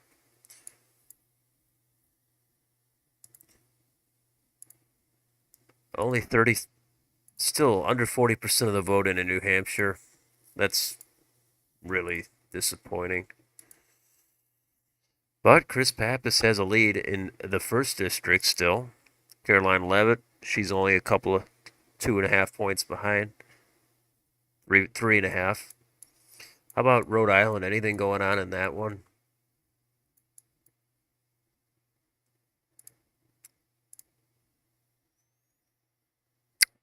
%92 reporting, and Alan Fung, he's down by 2 points, 3 points. This one was really on the radar for Republicans to have a flip and a pickup in a New England state. But right now, Seth Magaziner's ahead. New York, anything here? Only, look at this, 2% of the vote in. That's 0%. Well, that's really not worth looking at. New Jersey, anything here? Still very close race. Now we're down to under a 1-point margin. Tom Malinowski over Tom Keene. Even this district here is Josh Gottheimer. He's clinging to a 1.5-point margin. In Connecticut, that one was maybe going to be a pickup for the Republican. 11% of the vote in. Not yet. Maryland in the 6th. Neil Parrott. He's got a 6-point lead there. And back to this Virginia real quick. I got to double check on this because this was really weird. So Jen Kiggins is 1. That's pretty much for sure, I guess. But then in the 7th, Spanberger 1? That's why I shouldn't really have looked at this like an hour ago when it said Spanberger was down by 2 points with 99% in. I don't know how it can flip like 6 points. I guess the estimated vote reporting is just not really reliable then. That's all I can tell you about that. Hung Cow here got close in the 10th. Relatively close. That was a big Biden district. North Carolina, anything new here in the 13th? Paul Hines is catching up. Wiley Nichols still ahead with about 52% of the vote.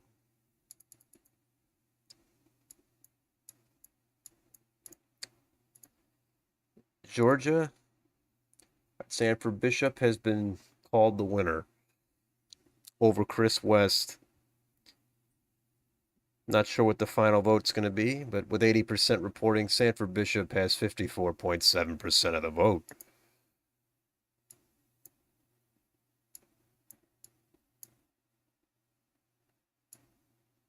I don't think there's really much to look at in Florida. We've already looked at these. Republicans pretty much have 4 flips.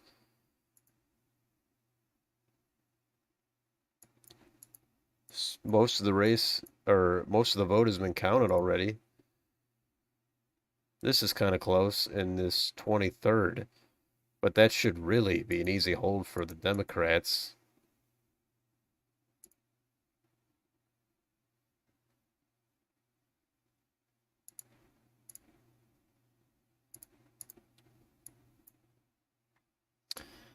We'll be able to start moving a little bit more west as the night goes on here.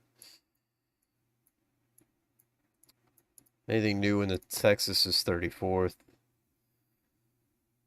Not really. Gotta wait on that one. Same thing with the 28th. But the 15th, that one has the Republican Monica De La Cruz with a healthy lead. I would expect her to win there. Like that was the easiest call of these 3 Rio Grande Valley House districts. The 34th should be an easy hold for the Democrats. The fact that this is really in play, apparently for the Republicans, that's pretty astounding. New Mexico, we haven't looked at that yet in the House. 58% of the vote in. Yvette Herrell, the incumbent Republican, she's at 48.7%.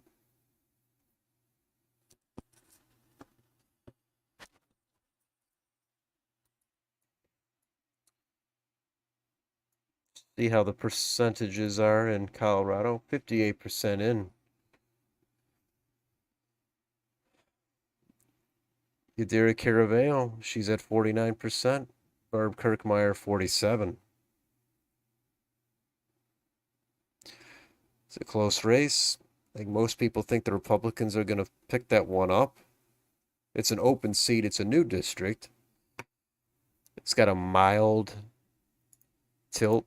It's basically, it's close to even, but Republicans should be able to pick that up in a year like this.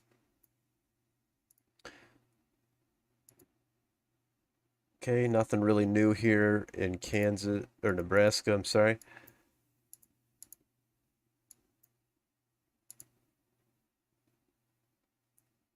And let's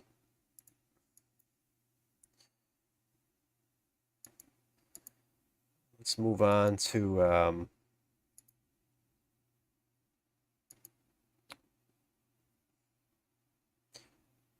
let's see how Politico is doing.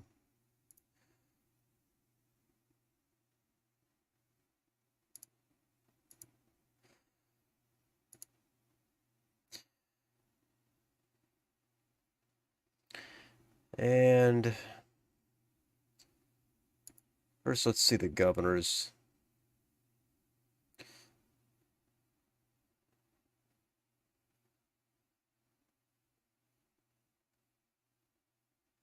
%66 of the vote in here in Wisconsin. Still, Tony Evers with a few points of a lead. Tim Walz leading. Gretchen Whitmer leading. Only 32% of the vote in. This Michigan governor's race has tightened up a little bit over the last month. It looked like Gretchen Whitmer was going to win this thing. Some of the polls were showing her ahead by like 10 or 12 points. And you never know on polls, but I was thinking there's no chance she's going to win this thing by 12 points. Now it looks like if she wins, it'll be by 2 or less. Could Tudor Dixon win it? That's a good question. I don't know. I don't think anybody knows. But we're going to find out.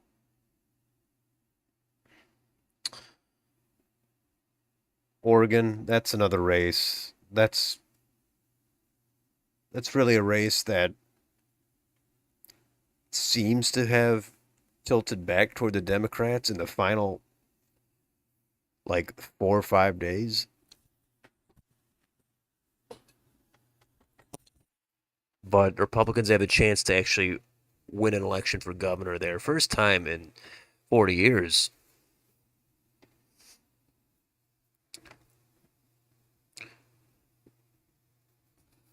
Greg Abbott now, he's actually coming up on a 12-point margin. I did have a poll out of who was going to have a bigger margin, DeSantis or Abbott. And right now it's clear it's DeSantis. Speaking of DeSantis, yeah, look at that margin, 39.8% for Charlie Crist. I've been pointing that out all night, but that's a significant threshold that he's under.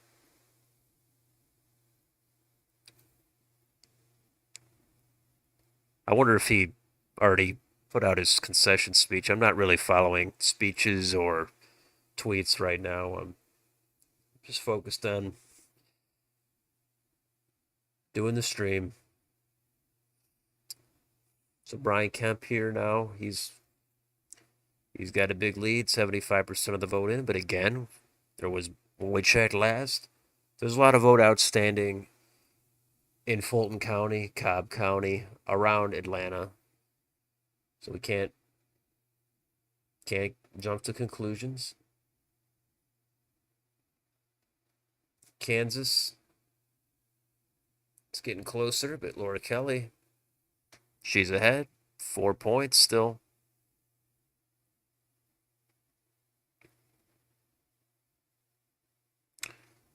New York now, 49% of the vote in. Getting a little bit closer. Lee Zeldin, he's over 41% now. How much closer is that going to get? I would guess it's got to be within single digits at this point. How far under 10 is it going to get? That's going to be the question. And there's been talk about could it flip? Is there a late surge for Lee Zeldin in New York because of crime? I don't know. I would think not, but there's going to be a couple of upsets here, right?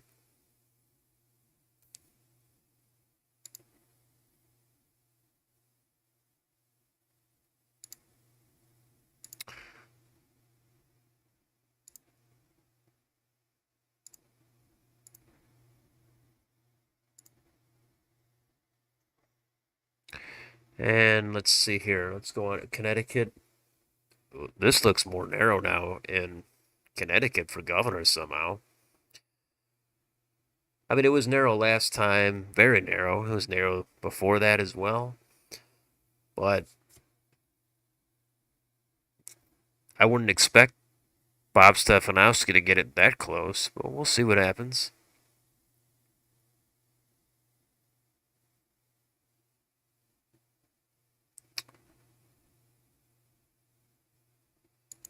Let's go on to the Senate. Got to see what's going out on here. If Mike Lee is gonna win by a ton, or if Evan McMullin is gonna keep Mike Lee somehow under a 10-point margin in Utah. Arizona, great race. Check back on that when more of the vote comes in. What's the margin here in Colorado? We know that Bennett's already won.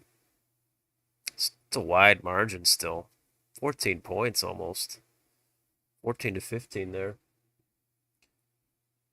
Ron Johnson, small lead here. Wisconsin, almost a point and a half.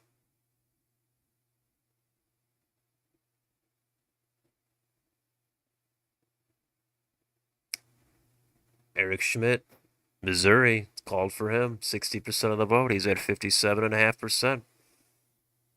Trudy Bush Valentine, 40% of the vote for her. John Bozeman wins in Arkansas, 65.4%. Natalie James, 31.6%. Oh, yeah, we forgot about Louisiana. They have the open jungle primary there. John Kennedy, he's appears to be at 65%. If he gets over 50% of the vote, there is no runoff. He will win another 6-year term. That race has gotten basically no attention. But looks like he's going to win that very easily. Depends where that vote is coming in from, though. 25% remaining.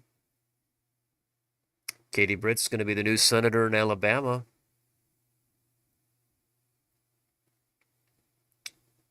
Marco Rubio, he's underperforming Ron DeSantis, but only by a little bit. Small margin. God, that is a blowout in Florida. Over 15-point margin. This is landslide stuff.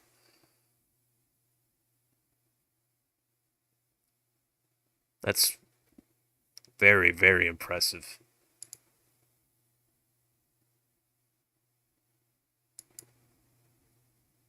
Tim Scott, of course, wins in South Carolina. All right, let's get the update here. I skipped Georgia, but let's do North Carolina first. We got Ted Budd now. He's got about a 4-point lead over Sherry Beasley. Still got some vote out there. All right, let's do Georgia. Herschel Walker. He's leading, but it's under 1 point. 0.6%.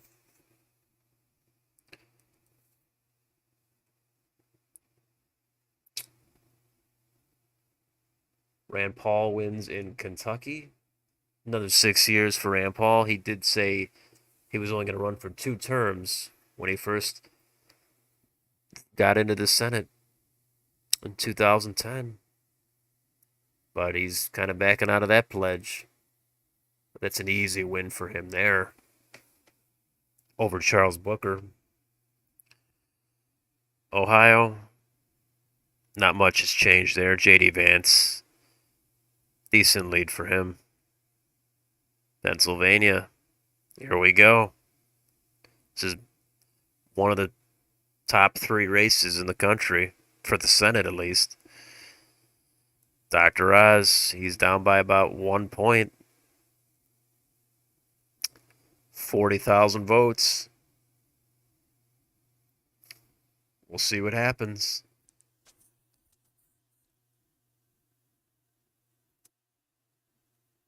New Hampshire.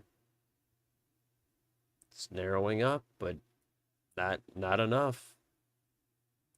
Still got a lot of vote out there, though. More than half of the vote not counted yet. Looks like Connecticut's been called for Richard Blumenthal, Leora Levy, She's going to take a loss there. Not a big surprise.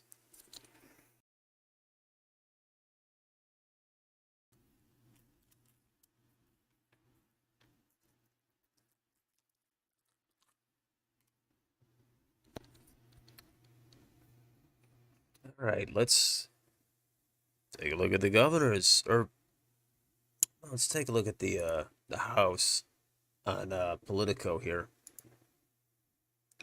See what we've got.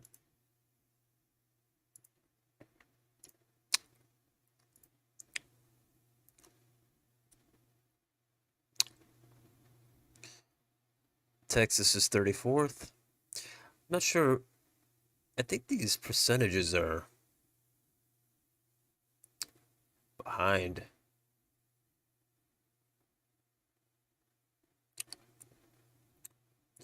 Let's oh yeah, we've got Alaska. Yeah, that's gonna be a late one. They're not even gonna figure that out for a while.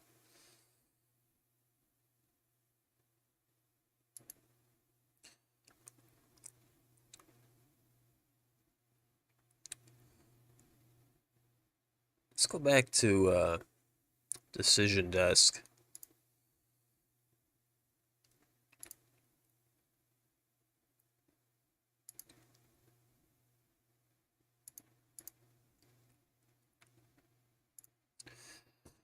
So what do we got here for the Senate? Okay, 94% in. This is estimated though.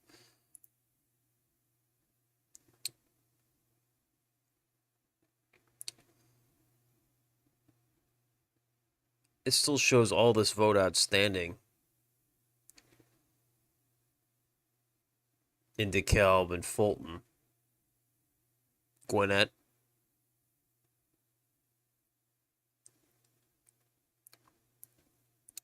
In Cobb counties, that's a lot of vote.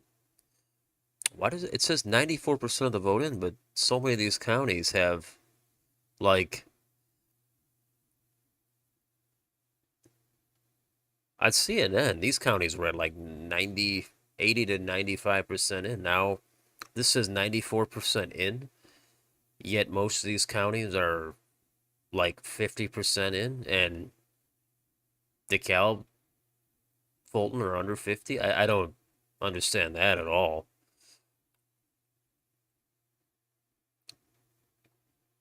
That's weird. Doesn't add up, but maybe I'm missing something. North Carolina.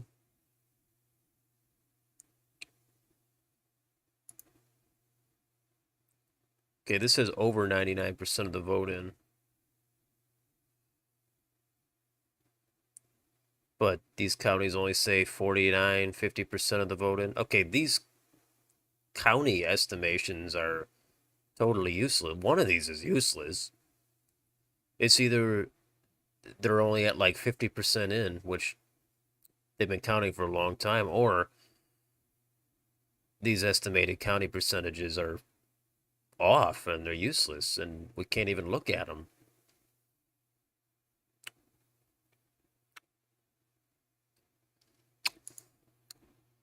Well, that's a shame.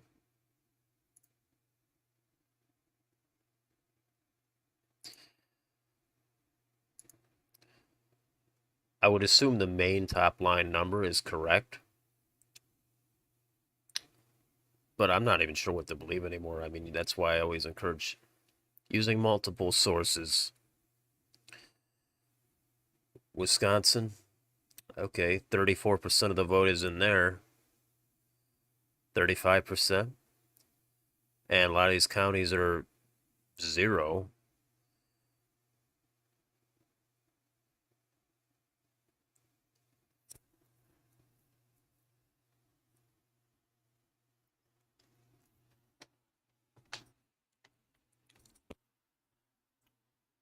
And 3% of the vote in Dane.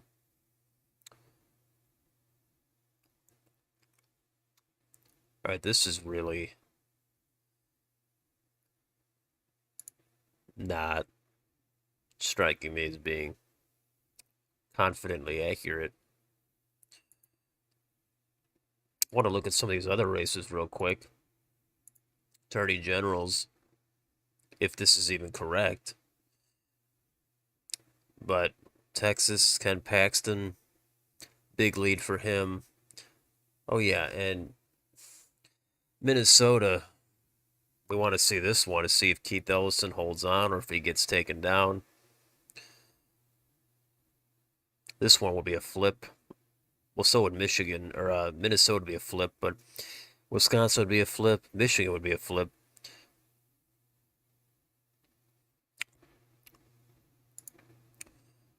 Secretary of State, same story. Brad Raffensperger, 10-point lead, if that's correct.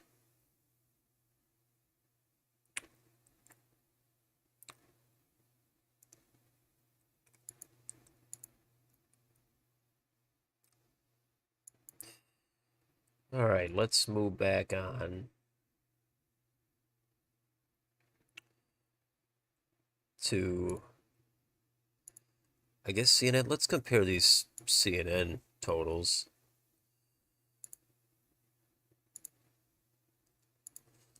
Let's start with the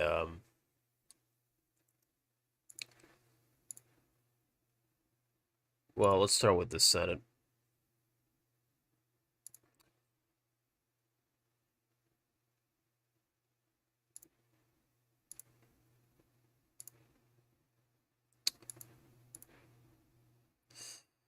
And what do we got?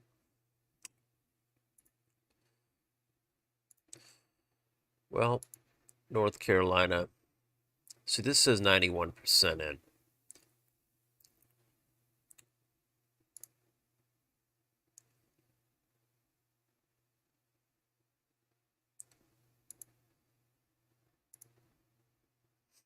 Ted Budd with about a 4-point lead. And let's go this, yeah, Georgia, 87 in. Now, what do these counties say here? 85 in. Now, these show, okay. See, look at this. A lot of these counties now, 95, 99 in. I don't know what the sure answer is. If there's a lot of vote here in these very blue counties, well, that's all going to go to Raphael Warnock. I don't know, that might not be a good sign for Herschel Walker. I know we could take a look at the markets, but the markets,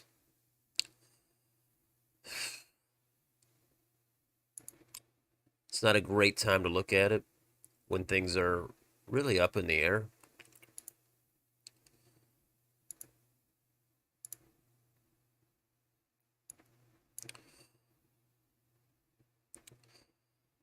But, well, this has been called for J.D. Vance on CNN. Vance holds that seat. Not really a surprise. There was a lot of talk about that race being close. Maybe Tim Ryan, he's the right guy to flip it. And I don't know. I think that was a lot of hype.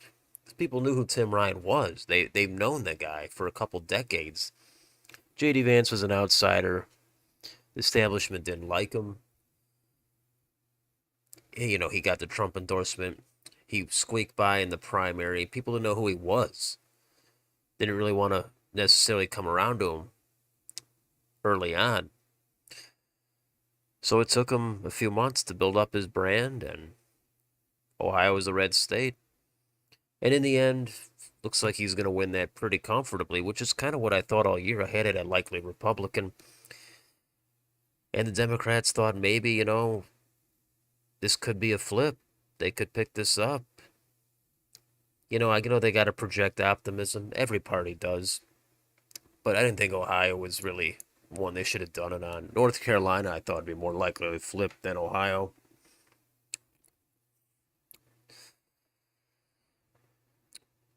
So Ohio, that's off the table at this point. How's Chuck Grassley doing? That's been called for Grassley, 13-point margin, almost. There's another one where it seemed like, in the end, are people really going to vote against Grassley after voting for him for all these decades? Well, the answer is no. Grassley is back in there. He's old, but he's coming back.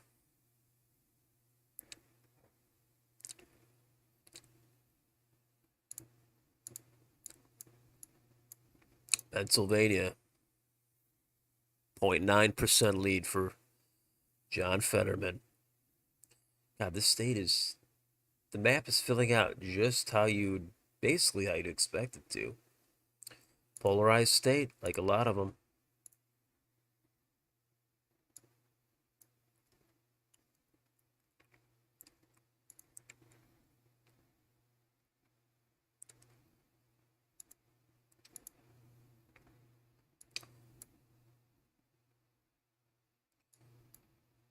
New Hampshire. Wow, that's called for Maggie Hassan. 58% of the vote in. I'm not sure the specifics of these margins, but, well, I guess Don Bolduc did not really, he didn't get it close enough.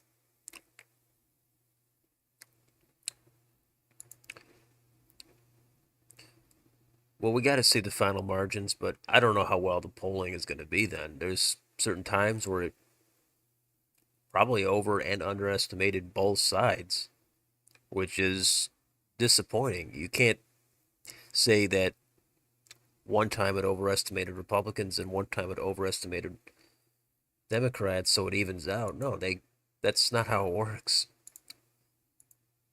They have to be accurate regardless. You can't have two errors cancel each other out, because then they're both wrong still.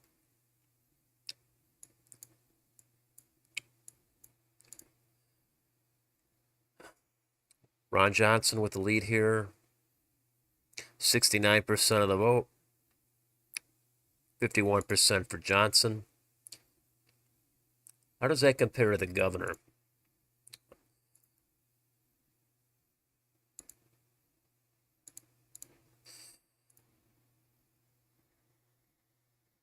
So yeah, Tony Evers is running a couple of points ahead. Tim Michels, he's down. He's got 48.4%. How much vote is left? 85 in Dane. A lot of blue vote there. And a lot of blue vote in Milwaukee left. How much is left in these red counties? There's some. Tim Michels is going to need to make up some of the vote. He's not going to get really much in Milwaukee County.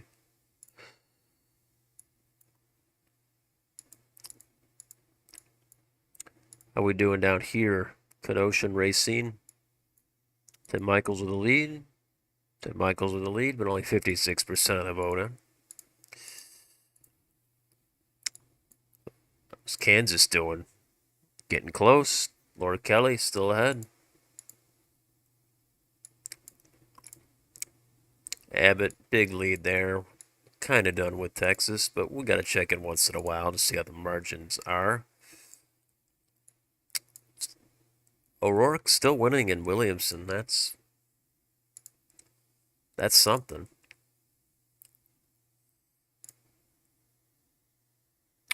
Narrowing up a little bit here, New Mexico. Still a decent lead for Michelle Luann Grisham. Then we're waiting on Nevada. Oh, we got California called for Newsom.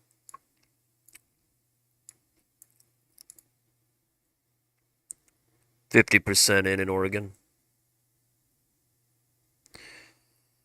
Tina Kotek with a lead. 2 points. 46%. This is where the action is. Multnomah. 51% in. Tina Kotek, 70% there.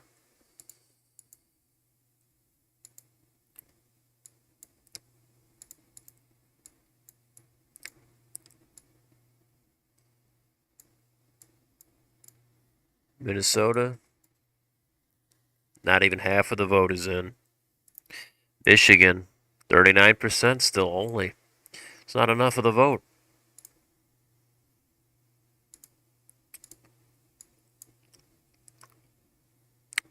But Gretchen Whitmer's ahead by 5 points in Michigan still.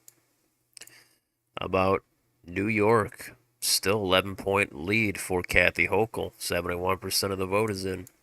Maine, 48% in. Janet Mills called for her, 57% of the vote.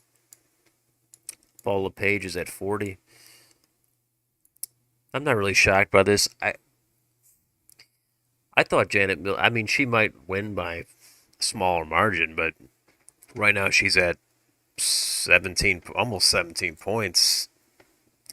I thought she could win by a large margin. I could. I watched the debates. It just didn't seem like Paul LePage was going to be the right kind of fit there at this point. I'm not even sure how he got it done the other times. Probably because of the third party candidates. He won with only a plurality. New Hampshire, if Chris Sununu wins by only 12, that'd be kind of underwhelming. Phil Scott, 50-point lead still, 51, almost 51. Was it only 16% of the vote in? I want them to count the rest of that vote. Georgia, it's been called for Brian Kemp, 88% of the vote. He's got almost 54% of the vote in Georgia.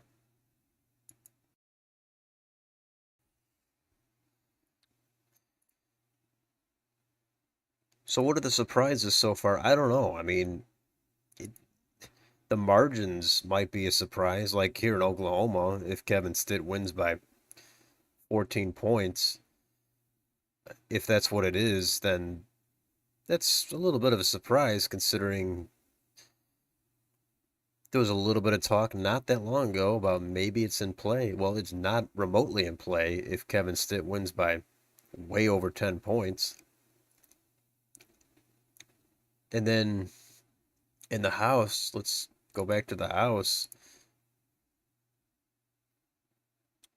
Oh, nice to see everybody's still here. However many, 3 or 4, 5 people. Getting a little bit tired, but long day, as I said. Um,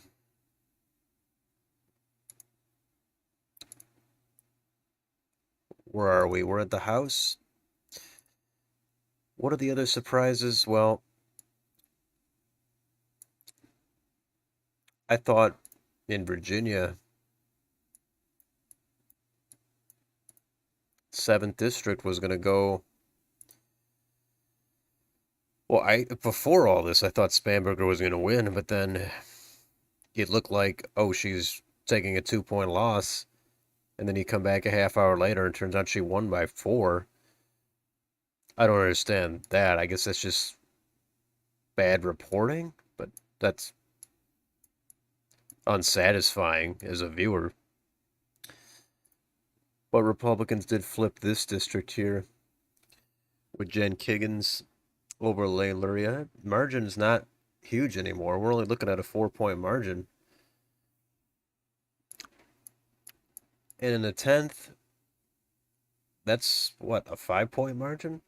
I mean, there's no way the 10th and the 2nd gonna have nearly the same margin. The 10th is way more Democratic. So I'm not sure what's going on. We got to get the final results. The 99% in, who knows what that really means. But Republicans, they get one flip there in Virginia. I know they wanted 2. And I don't know. I guess they're not going to get it. Let's move on to Maryland. See update there. Neil Parrott, he's still got a lead. About 5 points. 65% of the vote in there. That would be a pickup for the Republicans. Let's go back down to, yeah, we did Georgia. Sanford Bishop wins that. Oh yeah, North Carolina. We got to get an update there. It's getting closer, but 99% of the vote is in if we can trust that. But Wiley Nickel is ahead, 51.3, 48.7.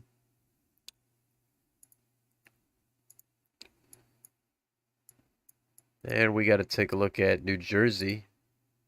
Whoop. See how the Battle of the Toms is doing. Very close race there. Tom Malinowski still with a slight lead.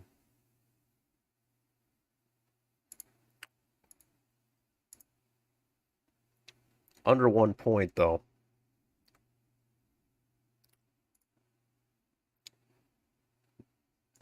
This district here, only 28% of the vote in. I would think Josh Gottheimer would win, but that could be a sleeper of an upset. Well, we're here in New York. Anything new? Yeah, there's nothing in here. On the first, yeah, there's really nothing in here. 60 in the third. George Santos, 51.6% for him. Let's see some of these other districts. 68 in here in New York, 17th. Maloney is down. Wow, he's down by over 12 points to Michael Lawler. There's no way Maloney can lose by double digits. I don't know where the remaining vote is, but that's way too much. I didn't even think he was going to lose at all, not let alone be down by 12. In the 18th, very, very tight race here. Matt Ryan is up by about 0.4. In the 19th, Mark Molinaro. He's ahead very narrowly there.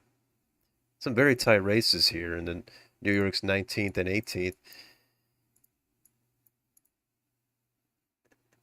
This race here in the 22nd, this is another one to watch.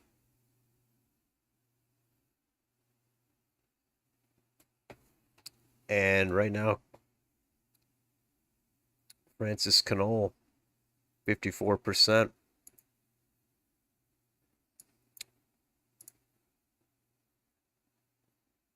This race, 71%. I wasn't even really following this race too much. Singletary, 51%.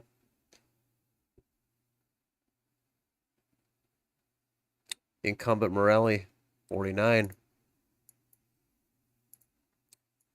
Some of these races, yeah, I wasn't able to really get into a lot. There's too many. I didn't think there would be as much competition in some of these.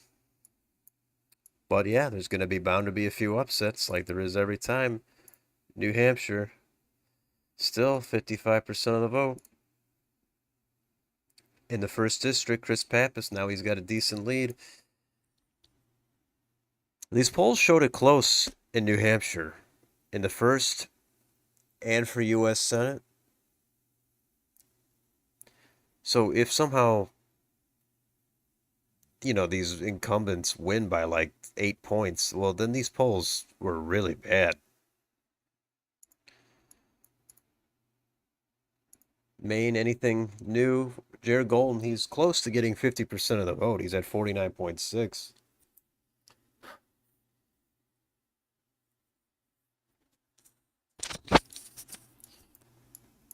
All right, let's see. Let's go. Anything in Pennsylvania? Anything new here?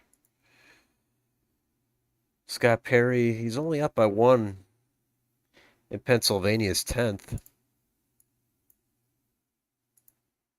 Brian Fitzpatrick, he's holding that lead there in the first.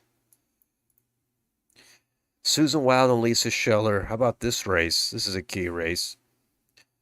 Susan Wild, the incumbent Democrat, she's ahead by a couple of points, 78% of the vote in. Let's go north to the 8th. Matt Cartwright, he's ahead by 9 points with 79% of the vote in.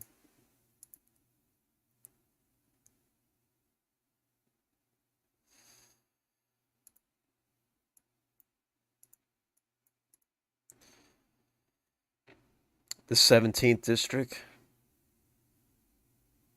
It's not really, well, that's kind of close. 5-point margin for DeLuzio. Summerlee over Mike Doyle in the 12th. Mike Doyle, the Republican challenger, to replace outgoing Democrat Mike Doyle. Same name, different party. That's kind of funny.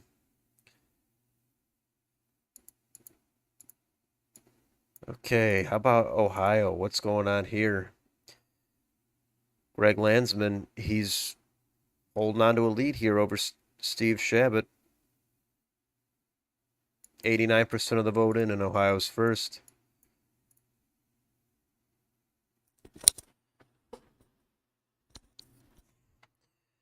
Ohio's 13th. Madison Gesiato, she's down by 5 points to Amelia Sykes.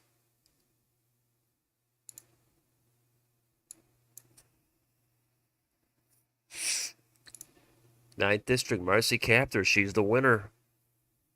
56%, 80% of the vote reporting. We got to see the final margins, but yeah, this is not looking like a bad night for the Democrats so far.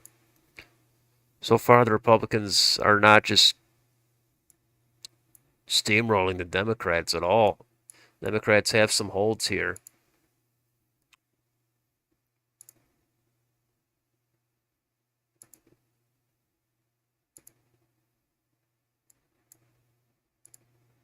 How about Michigan? Any update here? Tom Barrett's still with the lead. Only 45% of the vote in.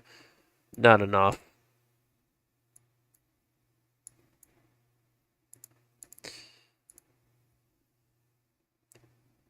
Yeah, there's very few vote in some of these districts here in Michigan.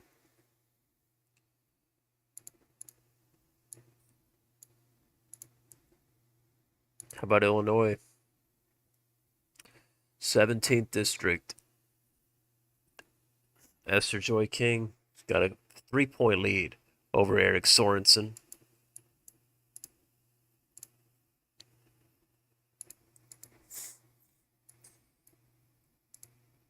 Indiana, what's the update there?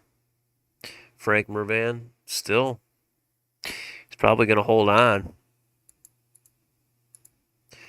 So Republicans aren't really having a major wave here, as we're about, I don't know, somewhere around halfway through. It's just not looking like it's materializing to be a substantial wave. I mean, they've got some flips and pickups. They had a great night in Florida. I mean, that's like the pinnacle for the Republicans.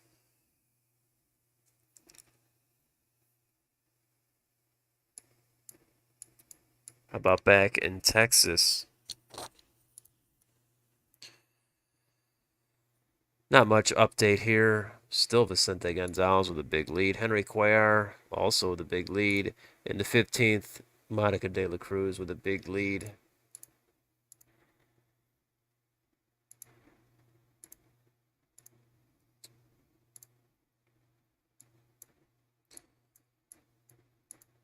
Let's go back to Kansas. Sharice Davids, big lead. They got to call that then. There's no way Adkins is going to come back from this much of a deficit unless these vote totals are inaccurate.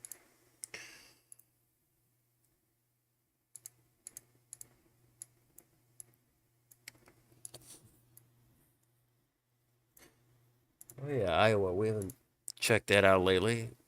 Zach Nunn, he's taken a small lead now, very small lead, 0.2% over Cindy Axney. That's less than 1,000 votes. 90% of the vote there. These other districts are comfortably with the Republicans, especially this 4th, obviously. Minnesota, anything here? Tyler Kistner with the lead, but it's still 30% of the vote in. It's not enough.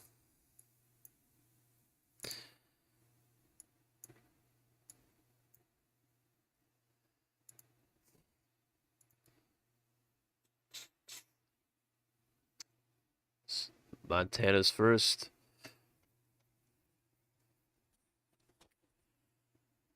%21% of the vote in.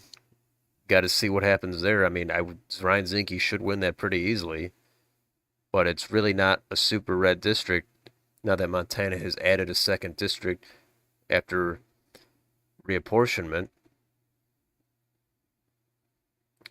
But it's still a district that Republicans should win under most circumstances. And I forgot about additional poll closings, but here we are. We got Washington, Oregon, West Coast is in now. Kim Schreier, is she going to hold on? Very narrowly last time she won it.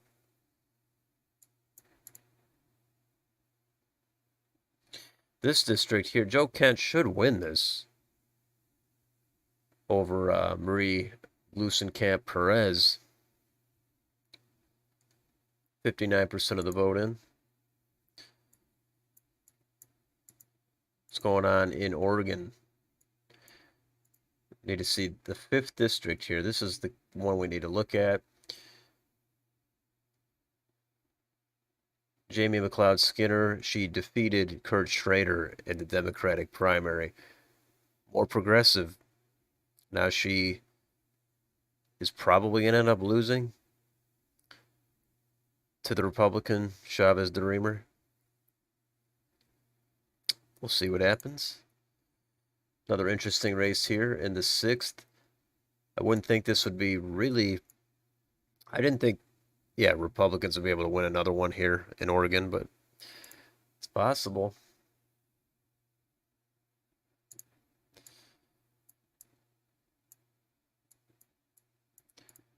Nothing here in Nevada. Got to see how those come in. California.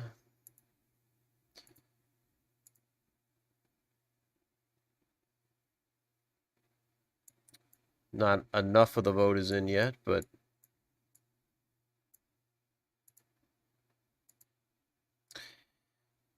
yep, waiting on more of the vote. But Young Kim, she's got a lead.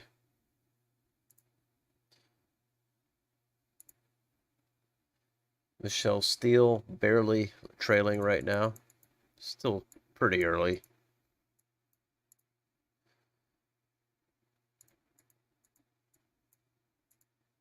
Arizona.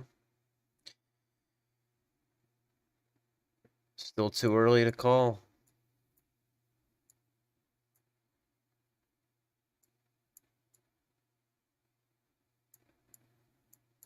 All right, I think we should... Getting a little bit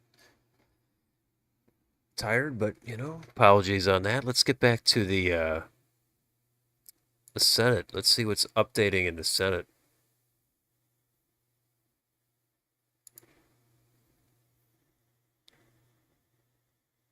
Let's go to Georgia. That's the big one. 2/10 for Herschel Walker. 88% of the vote. There's just not enough information here. I mean, we could check the markets, but want to wait a little bit more on that. North Carolina, Ted Budd has been called the winner. 50.7 over Sherry Beasley, who has 47% of the vote. 93% of the vote in. That pretty much went according to plan. That was going to be a lean Republican seat.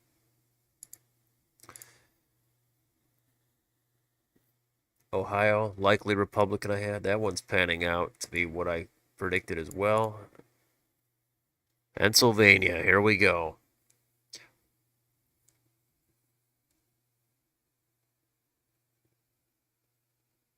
Dr. Oz, he's down by 1.3%, 49.4 to 48.1 over John Fetterman. 82% of the vote is in.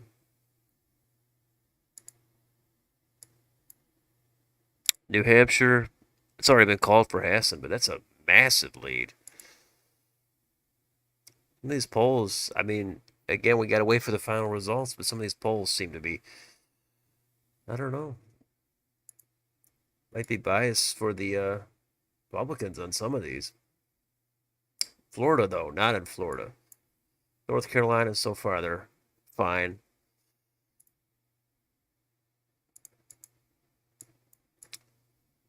Iowa, big lead for Chuck Grassley. It's the margin in Colorado. It's pretty substantial for Michael Bennett there. Arizona, 51% in, but this is all early vote. Mark Kelly's at 58%. We got to wait on that one.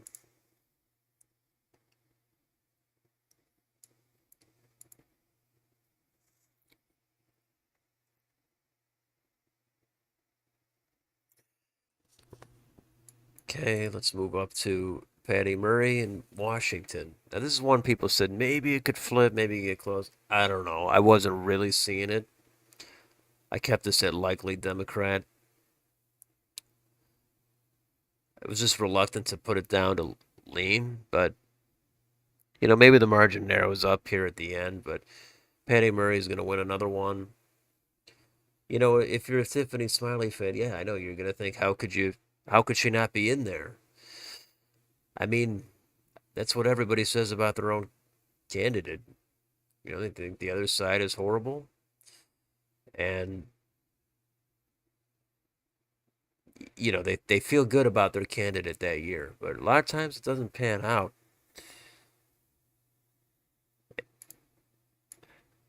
And what else? Are we doing in Louisiana? Kennedy. Yeah, that's called. Look at all these candidates running in this jungle primary. I don't know why they do their primary on election day. I don't know why anybody would want that. Just like the Georgia runoffs, I don't know why anybody would want that. After election day? Come on. Let's get it done on election day.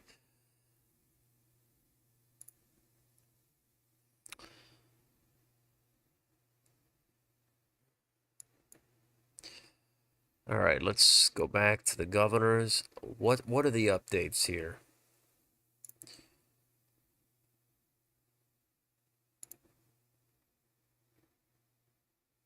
Well, we know Brian Kempy's won.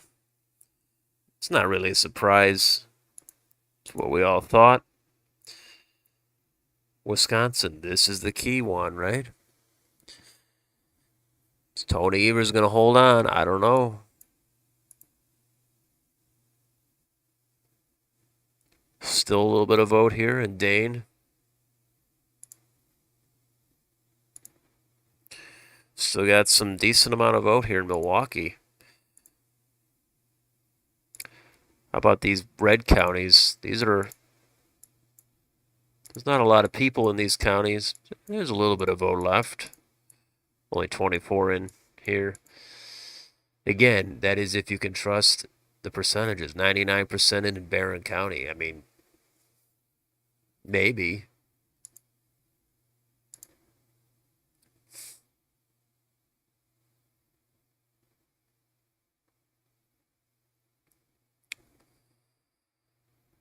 Let's back up. How about Kansas? Where's that at? Still Laura Kelly with a lead. I'm not going to be shocked if the Democrat wins that, Laura Kelly. I can't be. Oregon, look at this close race. It's very close, but not extremely close. Tina Kotek is ahead by a couple points. Less than that. Right now, Betsy Johnson's pulling in 8.9%. I would think she would have dropped off, maybe down to 5 or 6, but she's still pulling decently. Michigan, what's going on here? Not a lot of an update. Still got Whitmer ahead by about 5. Minnesota called for Tim Walz. Scott Jensen, I don't know if he's going to lose by 14 there, but yeah, Scott Jensen, he's non-threatening.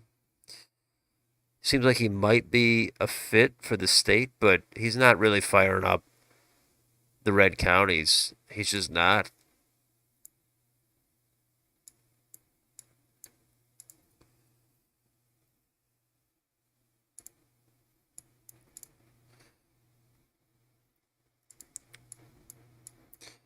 Should we check out New York? See where that is? Oh, well, that's called for Kathy Hochul.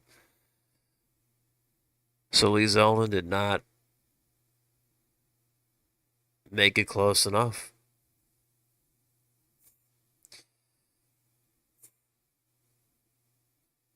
So some of these, I mean, some of the polls like Trafalgar that showed it even. I mean, yeah, it could get down to maybe a closer margin, but I mean, as of right now, it looks like it's not really that close. Looking at 9, 10 points, and Trafalgar is going to take a hit of the reputation if they have more than a couple of these races that are off by 5 or 6 points. But then again, if you look at some of these polls, remember looking at the New York Times, Siena polls, they were off by 4, 5, 6 points on more than half of the races. It looked like last time. I mean, that was terrible polling. Pennsylvania called for Shapiro.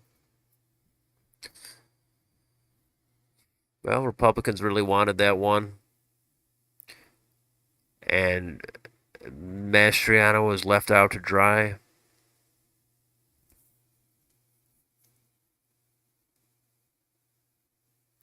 Nobody wanted to support him, but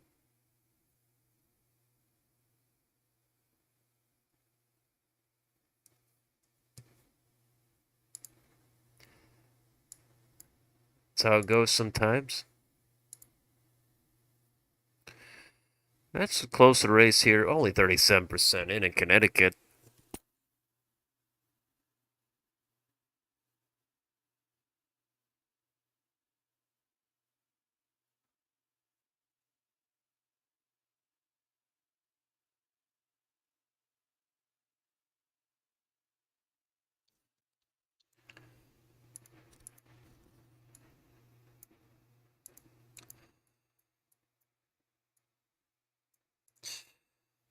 Texas.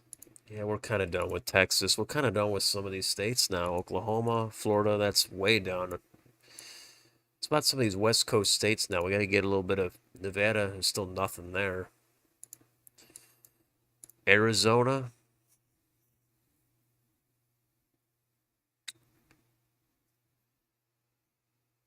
I think most people expect Kari Lake to win that by, you know, 2, 3, 4 points.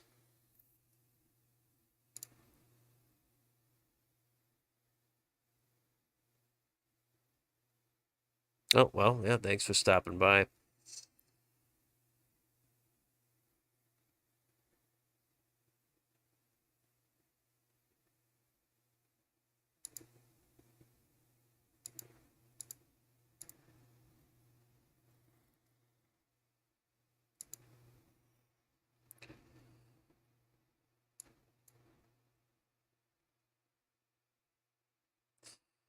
All right, and what's the update here?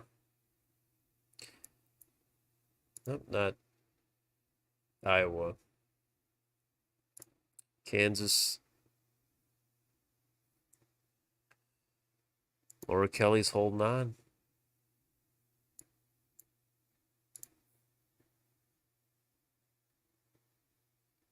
Tony Evers still slightly ahead.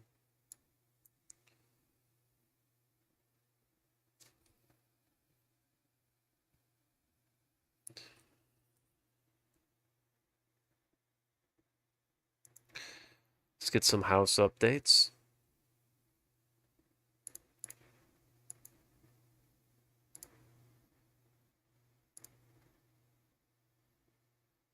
There, it's narrowing up a little bit here in the 34th, the 28th. Still big lead for Cuellar.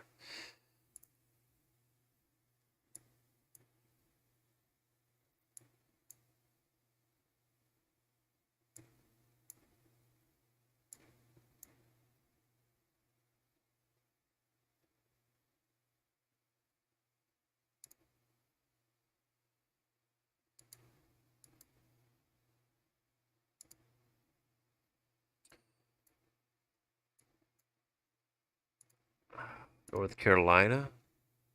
Still Wiley Nickel ahead there.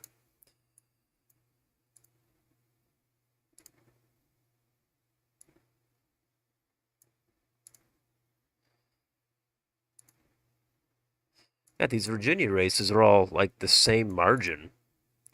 It's like 5 points, 4 points, 4 points, but these are all much more different partisan leans. I mean, one of these is the 10th is very blue, the 7th is sort of blue, and the second tilts to the right. They're all not that far apart in terms of the margin. Sure, only the second is flipping for the Republicans.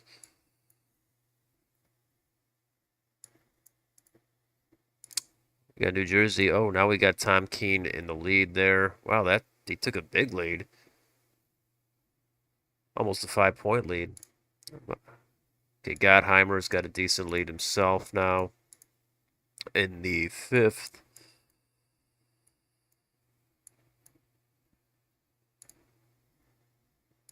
New York, how much reporting here? Only 5%, zero.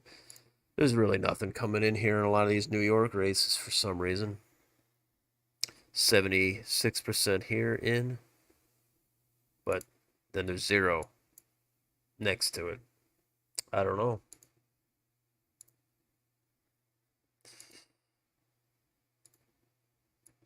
How about back up here? Lawler is still ahead by like almost 8 points. I don't know. That's stunning. He was ahead by like 12 last time I checked. But that has to narrow up.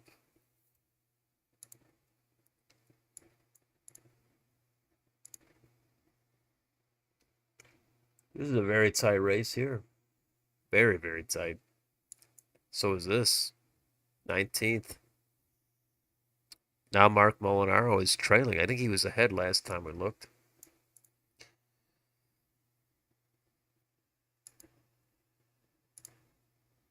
I don't know what's going on here, but I would not expect the Republican to win this one. So maybe that's all Democratic support that's coming in from those blue precincts. It's possible.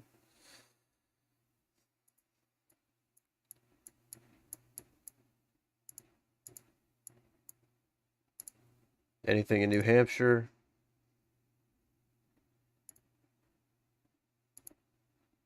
Nah, not yet. Still Pappas leading. Jared Golden, he's still under 50% there in Maine. Let's check out. Well, let's go to Pennsylvania. Anything going on here? Matt Cartwright still ahead there by a decent margin. Lisa Scheller, she's taken a lead. Small margin there.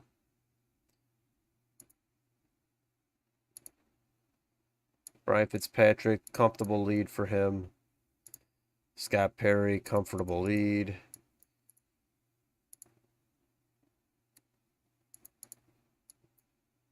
Let's take a look at Michigan.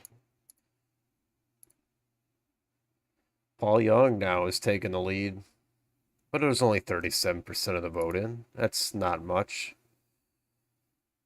They're counting slowly in Michigan. 50% here in the 7th. Tom Barrett is ahead by about 9. I wouldn't think he'd win by 9 if he wins. Hillary Skolton, big lead now over John Gibbs. 49% of the vote in. Let's move back over to, well, we did Ohio, and yeah, this Marcy Kaptur is holding that. That's probably a big letdown for the Republicans. They've had a few letdowns here. Some of these House seats have not materialized, and maybe even in the Senate, at least in New Hampshire. It just didn't pan out for them. I mean, they're going to win the House still, but This isn't how they wanted it to go. They wanted it to be a blowout, and right now it's not a blowout. It's more of a tepid kind of a wave. And they might even lose this district here. Madison Gesiato is trailing by 5 points. And how about down here? It's another one. Greg Landsman, the Democrat, could be taking on Steve Shabbat. That would be kind of an upset. That would give Democrats momentum in Ohio. It's because it's a red state at this point. But if they hold the ninth here and then have two flips, if that's what happens, we don't know yet. That's going to give them a ton of momentum. They're going to be bragging about that. That'll give them a bench to run for future office. That's for sure.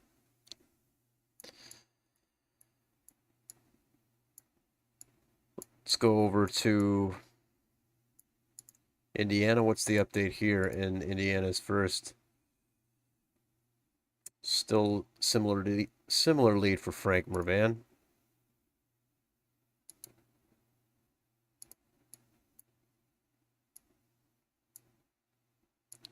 Let's go over to Illinois. How's that district doing in the 17th? Esther Joy King with the lead, but only 56% of the vote in.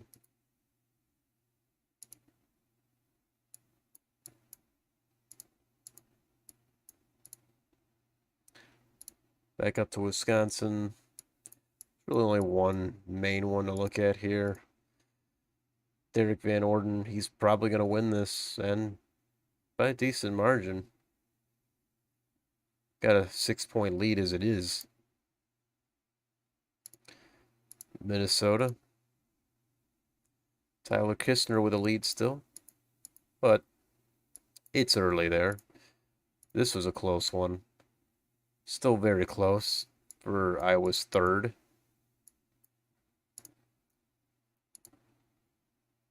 Sharice Davids declared the winner in Kansas's third. It's not really a big shock, but we'll see. Okay, Don Bacon now is ahead, which is what I expected in Nebraska's second. He'll probably hold that by at least a couple of points.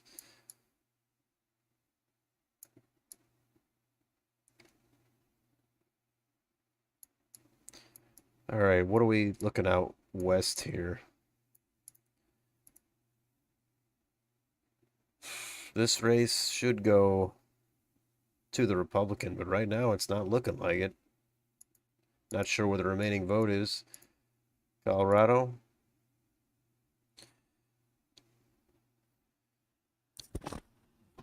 This should go to, I mean, Lauren Boebert should win this by a likely margin. Right now, it's trailing somehow. Close one here in this new district in the 8th.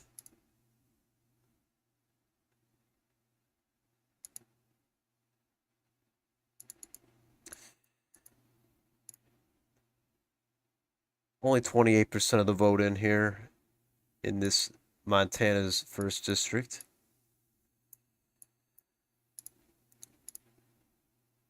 Kim Schreier now is ahead.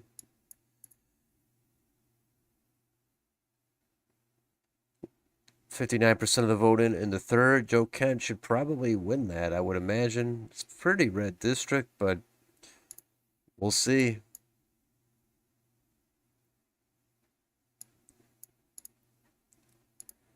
Oregon. This would be a pickup for the Republicans if they can flip this and knock off Jamie McLeod Skinner.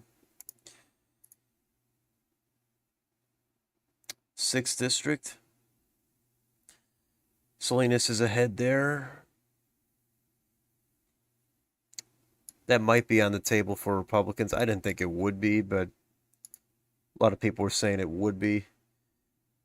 Same with the 4th. I didn't think that'd be really in the conversation, but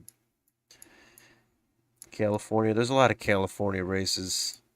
It's hard to even zoom in on this map.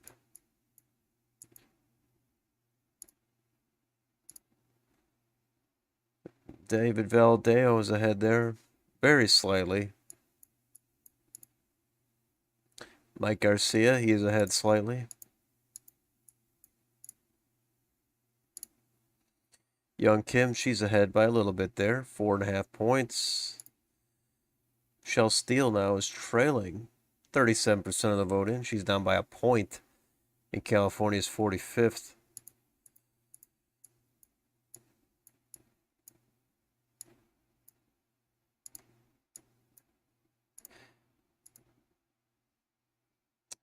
Arizona, this should be a flip for the Republicans, 49% of the vote in the second. Eli Crane is ahead by a little over a point.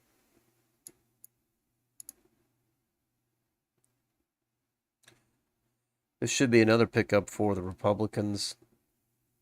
Juan Ciscomani. Got to wait for that election day vote to come in.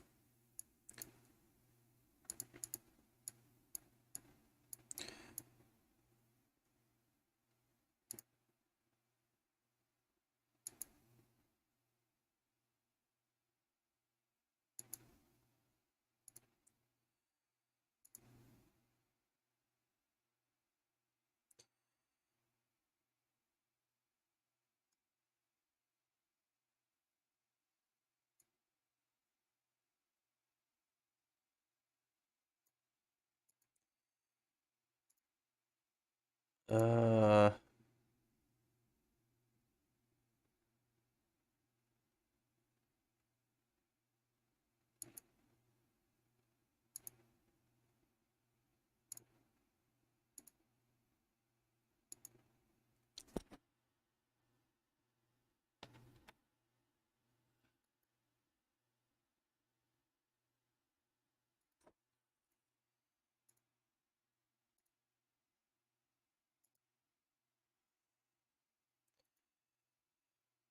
where else are we here? What else? What else?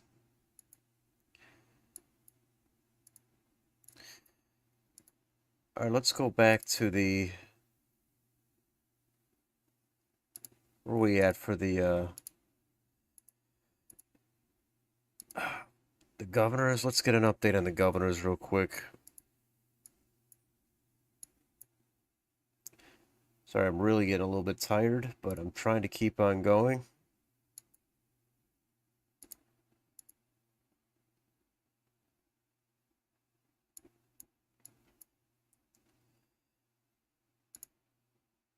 New York, that did not get much closer. That's still a decent margin there for Hochul. Whitmer, still only 49% of the vote in. Wisconsin, this is a really pivotal race. Evers is still ahead with 80% of the vote in. Oregon, still Tina Kotek with a small lead.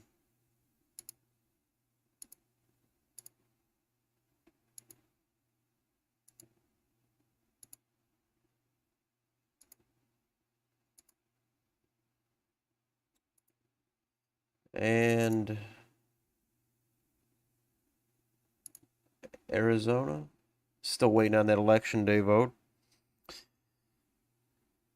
So it's not really beneficial to look at it at this point. Kind of a close race here for New Mexico governor.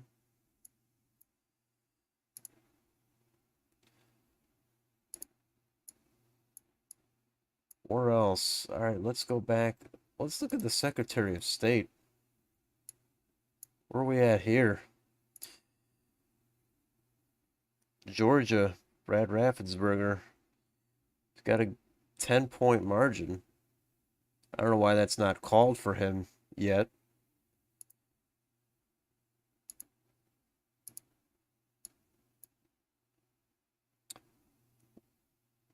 Wisconsin, close one.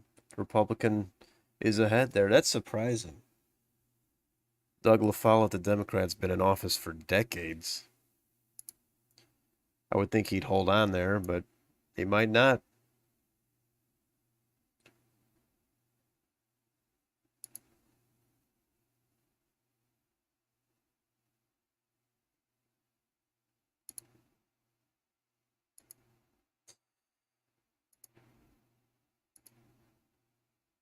All right, where are we on the Senate? Apologies on my being tired here. It's had a long day, been going for a while. Trying to still stick with it if I can. Um,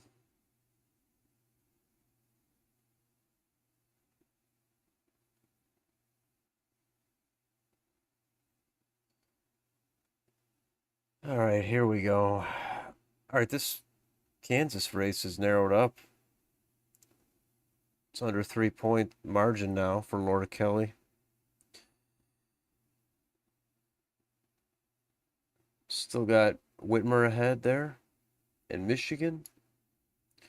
Nothing out of Nevada. Tim Walz has won Minnesota. Hochul's won New York. Kotek's ahead in Oregon. Shapiro has won Pennsylvania. Abbott has won Texas.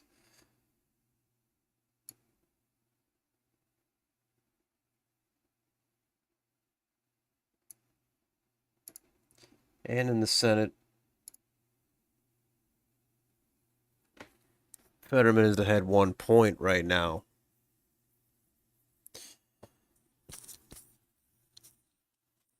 Close race.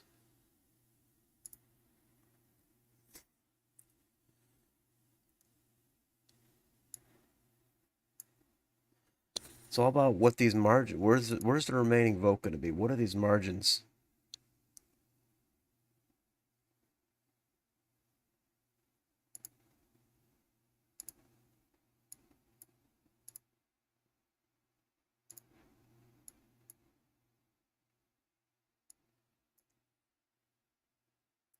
Philadelphia, only 66% of the voting. I mean, if all that vote is remaining, and here in Delaware County, that's all blue vote. It's all going to go to Fetterman then. I don't know how Oz is going to pull it out. If that's the case, again, sometimes these percentages are not accurate. Sometimes a lot of stuff can happen. It's hard to say for sure.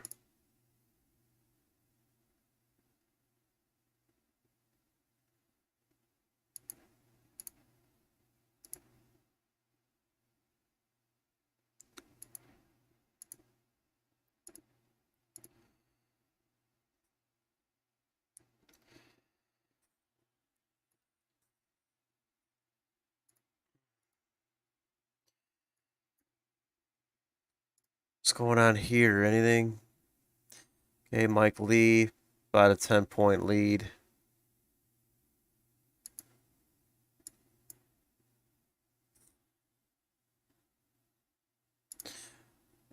Washington, this really didn't turn out to be close as of now. Maybe the margin narrows, but it's not close right now. Arizona, still too early to get really any hard data there.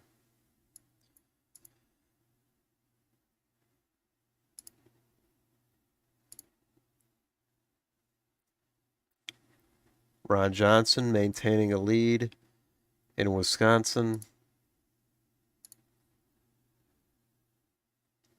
Ted Budd, the winner in North Carolina.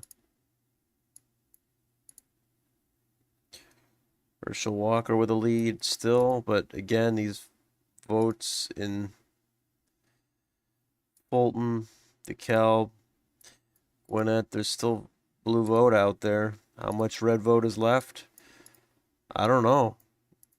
A lot of these counties are 90% in.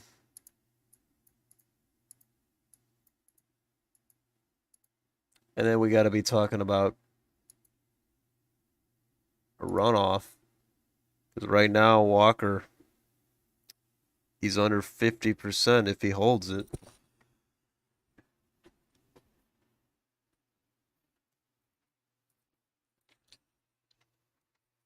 There'd be a December 6th runoff if that's the case.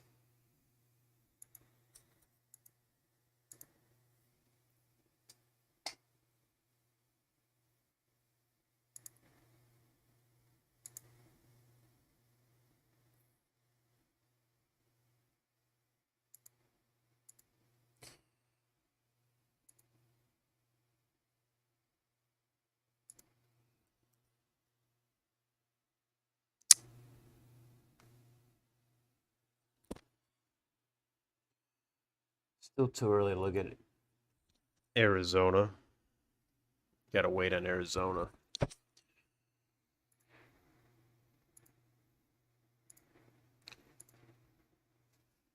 It's narrowed up a little here. Texas is 34th, but still a big lead for Vicente Gonzalez.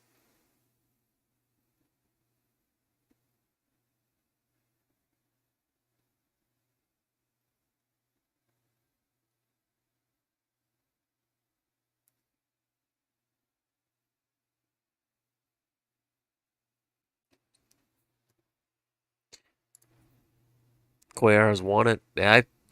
My prediction was he would end up losing it narrowly, but again, it's hard to say in a lot of these.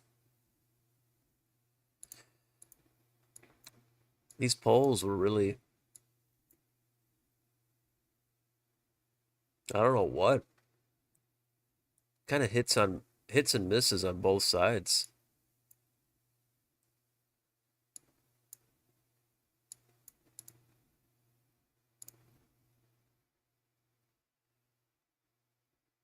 This is a wide margin for Tom Barrett here in Michigan's 7th. I would expect that to be much narrower.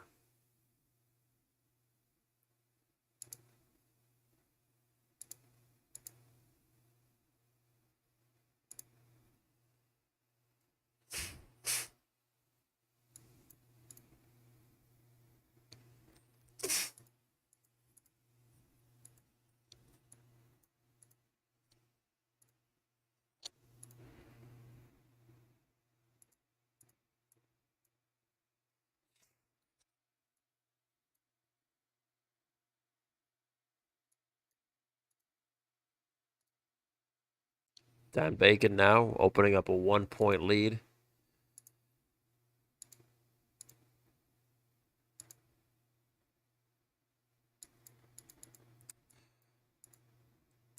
Sharice David's already won. I mean, I don't know what the margin's going to be, but it doesn't even look close.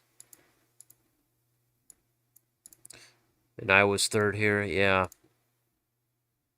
Zach Nunn with a small lead. That'd be a flip and a pickup for the Republicans. Only 32% of the vote in here in Minnesota. The second.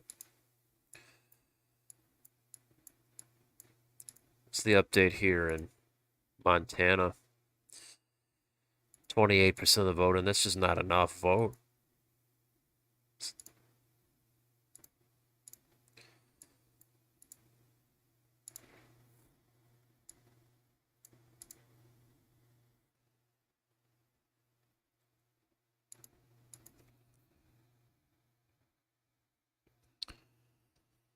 Still waiting on these Washington races.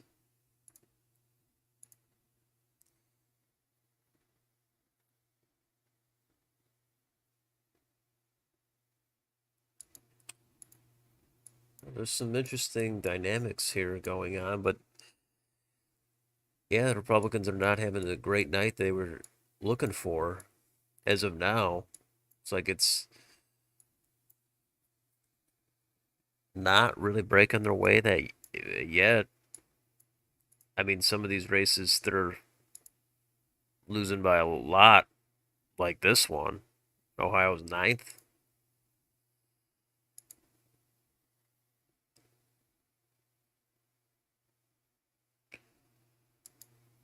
I, the final totals are not in, obviously, but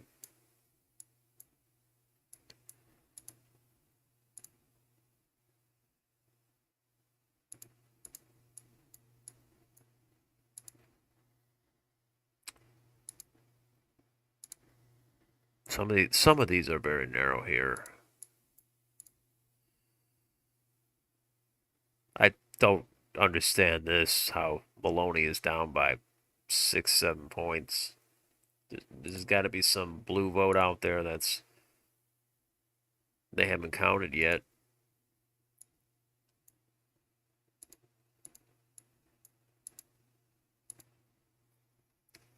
Wow, Jordan Logan is taking a lead here in Connecticut's 5th. That's a surprise.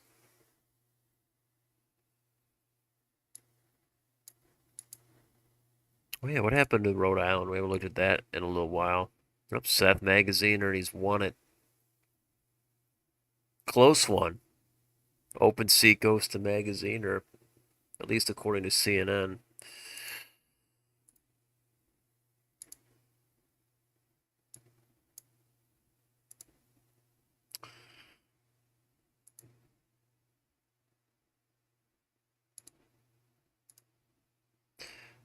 Thanks for joining, everybody.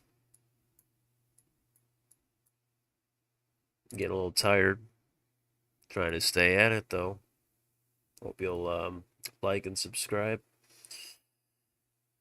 Um, what else? What's the update here? Chris Pappas still a good lead. Jared Golden, he's still at 49%.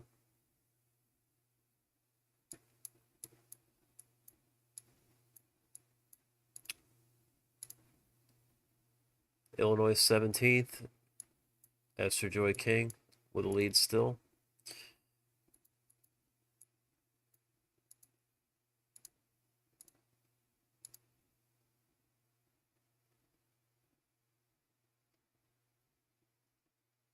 Frank Mervan still leading in the first in Indiana.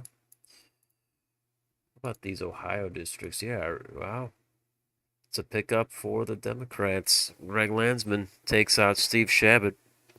That's such a weird district here. All this is red, and then it has Cincinnati.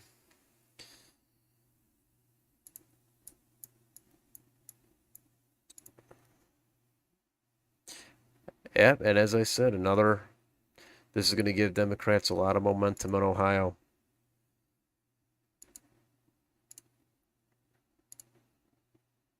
If they have two flips and they're holding here in the 9th,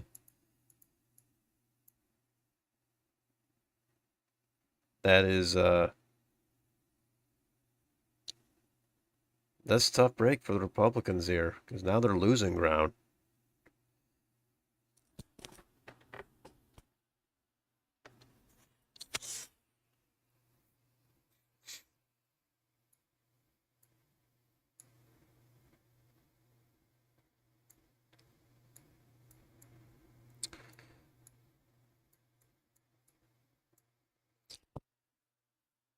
So that is something. Two flips in Ohio for the Democrats. Still waiting on Michigan 7th and 8th. This one looks like a pickup for the Democrat. But Republicans will get this district here, very likely. Wisconsin's 3rd.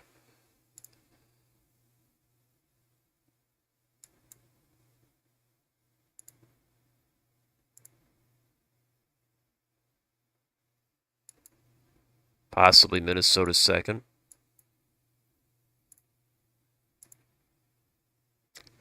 Getting a little bit more vote here in Montana's 1st.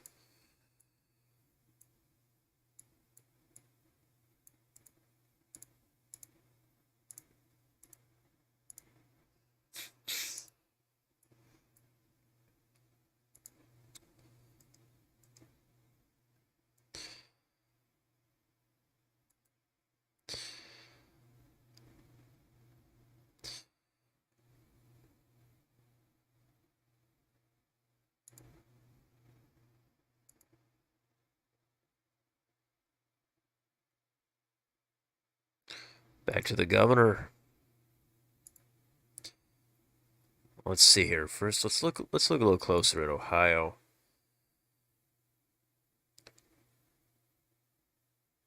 So Republicans of all these require U.S. citizenship to vote in local elections. Well, that was a big winner, I guess, but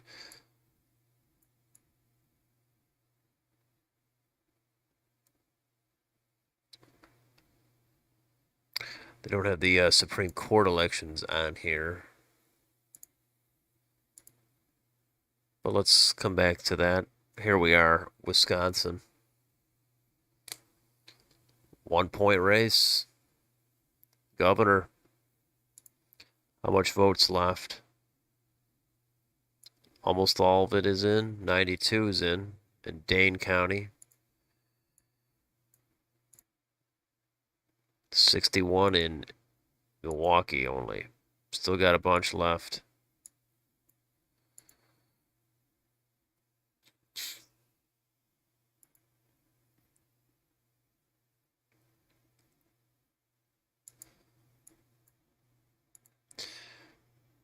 We got a narrower margin here now in New York. It's clearly under 10 points.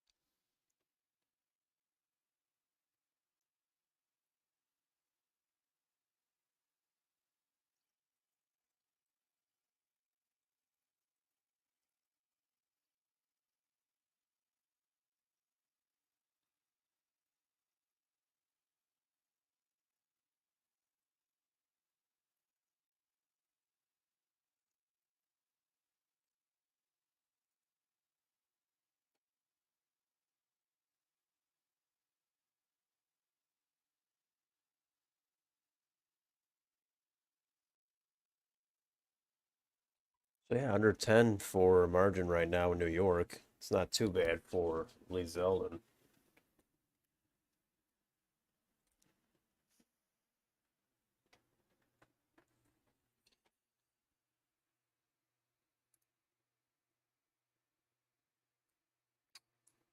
What else? Most of these races have been called already. Yeah, Shapiro. There wasn't a massive Shapiro vote that was hidden there in Pennsylvania.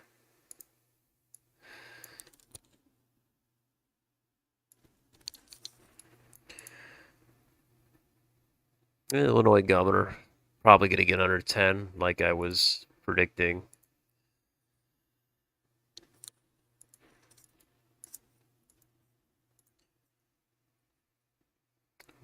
Not sure which way these races are going to go. About Kansas, what's that up to? Wow, that's gotten... No, it's still a 2.5 point margin for Lorna Kelly.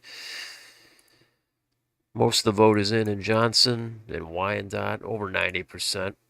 Still got some vote out there, though. Most of these red counties are... Well, some of them are still outstanding.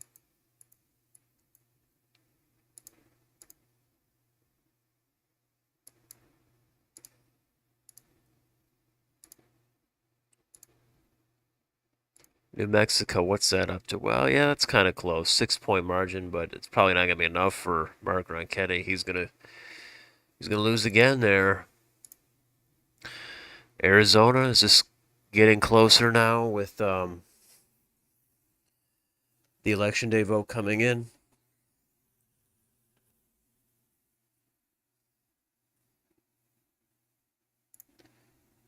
Still too early to really look too far into this.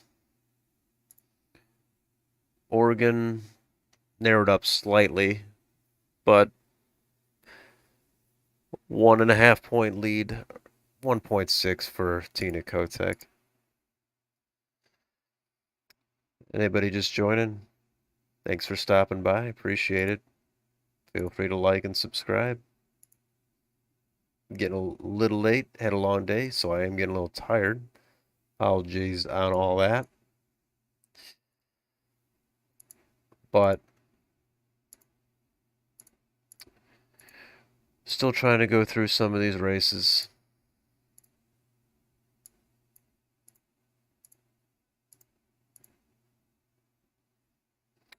How about Michigan? Skipped over that. It's not much of a gap really anymore. 2.5 points for Gretchen Whitmer. Only 55% of the vote in. What's going on in Macomb? Dixon's leading that county. 7 points.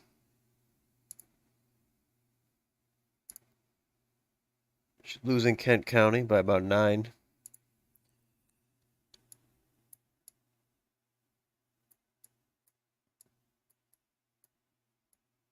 What happened in South Carolina? I guess that did not get under 10 at all. That turned out to be a really good night for Henry McMaster. Still 10% of the vote left there, but Greg Abbott wins double digits, safe margin as of right now. Still some vote left. So all the vote in Travis? Nope, 15% left in Travis. And Beto O'Rourke looks like he might win Williamson County. That's interesting. County still has a blue tilt. That's an ominous sign for Republicans. And these counties down here, 0% in. I know there's not a lot of people here, but this is where we want to see the trends.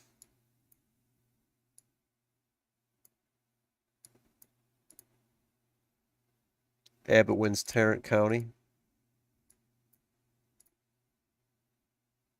Oklahoma, that was not really competitive at all, turns out, as of now.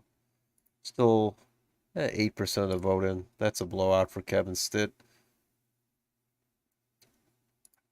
Kristi Noem, wow, I can't imagine she'd win by 30 points. That would be unheard of for me.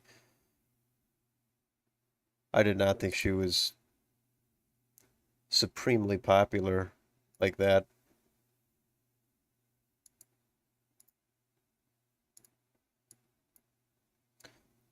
And let's get a little Senate update, I guess. Well, actually, what happened with the margin here in Florida? So Charlie Crist still, he's actually under 40%. Wow. All right, in the Senate, yep, Rubio underperformed DeSantis, but still won that very, very easily. All right, key states here for Senate. Ron Johnson, he's got a small lead, 3 points. He's outperforming Tim Michaels, which is what I thought. Vance, he's winning that high single digits. What happened here in New Hampshire? Is this really going to be like a 10-point margin for Hassan? I know there's a lot of votes still to go. Well, not that much anymore, but if this is like 9 or 10 points for Hassan, then these polls were terrible. They're terrible, then.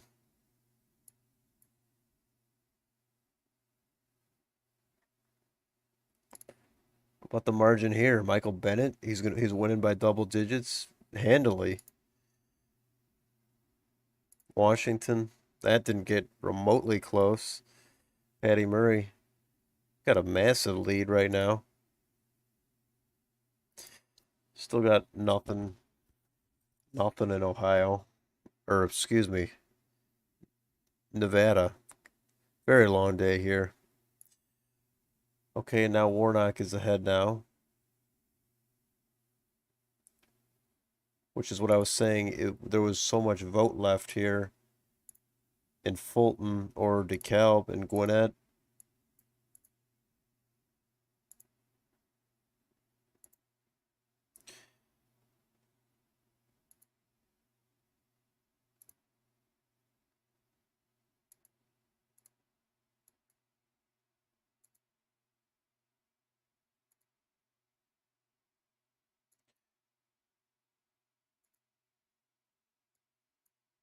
Pennsylvania, 0.9%.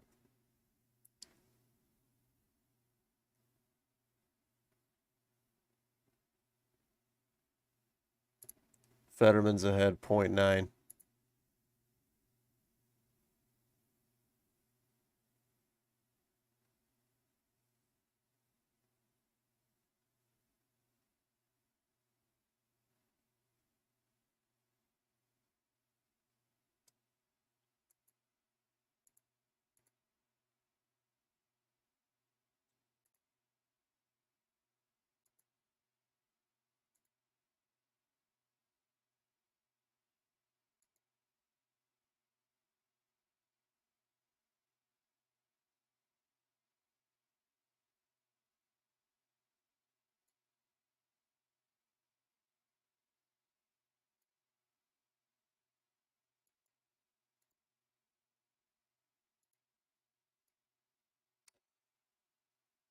Just looking at some of these races.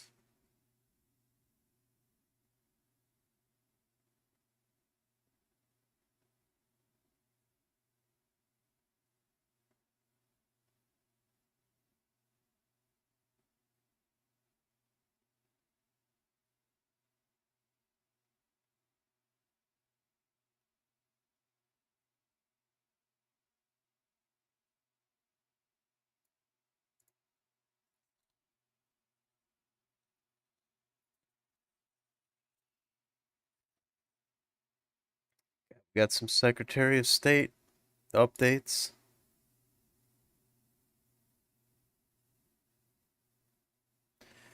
Yeah, Brad Raffensperger, he's called the winner.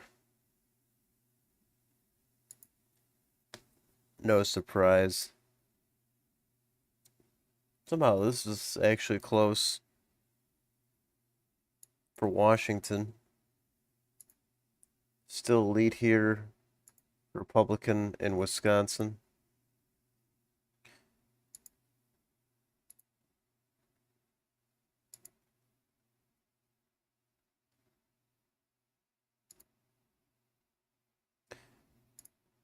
Yeah, I don't know what the major upsets are. I guess maybe those two pickups for Democrats in Ohio.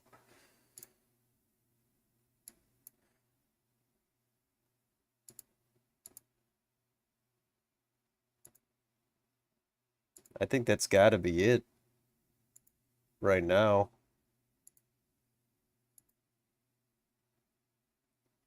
I mean, look at these seats.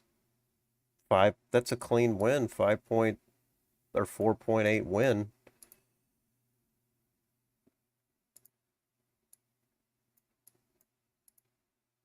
Oops.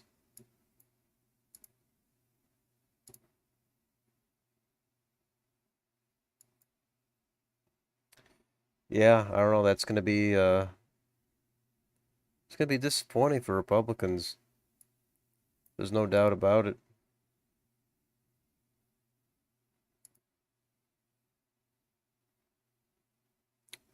Frank Moran, he's probably gonna hold on to that.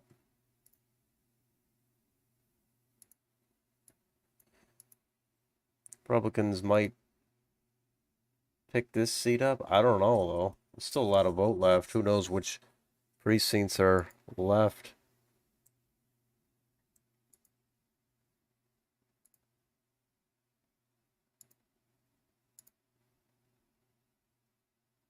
What's going on in this Montana district? So few of the vote has been counted there.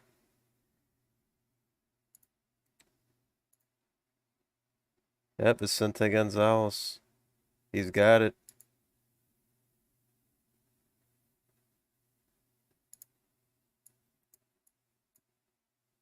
How about here? We haven't checked on North Carolina in a while.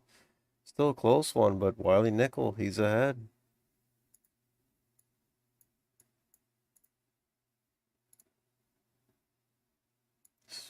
So Republicans get that flip in Virginia. They don't get Spanberger. They don't get Wexton. But that's a close margin, though. Relatively close. Maryland, how's that going? Oh, Neil Parrott's still ahead. Who knows where it's going to end up? Matt Cartwright in the eighth, still leading. Now Susan Weil is ahead here. Wow, these are some close races.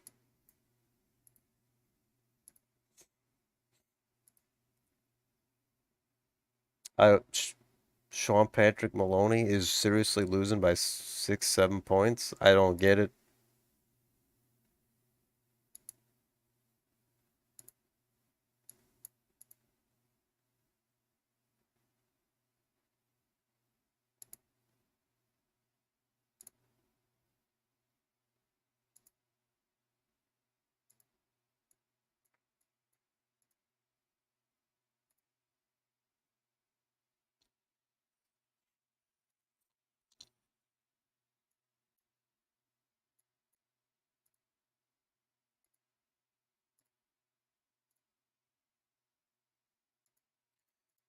I don't know if that Connecticut seat is going to hold for the Republicans.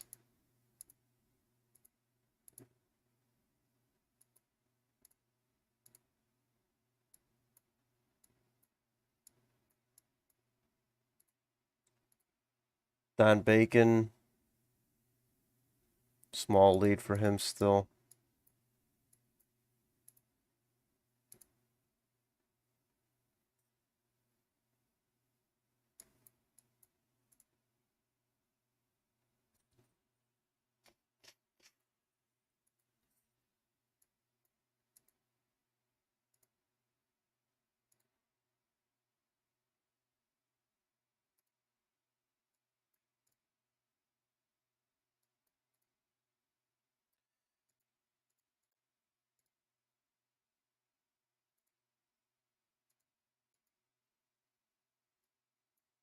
Okay, we got a little bit of Nevada in now.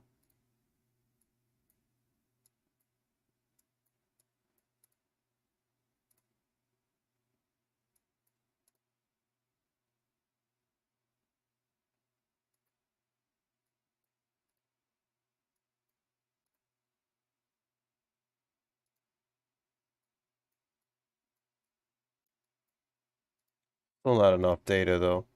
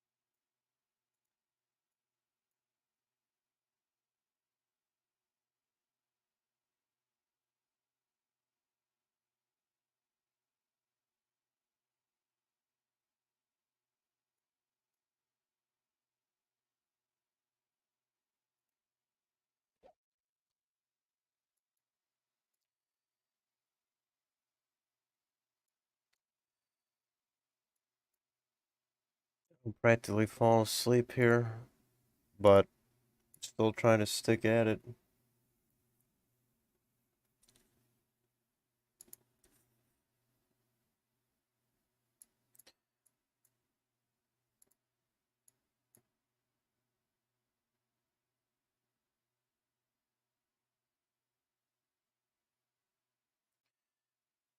Oh wow, there's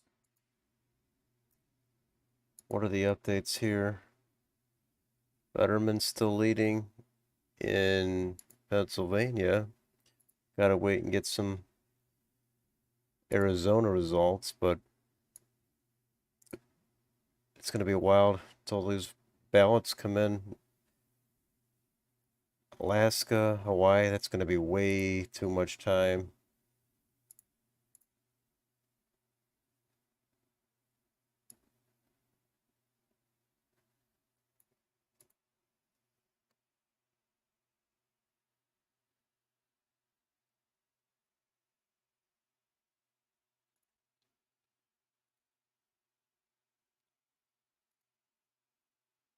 At this point, I might have to cut the stream. I'm really having a hard time staying awake. So I gotta cut it here. Appreciate anybody that watched. Please like and subscribe. Thank you for watching. I'll see you next time.